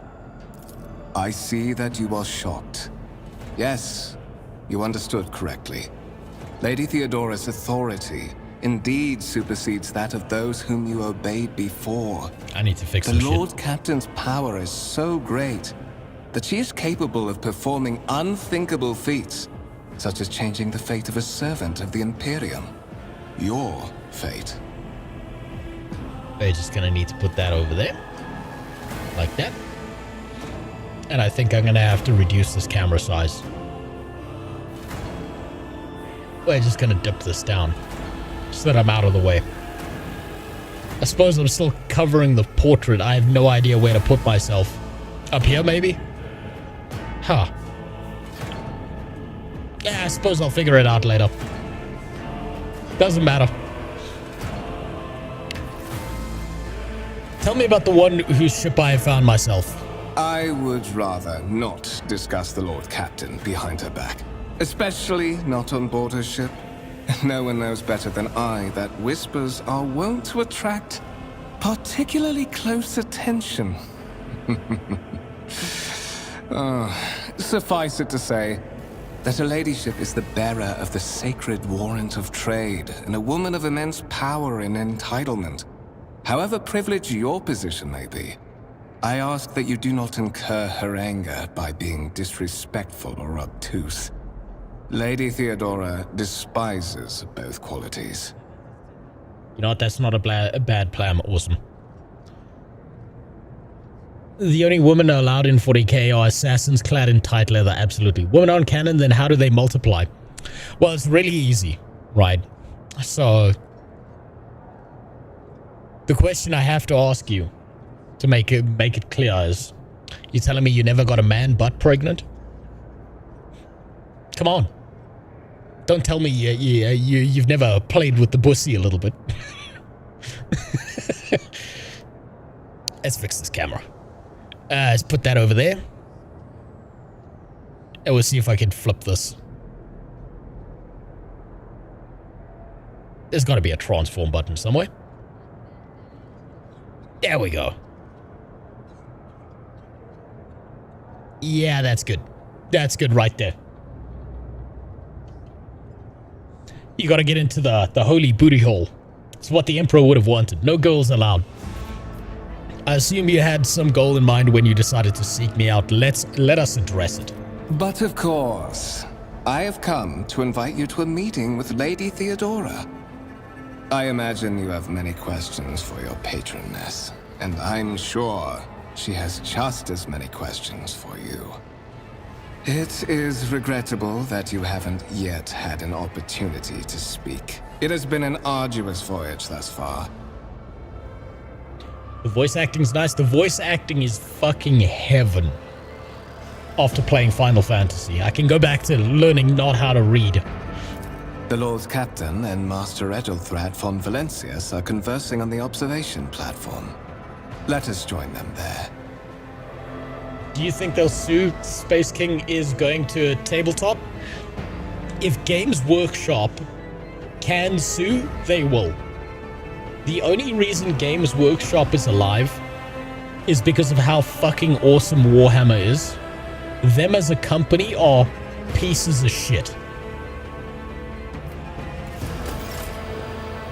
Powers unseen uncover my path. Rogue Trader desires you. Okay, there, I didn't read that. Follow Conrad. They spelt his name wrong. Some objects in the game can be interacted with in a special way. They are marked with specific icons. Some icons allow you to study objects, blah, blah, blah. Click on the icon. Okay. Hold tab to highlight. Okay. Massive conference table. Okay, that just told me information. Show the data vid screen. What do you got? Nothing else here? Just more lore stuff? Seize the opportunity. Talk to the toaster fucker. Okay, he had nothing important to say.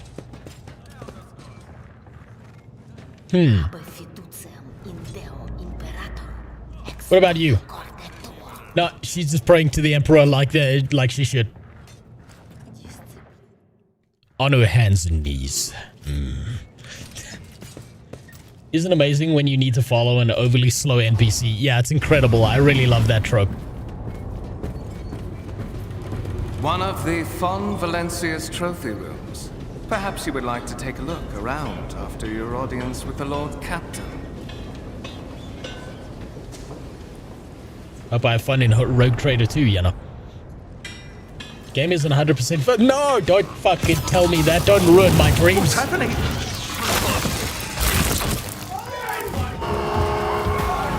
Run! The servitors have gone berserk! Have you ever noticed that the biggest problem the Imperium has is always the Mechanicus? It's always them. The coming storm.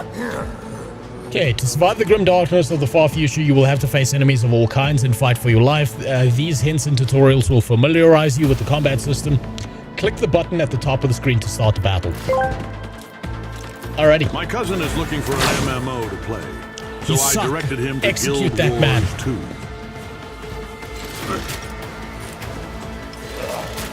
They deserved it. They weren't good enough. Come, Rag, do something. Okay, all battles in the game are turn-based and take place on a grid. On their turn, the character can move and attack and use their abilities. Select a cell within the highlighted area, double-click on it to move the character there. Okay, movement MP. Okay, so this is just your standard kind of, you know, strategy-based movement. You've got your team, blah, blah, blah. I know this from Dragon Age. It's close. That's good enough. What abilities do we have? At all costs, the Commissar shoots an allied character with a pistol equipped in their primary hand, dealing 165% weapon damage. This shot ignores armor deflection, always hits. If the ally is a Xenos, this always scores a critical hit. If the ally remains in combat, they gain at all costs effect for 1 round. If any ally falls unconscious, the effect is instead applied to the Commissar's other allies, except Commissar themselves, and the cooldown of this ability is reset at this. Okay, this is less difficult than the TTRPG. Way less difficult. The officer forces an ally to push themselves, increasing their characteristics by plus 15 for 1 round. Additionally, all of the officer's abilities can be applied to the target voice of command. And then we've got attack. That's the pistol shot. So I should move forward and, like a brave boy, hide behind this man. And we're gonna shoot some fuckers. Okay, to make attacks and use abilities in combat, characters spend an action point every... Okay, yeah. Action points, yeah. The Baldur's Gate 3. Close enough. That's fine. Amount of damage character depends on the parameters of the weapon, blah, blah, blah, blah, blah. Certain abilities in the game are considered an attack action. Can only be used once if the character... Okay, great. What's this other ability? Reload. Well, we're gonna shoot the fucker. Accept my offering. My pistol. It does nothing. I will triumph. You, do something. Okay. End turn by pressing space. Shoot that man. He did nothing. Where do you live? Tel Aviv, I wish. It'd be more peaceful. There'd be less people dying.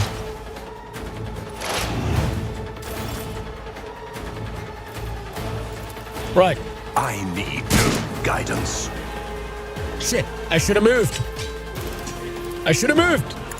You, be useful for once in your fucking life.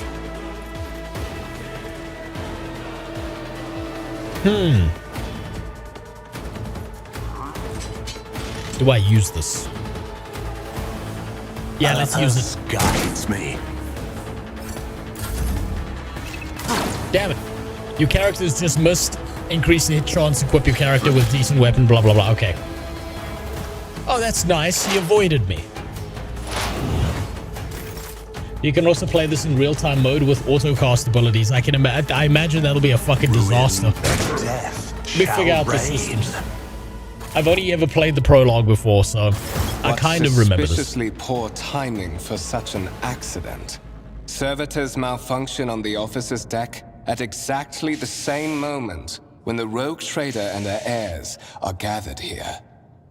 I have blocked all passages between the upper and lower sectors of the residential decks. If this is a deliberate attack, it should stop the culprits from advancing their plan. Or you did it on purpose so you could stab me in the back. Be suspicious of everyone. This is Warhammer. Innocence proves nothing. Spread out. No one is allowed to enter the station. I'm afraid I must remain here. For Lady Theodora's safety, I have to oversee the execution of these orders personally. I hope you will have no difficulty reaching the observation platform on your own. It is just at the end of this corridor. All right.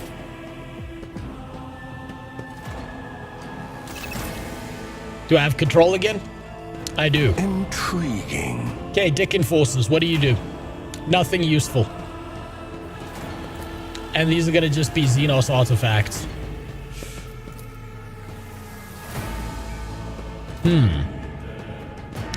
I wonder if this game has like hints where if you investigate something it'll give you extra options or it'll tell you something about it. Suppose I'll find out. Let's open the door. See, what do we got?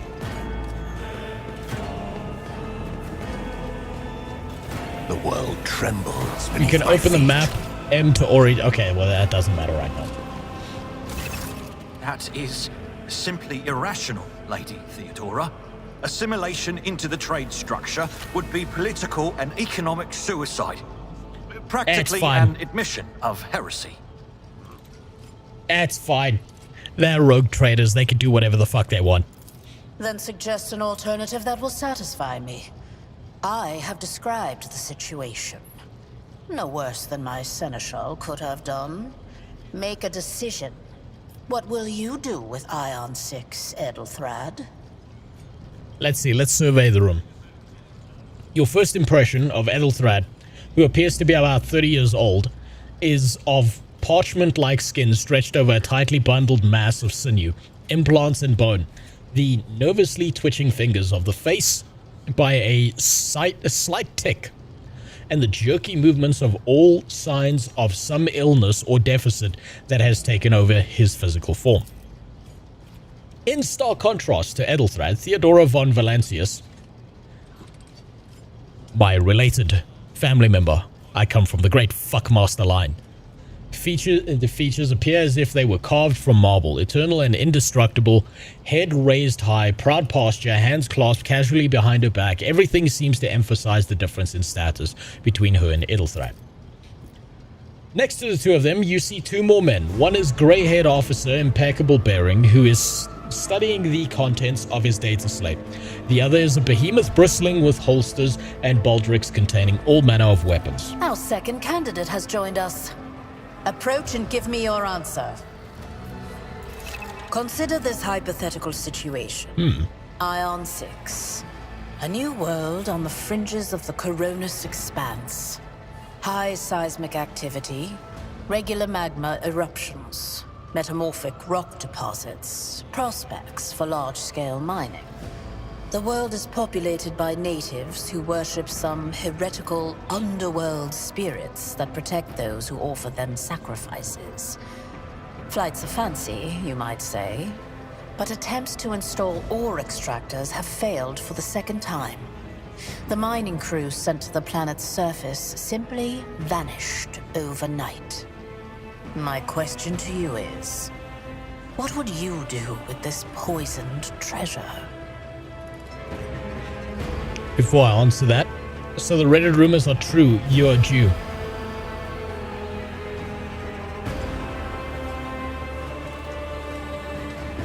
Maybe not.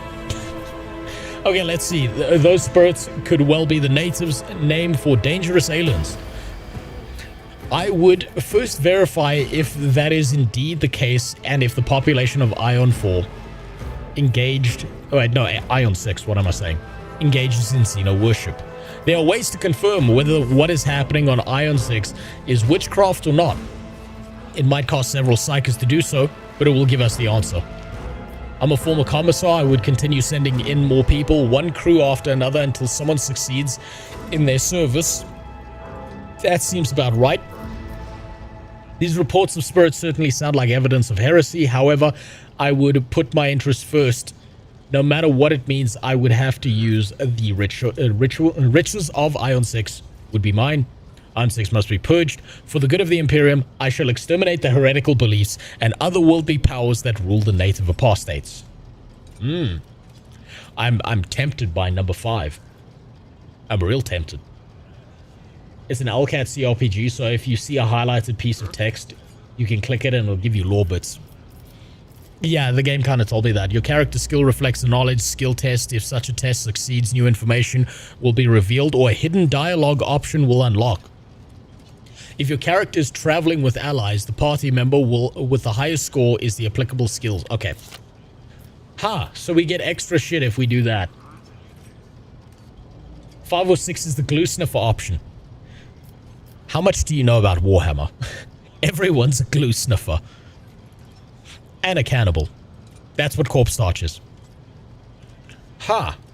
Yeah, fuck it. We'll throw some psychers into the blender and we'll see what comes out the other side.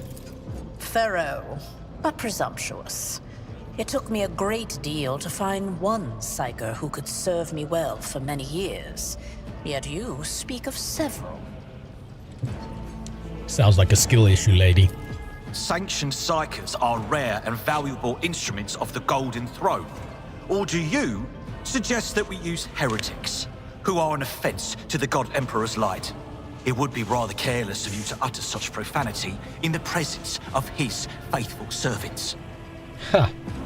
How do I make him look like shit? Fuck that guy. I find your tone most disagreeable, Edelthred. You will kindly alter the manner in which you address me, or else you will live to regret the consequences.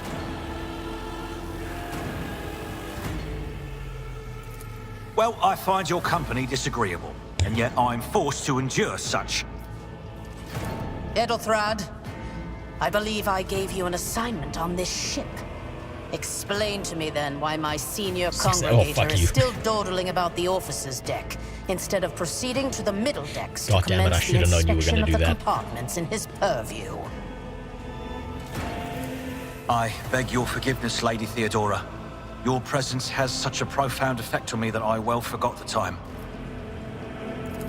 Yeah, get the fuck out of here, loser. So, why are you here? There are questions that I wish to have answered. I don't know yet. I hope you will clarify. Was it not you who sent for me? You have ceded the opening that was offered to you in a woeful display of meekness. Ah, shut up, bitch. Admittedly, this tendency is equally strong in all who toil in the Emperor's service.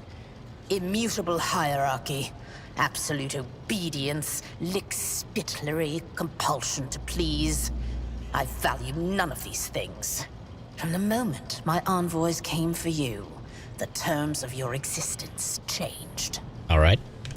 My name is Theodora von Valancius Massimo of Scaris. I am a rogue trader in the service of the God Emperor of humanity. And my rights and freedoms are vindicated by a most sacred relic. The warrant of trade, kept aboard this very vessel. Mine is the honor to venture into the darkness, beyond the Imperium, and carry humanity's light where powers wicked and heretical reign, and bow death and ruin to us all. Old but bangable. I mean, you could probably slap your dick between her hair buns there, because she's got an ass on her head too, so she's doubling up on ass cheeks. It is my decision alone to determine the fate of whatever I find past the bounds of the explored void.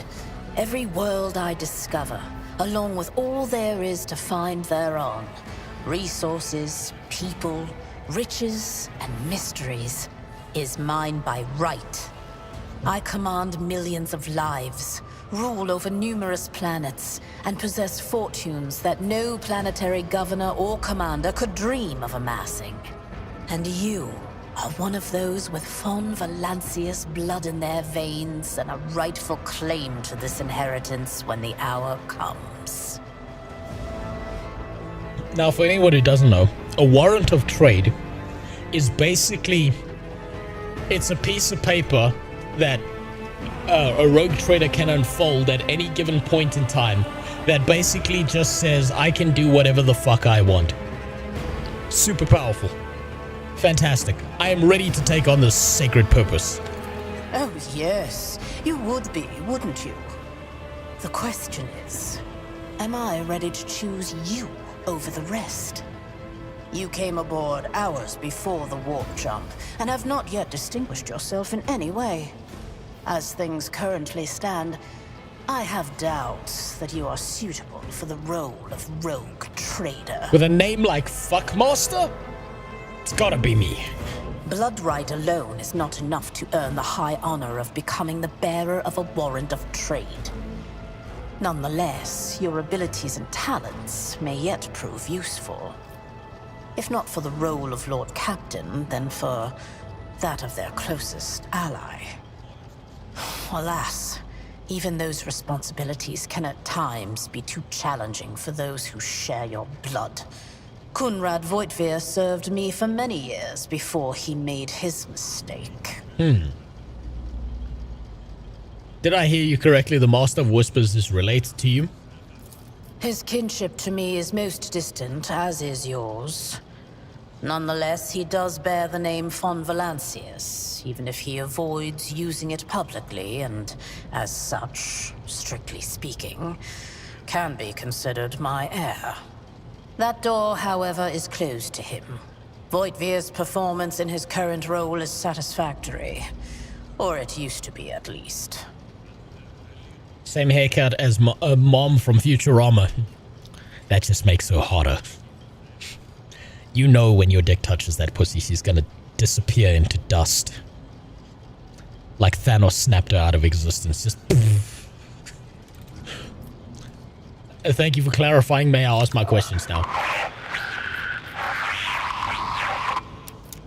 I have some time before the navigator gives the signal to initiate the void ship's translation out of the warp, and my presence is required on the bridge.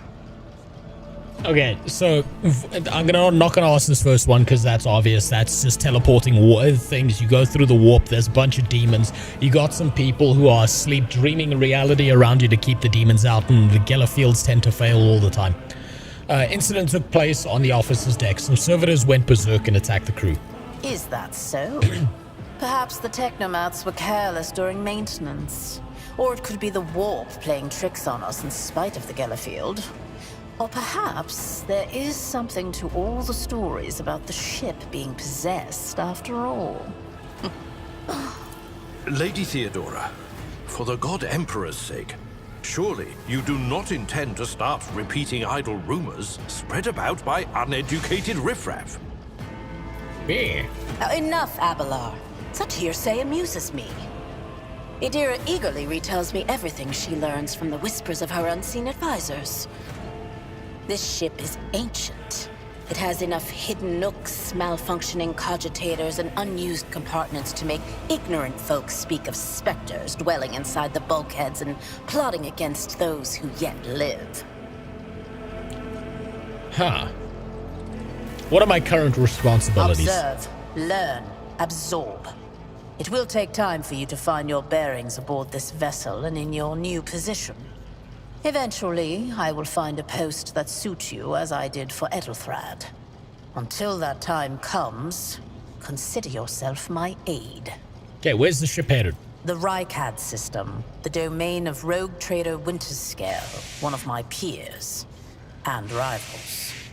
Besides me, 2 other rogue traders exist in the Coronis Expanse, and each of them possesses resources comparable to mine. Perhaps you will one day assist House von Valancius in surpassing both of them in affluence and splendor. I set the course for Rykad on the demand for a very specific reason. Perhaps I shall yet apprise you of the purpose for this voyage, but now is not the time. Gracious Lord Captain, surely there are ways I can prove myself to be a worthy heir. You can start by not asking questions of this sort. I have no need for sycophants. I will draw my conclusions when an opportunity to prove yourself arises. As for when you will be granted that opportunity, only the God Emperor knows. Okay, I have no more questions. In that case, I shall head to...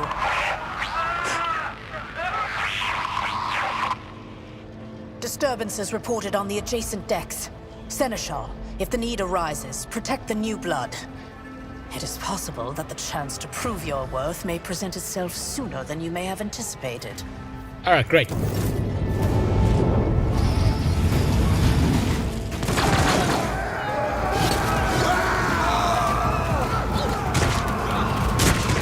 Oh look, it's Tosh from StarCraft.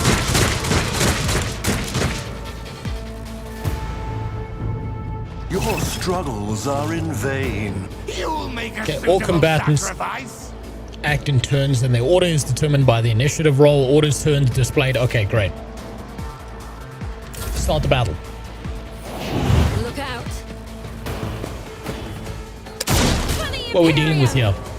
Alright, well, she does damage.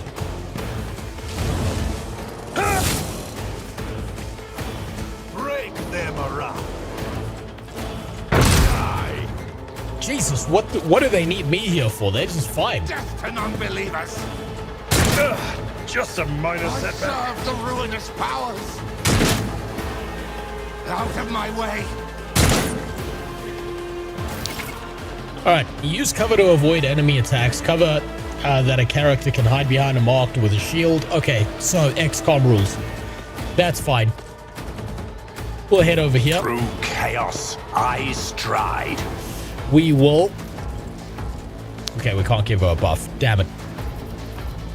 Alright, well, we'll shoot this stupid fuck. At all costs. Let's shoot him. Let's give him the at all costs. And then we'll give him... beneath me. Okay, we got nothing else. The character has just landed a critical hit, critical damage. Character... Okay, that's fine. Death to the weak. Chaos guides me. I am your doom!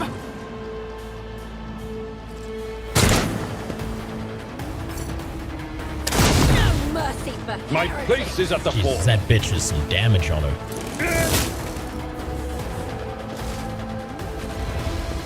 I took care of this one.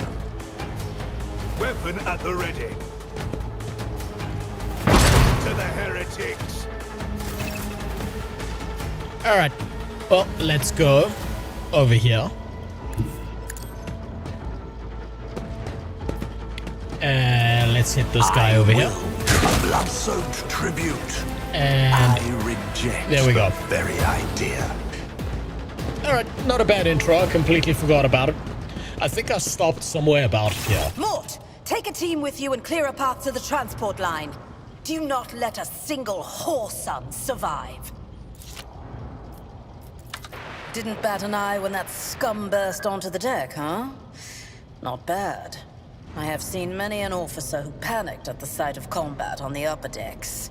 The false sense of security offered by their position makes them that much more vulnerable to the harsh realities of warp travel. Alright, well, we know that number one's gonna be a waste of time. No one in the Warhammer universe ever asks what the fuck is going on. They're just like, what's the orders? Mort has gone on ahead to clear a path for us. If you want to make yourself useful, go after him and see if the Arch-Militant requires aid. And be quick about it. Yeah, okay, so this is about where I stopped, where I had to go deal with something, and then I closed the game because the combat felt very clunky to me. This is about as far as I got before I just left the game running in the background, and then I fucked off and came back later. Embrace true Right, power. where am I supposed to go? This way?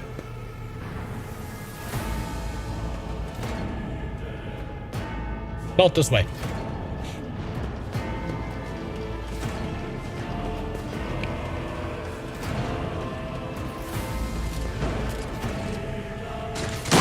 Is it up here?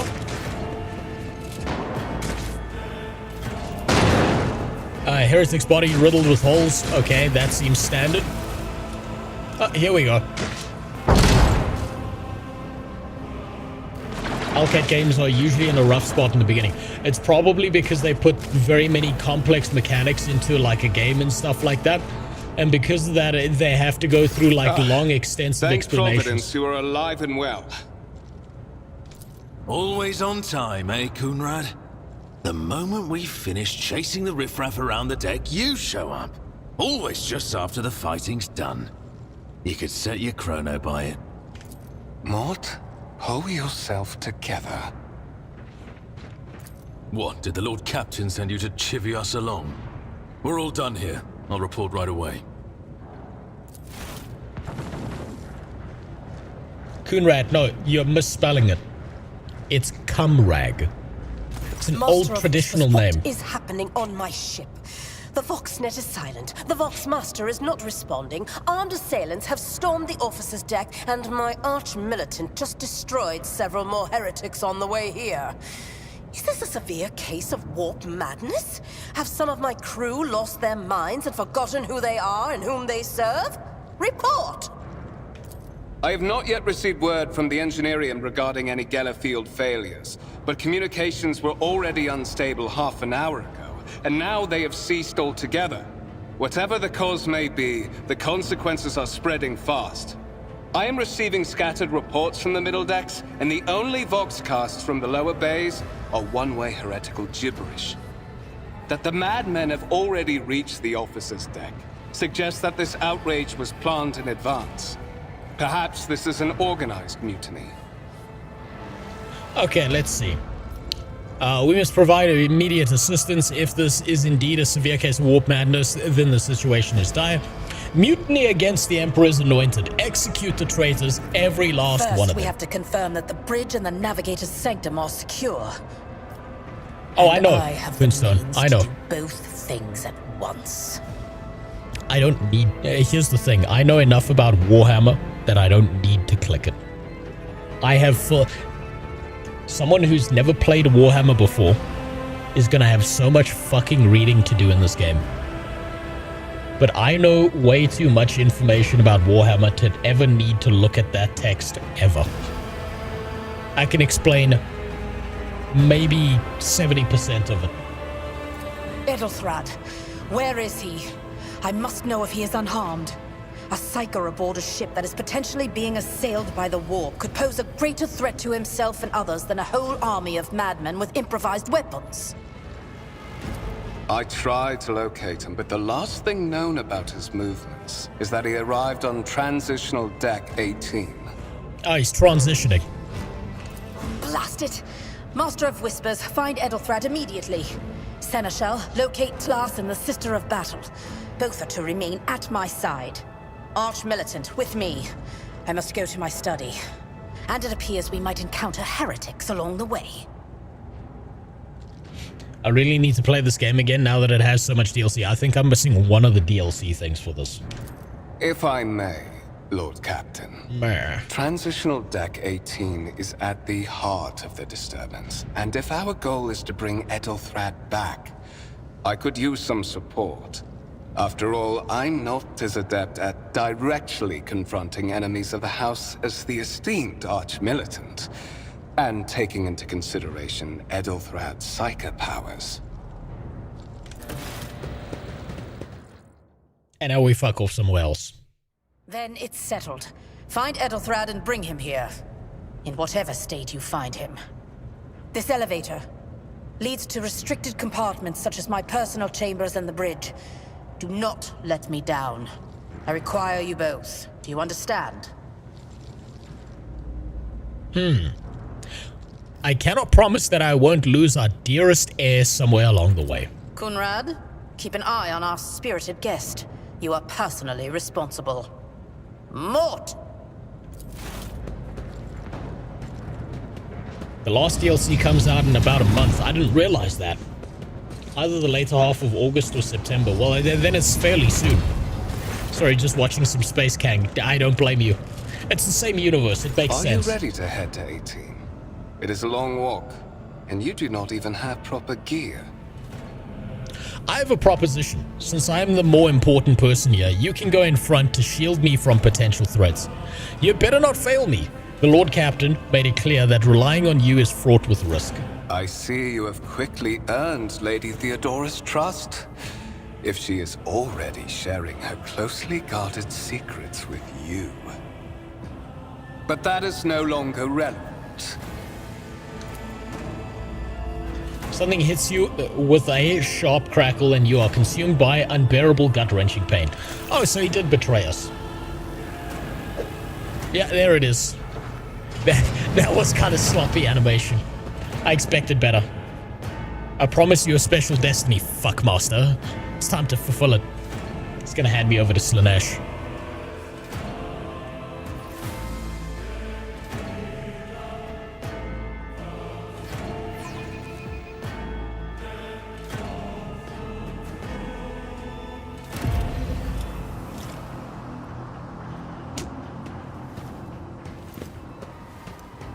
Careful, careful. Be gentle with our guest. He has an important mission to complete during our visit to the Warrant Chamber. And for that, I need him breathing. Oh, you are back with us, I see. Delightful. So basically, the Warrant Chamber, this thing right here, is where they keep the writ of trade, basically. Voidwear, you two-faced scum, you are the one behind this mayhem. How perceptive of you. I'll help you with the next insight. I need you here for your blood. You have the option to share it voluntarily, or I will squeeze it out of you myself. We are in the anteroom of the Warren Chamber, this void ship's most hallowed vault. There, beyond those gates, lies the relic that gives Theodora all of her power, the sacred warrant of trade. Only one obstacle remains on my path to obtaining it.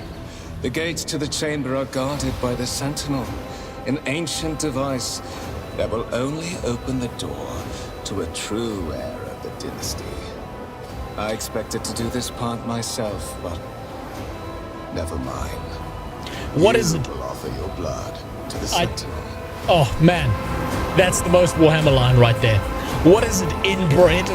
Is your blood too thin for the Sentinel?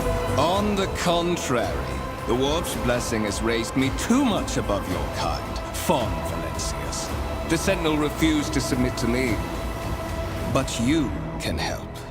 After all, isn't that what family is for? What sorry, pathetic excuse do you even have for your apostasy, you sordid, wretched piece of Grox shit? Wretched? What do you know about wretchedness? Theodora's cur. Are you hoping to buy a grain of her indulgence with your blind loyalty? Oh, I know this delusion. But thank the gods it no longer has power over me. Humanity can rot. I no longer serve mortal kind.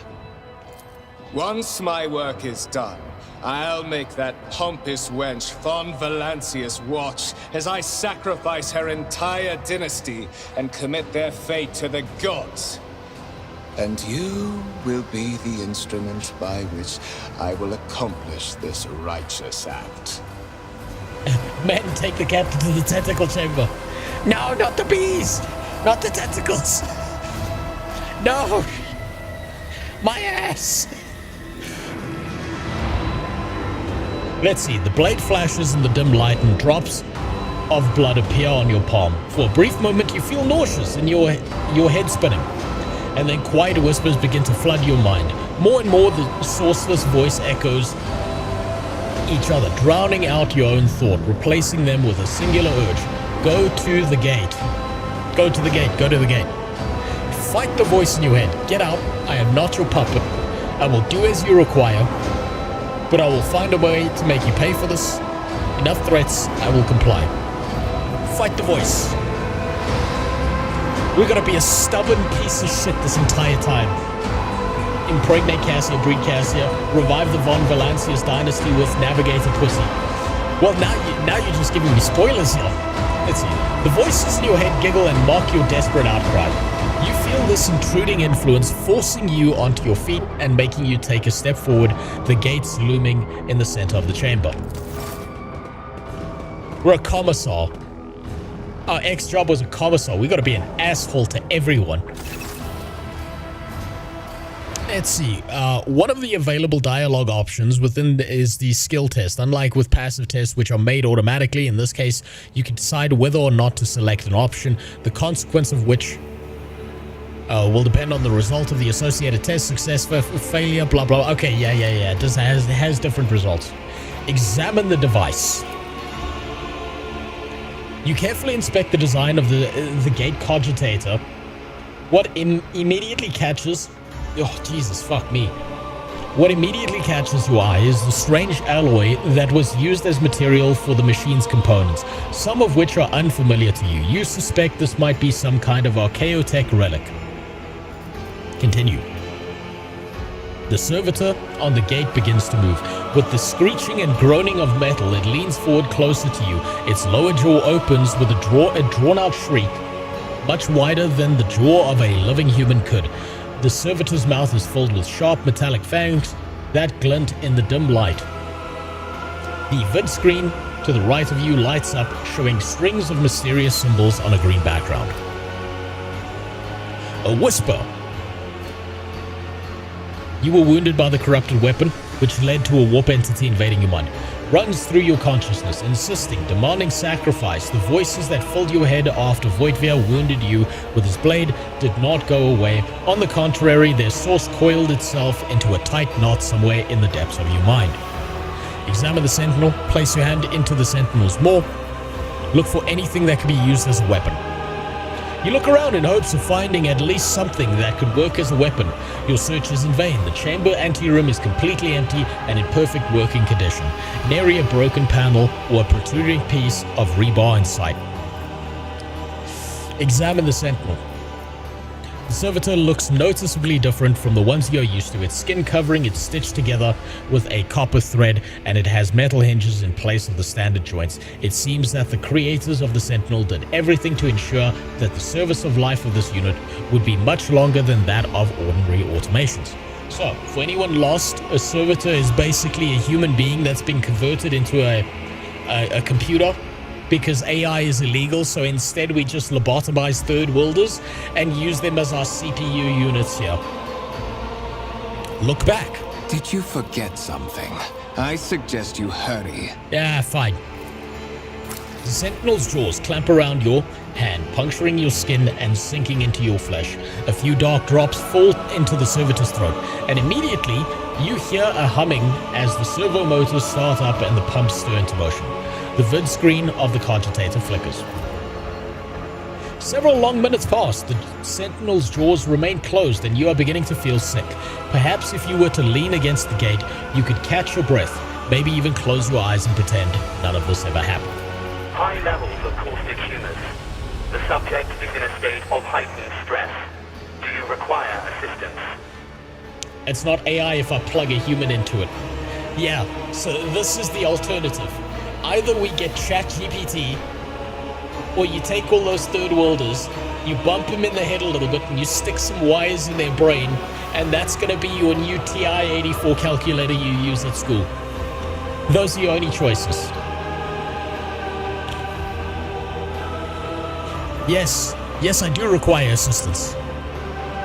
Pain shoots through your head and subsides just as quickly. It would seem the entity coiled in your consciousness does not have the ability to do any real harm.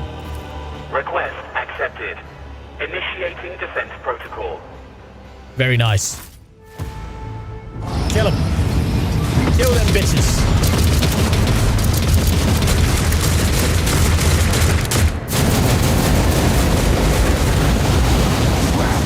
There is still another way.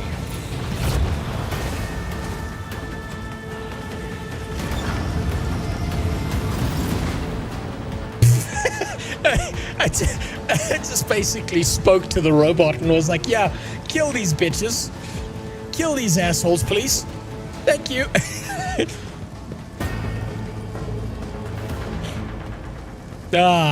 Servitors.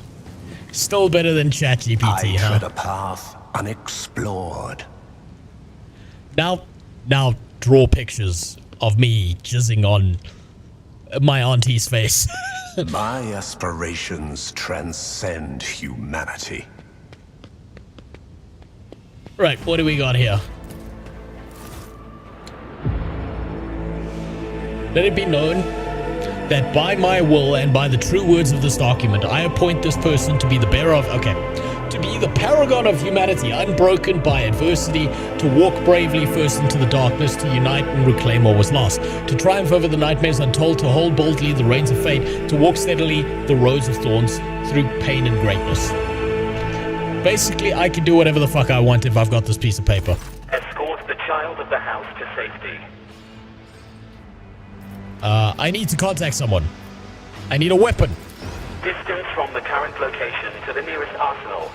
Initiating situational calculations. I need to contact someone, preferably Theodora. Broadcast frequencies disrupted. Initiating setup. Voxcast is just their walkie-talkies. Voxmaster, restore communication with the navigator sanctum. I am trying to contact the bridge.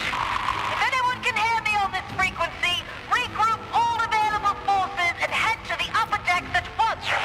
I repeat, regroup all available forces and head... Alright. Communication protocols breached. Signal latency assessment unavailable. Unable to establish two-way connection. What madness is happening here? Who are you? Who addresses me? Temporary obnubilation following acute stress. Mobile unit of the Warren Sentinel standing by. Okay. Are you the Warren Sentinel? Mobile unit of the Warren Sentinel designed as a personal escort of the child of the house and a means of communicating with the rogue trader's subjects. Mobile unit standing by. Basically, he's the house Roomba. Middle and upper decks. Assuming the probability of safe placement in areas of concentration of armed units. Calculating. To prevent unauthorized units from breaching the warrant chamber, preemptive sealing must be initiated. The mobile unit will start executing the received order immediately after the safety of the warrant is secured. Alright. Game story unfold, you'll see notifications at the top of the screen. Pressing J, clicking on that, so that's your journal. Okay, that'll just tell you more information. We don't need that. Oh, we've got several ChatGPT strapped to the wall in here. Alright, follow the Roomba. Seal the warrant chamber. Yeah, don't just leave that shit open.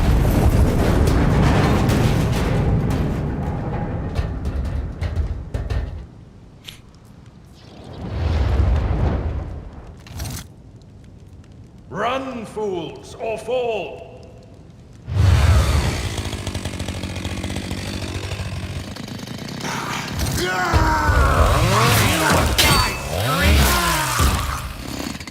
Ooh, animation's a bit chunky.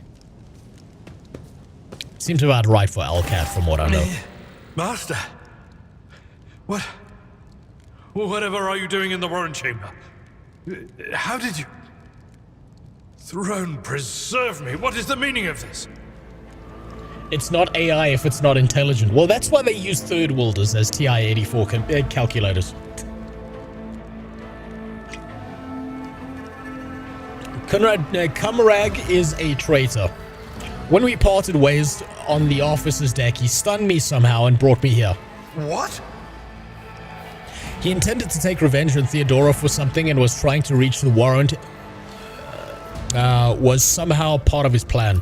Oh, holy God, Emperor. I presume he is the one responsible for the mutiny. And, Master, I wish to remind you that you are to refer to the Lord Captain as Lady Theodora. That's fuckmaster to you. Many don't know this, but AI stands for Artificial Indians. Yeah, we put them in the walls. You want to know where India went in 40k? Every time you talk to a server, it should just be like, hello, sir. Please don't redeem. Okay, Voidvia openly admitted that he is the mastermind behind the mutiny, unquestionably. Why don't we leave matters of etiquette for another time? So it would seem, but he's not here. For a mere seneschal, you are asking too many questions. Voidvia openly admitted that he is the mastermind behind the mutiny. Saints' blood! Then it is small wonder that the heretics are so well organized. I thought his order to seal the passages between decks was his attempt to stop the attackers from spreading to other levels. But now I see the real reason. It was to stop the enforcers from intervening. At least you are alive, and now safe, Master. Alas, I doubt we can afford to look for a compartment to sit out this disaster. Yep. You're in a bad way. I can treat your wounds. I have a Medicaid kit with me. And, for the love of the throne, now is not a good time to be walking around the decks without means of self-defense. Here. Alright, we got a weapon. While fighting, your character can lose some of their wounds if your character has suffered an injury after being attacked by Cumrag. This happens when the character receives damage exceeds 50% of their maximum wounds within one round. The exact percentage of wounds, blah blah blah, injuries reduce, characters resolve.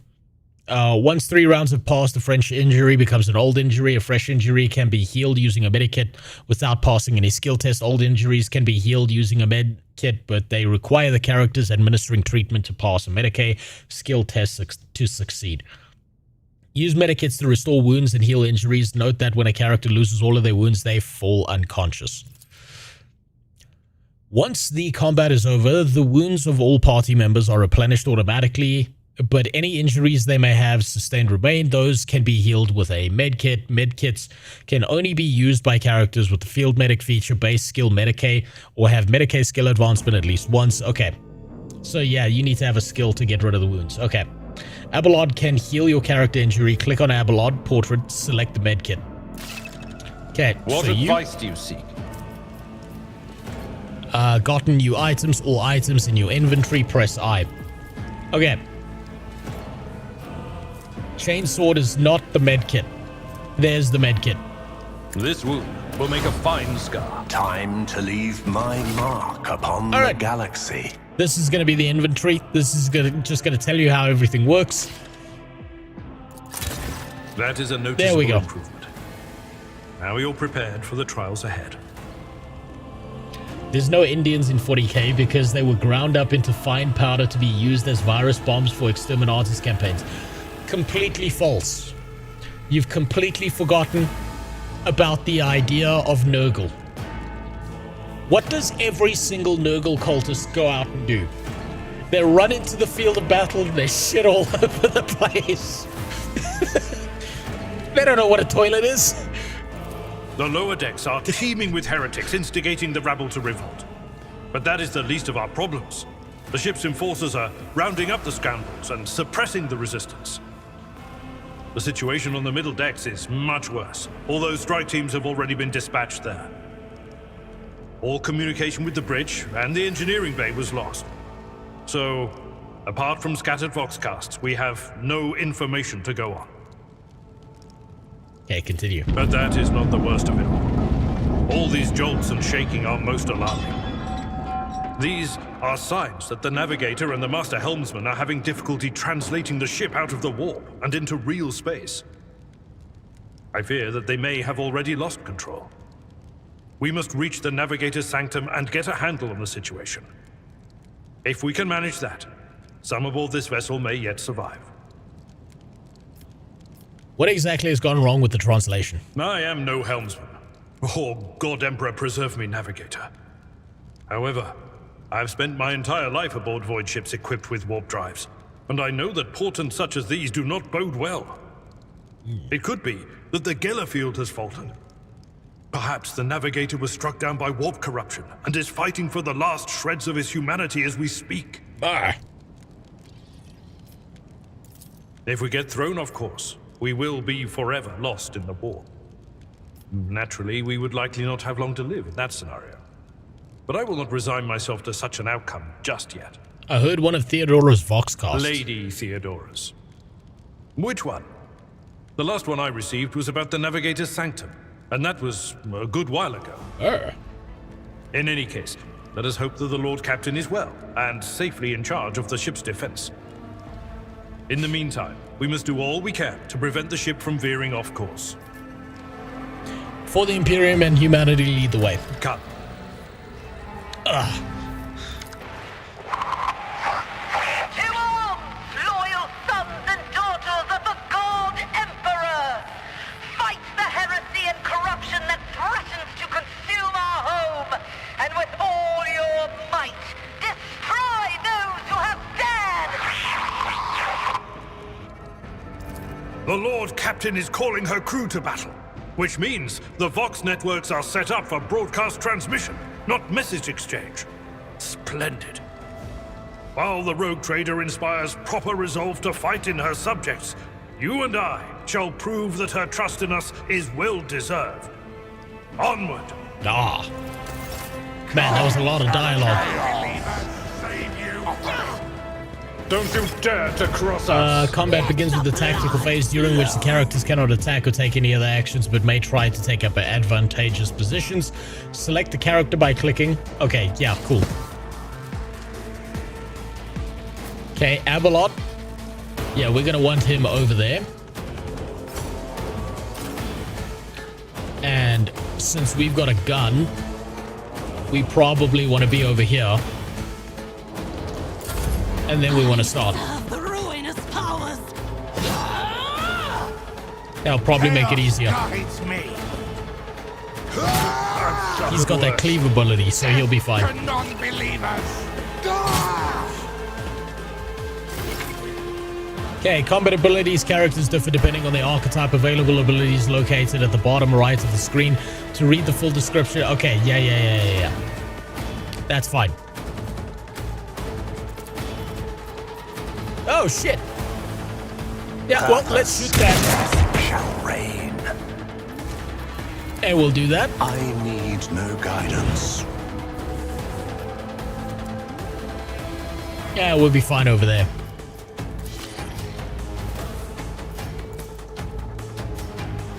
Is it his turn? No, it's not. I serve the ruinous powers. Such is the will of chaos.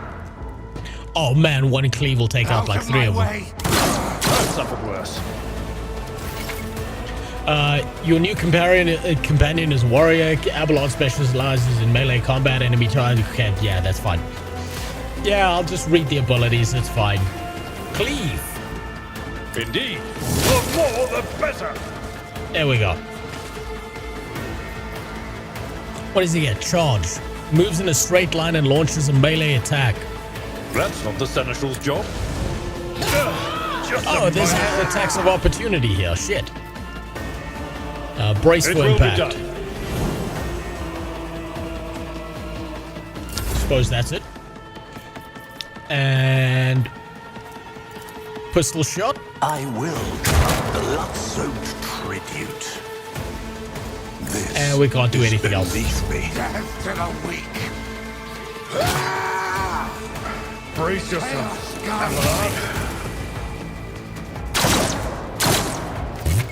Yeah, he fucked up.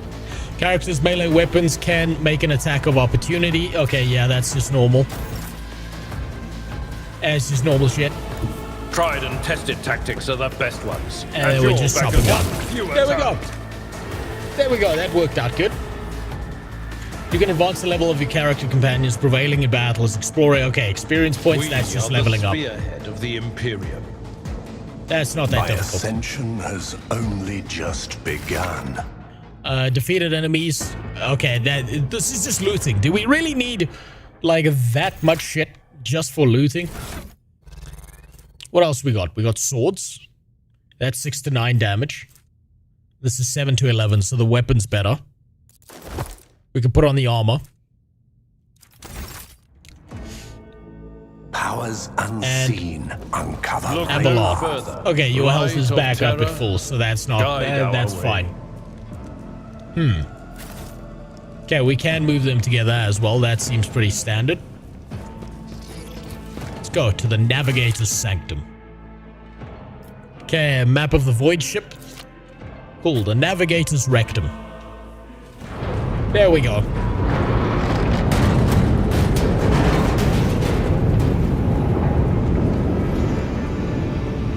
Oh, we got another freaky.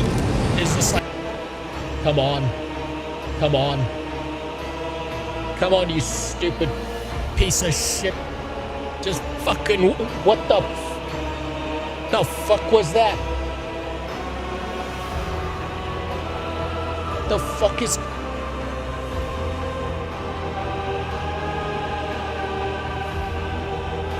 Come on. Is it working?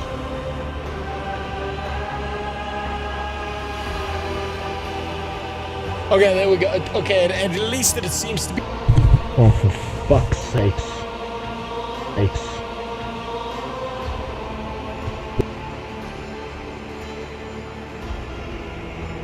Old shithole. If I ever have the opportunity to get the fuck out of here, I'll hop on a goddamn wooden fucking boat. I'll fucking, I'm gonna shove drugs up my ass or something to get out of this.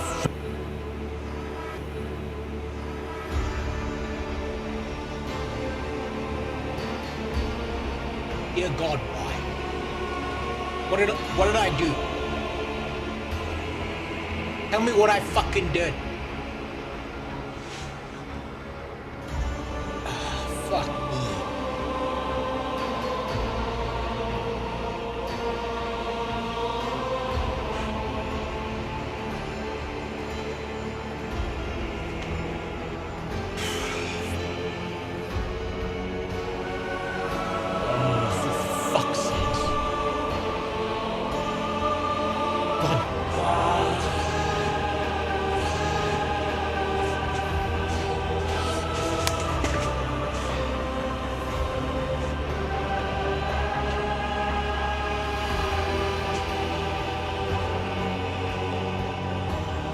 fine.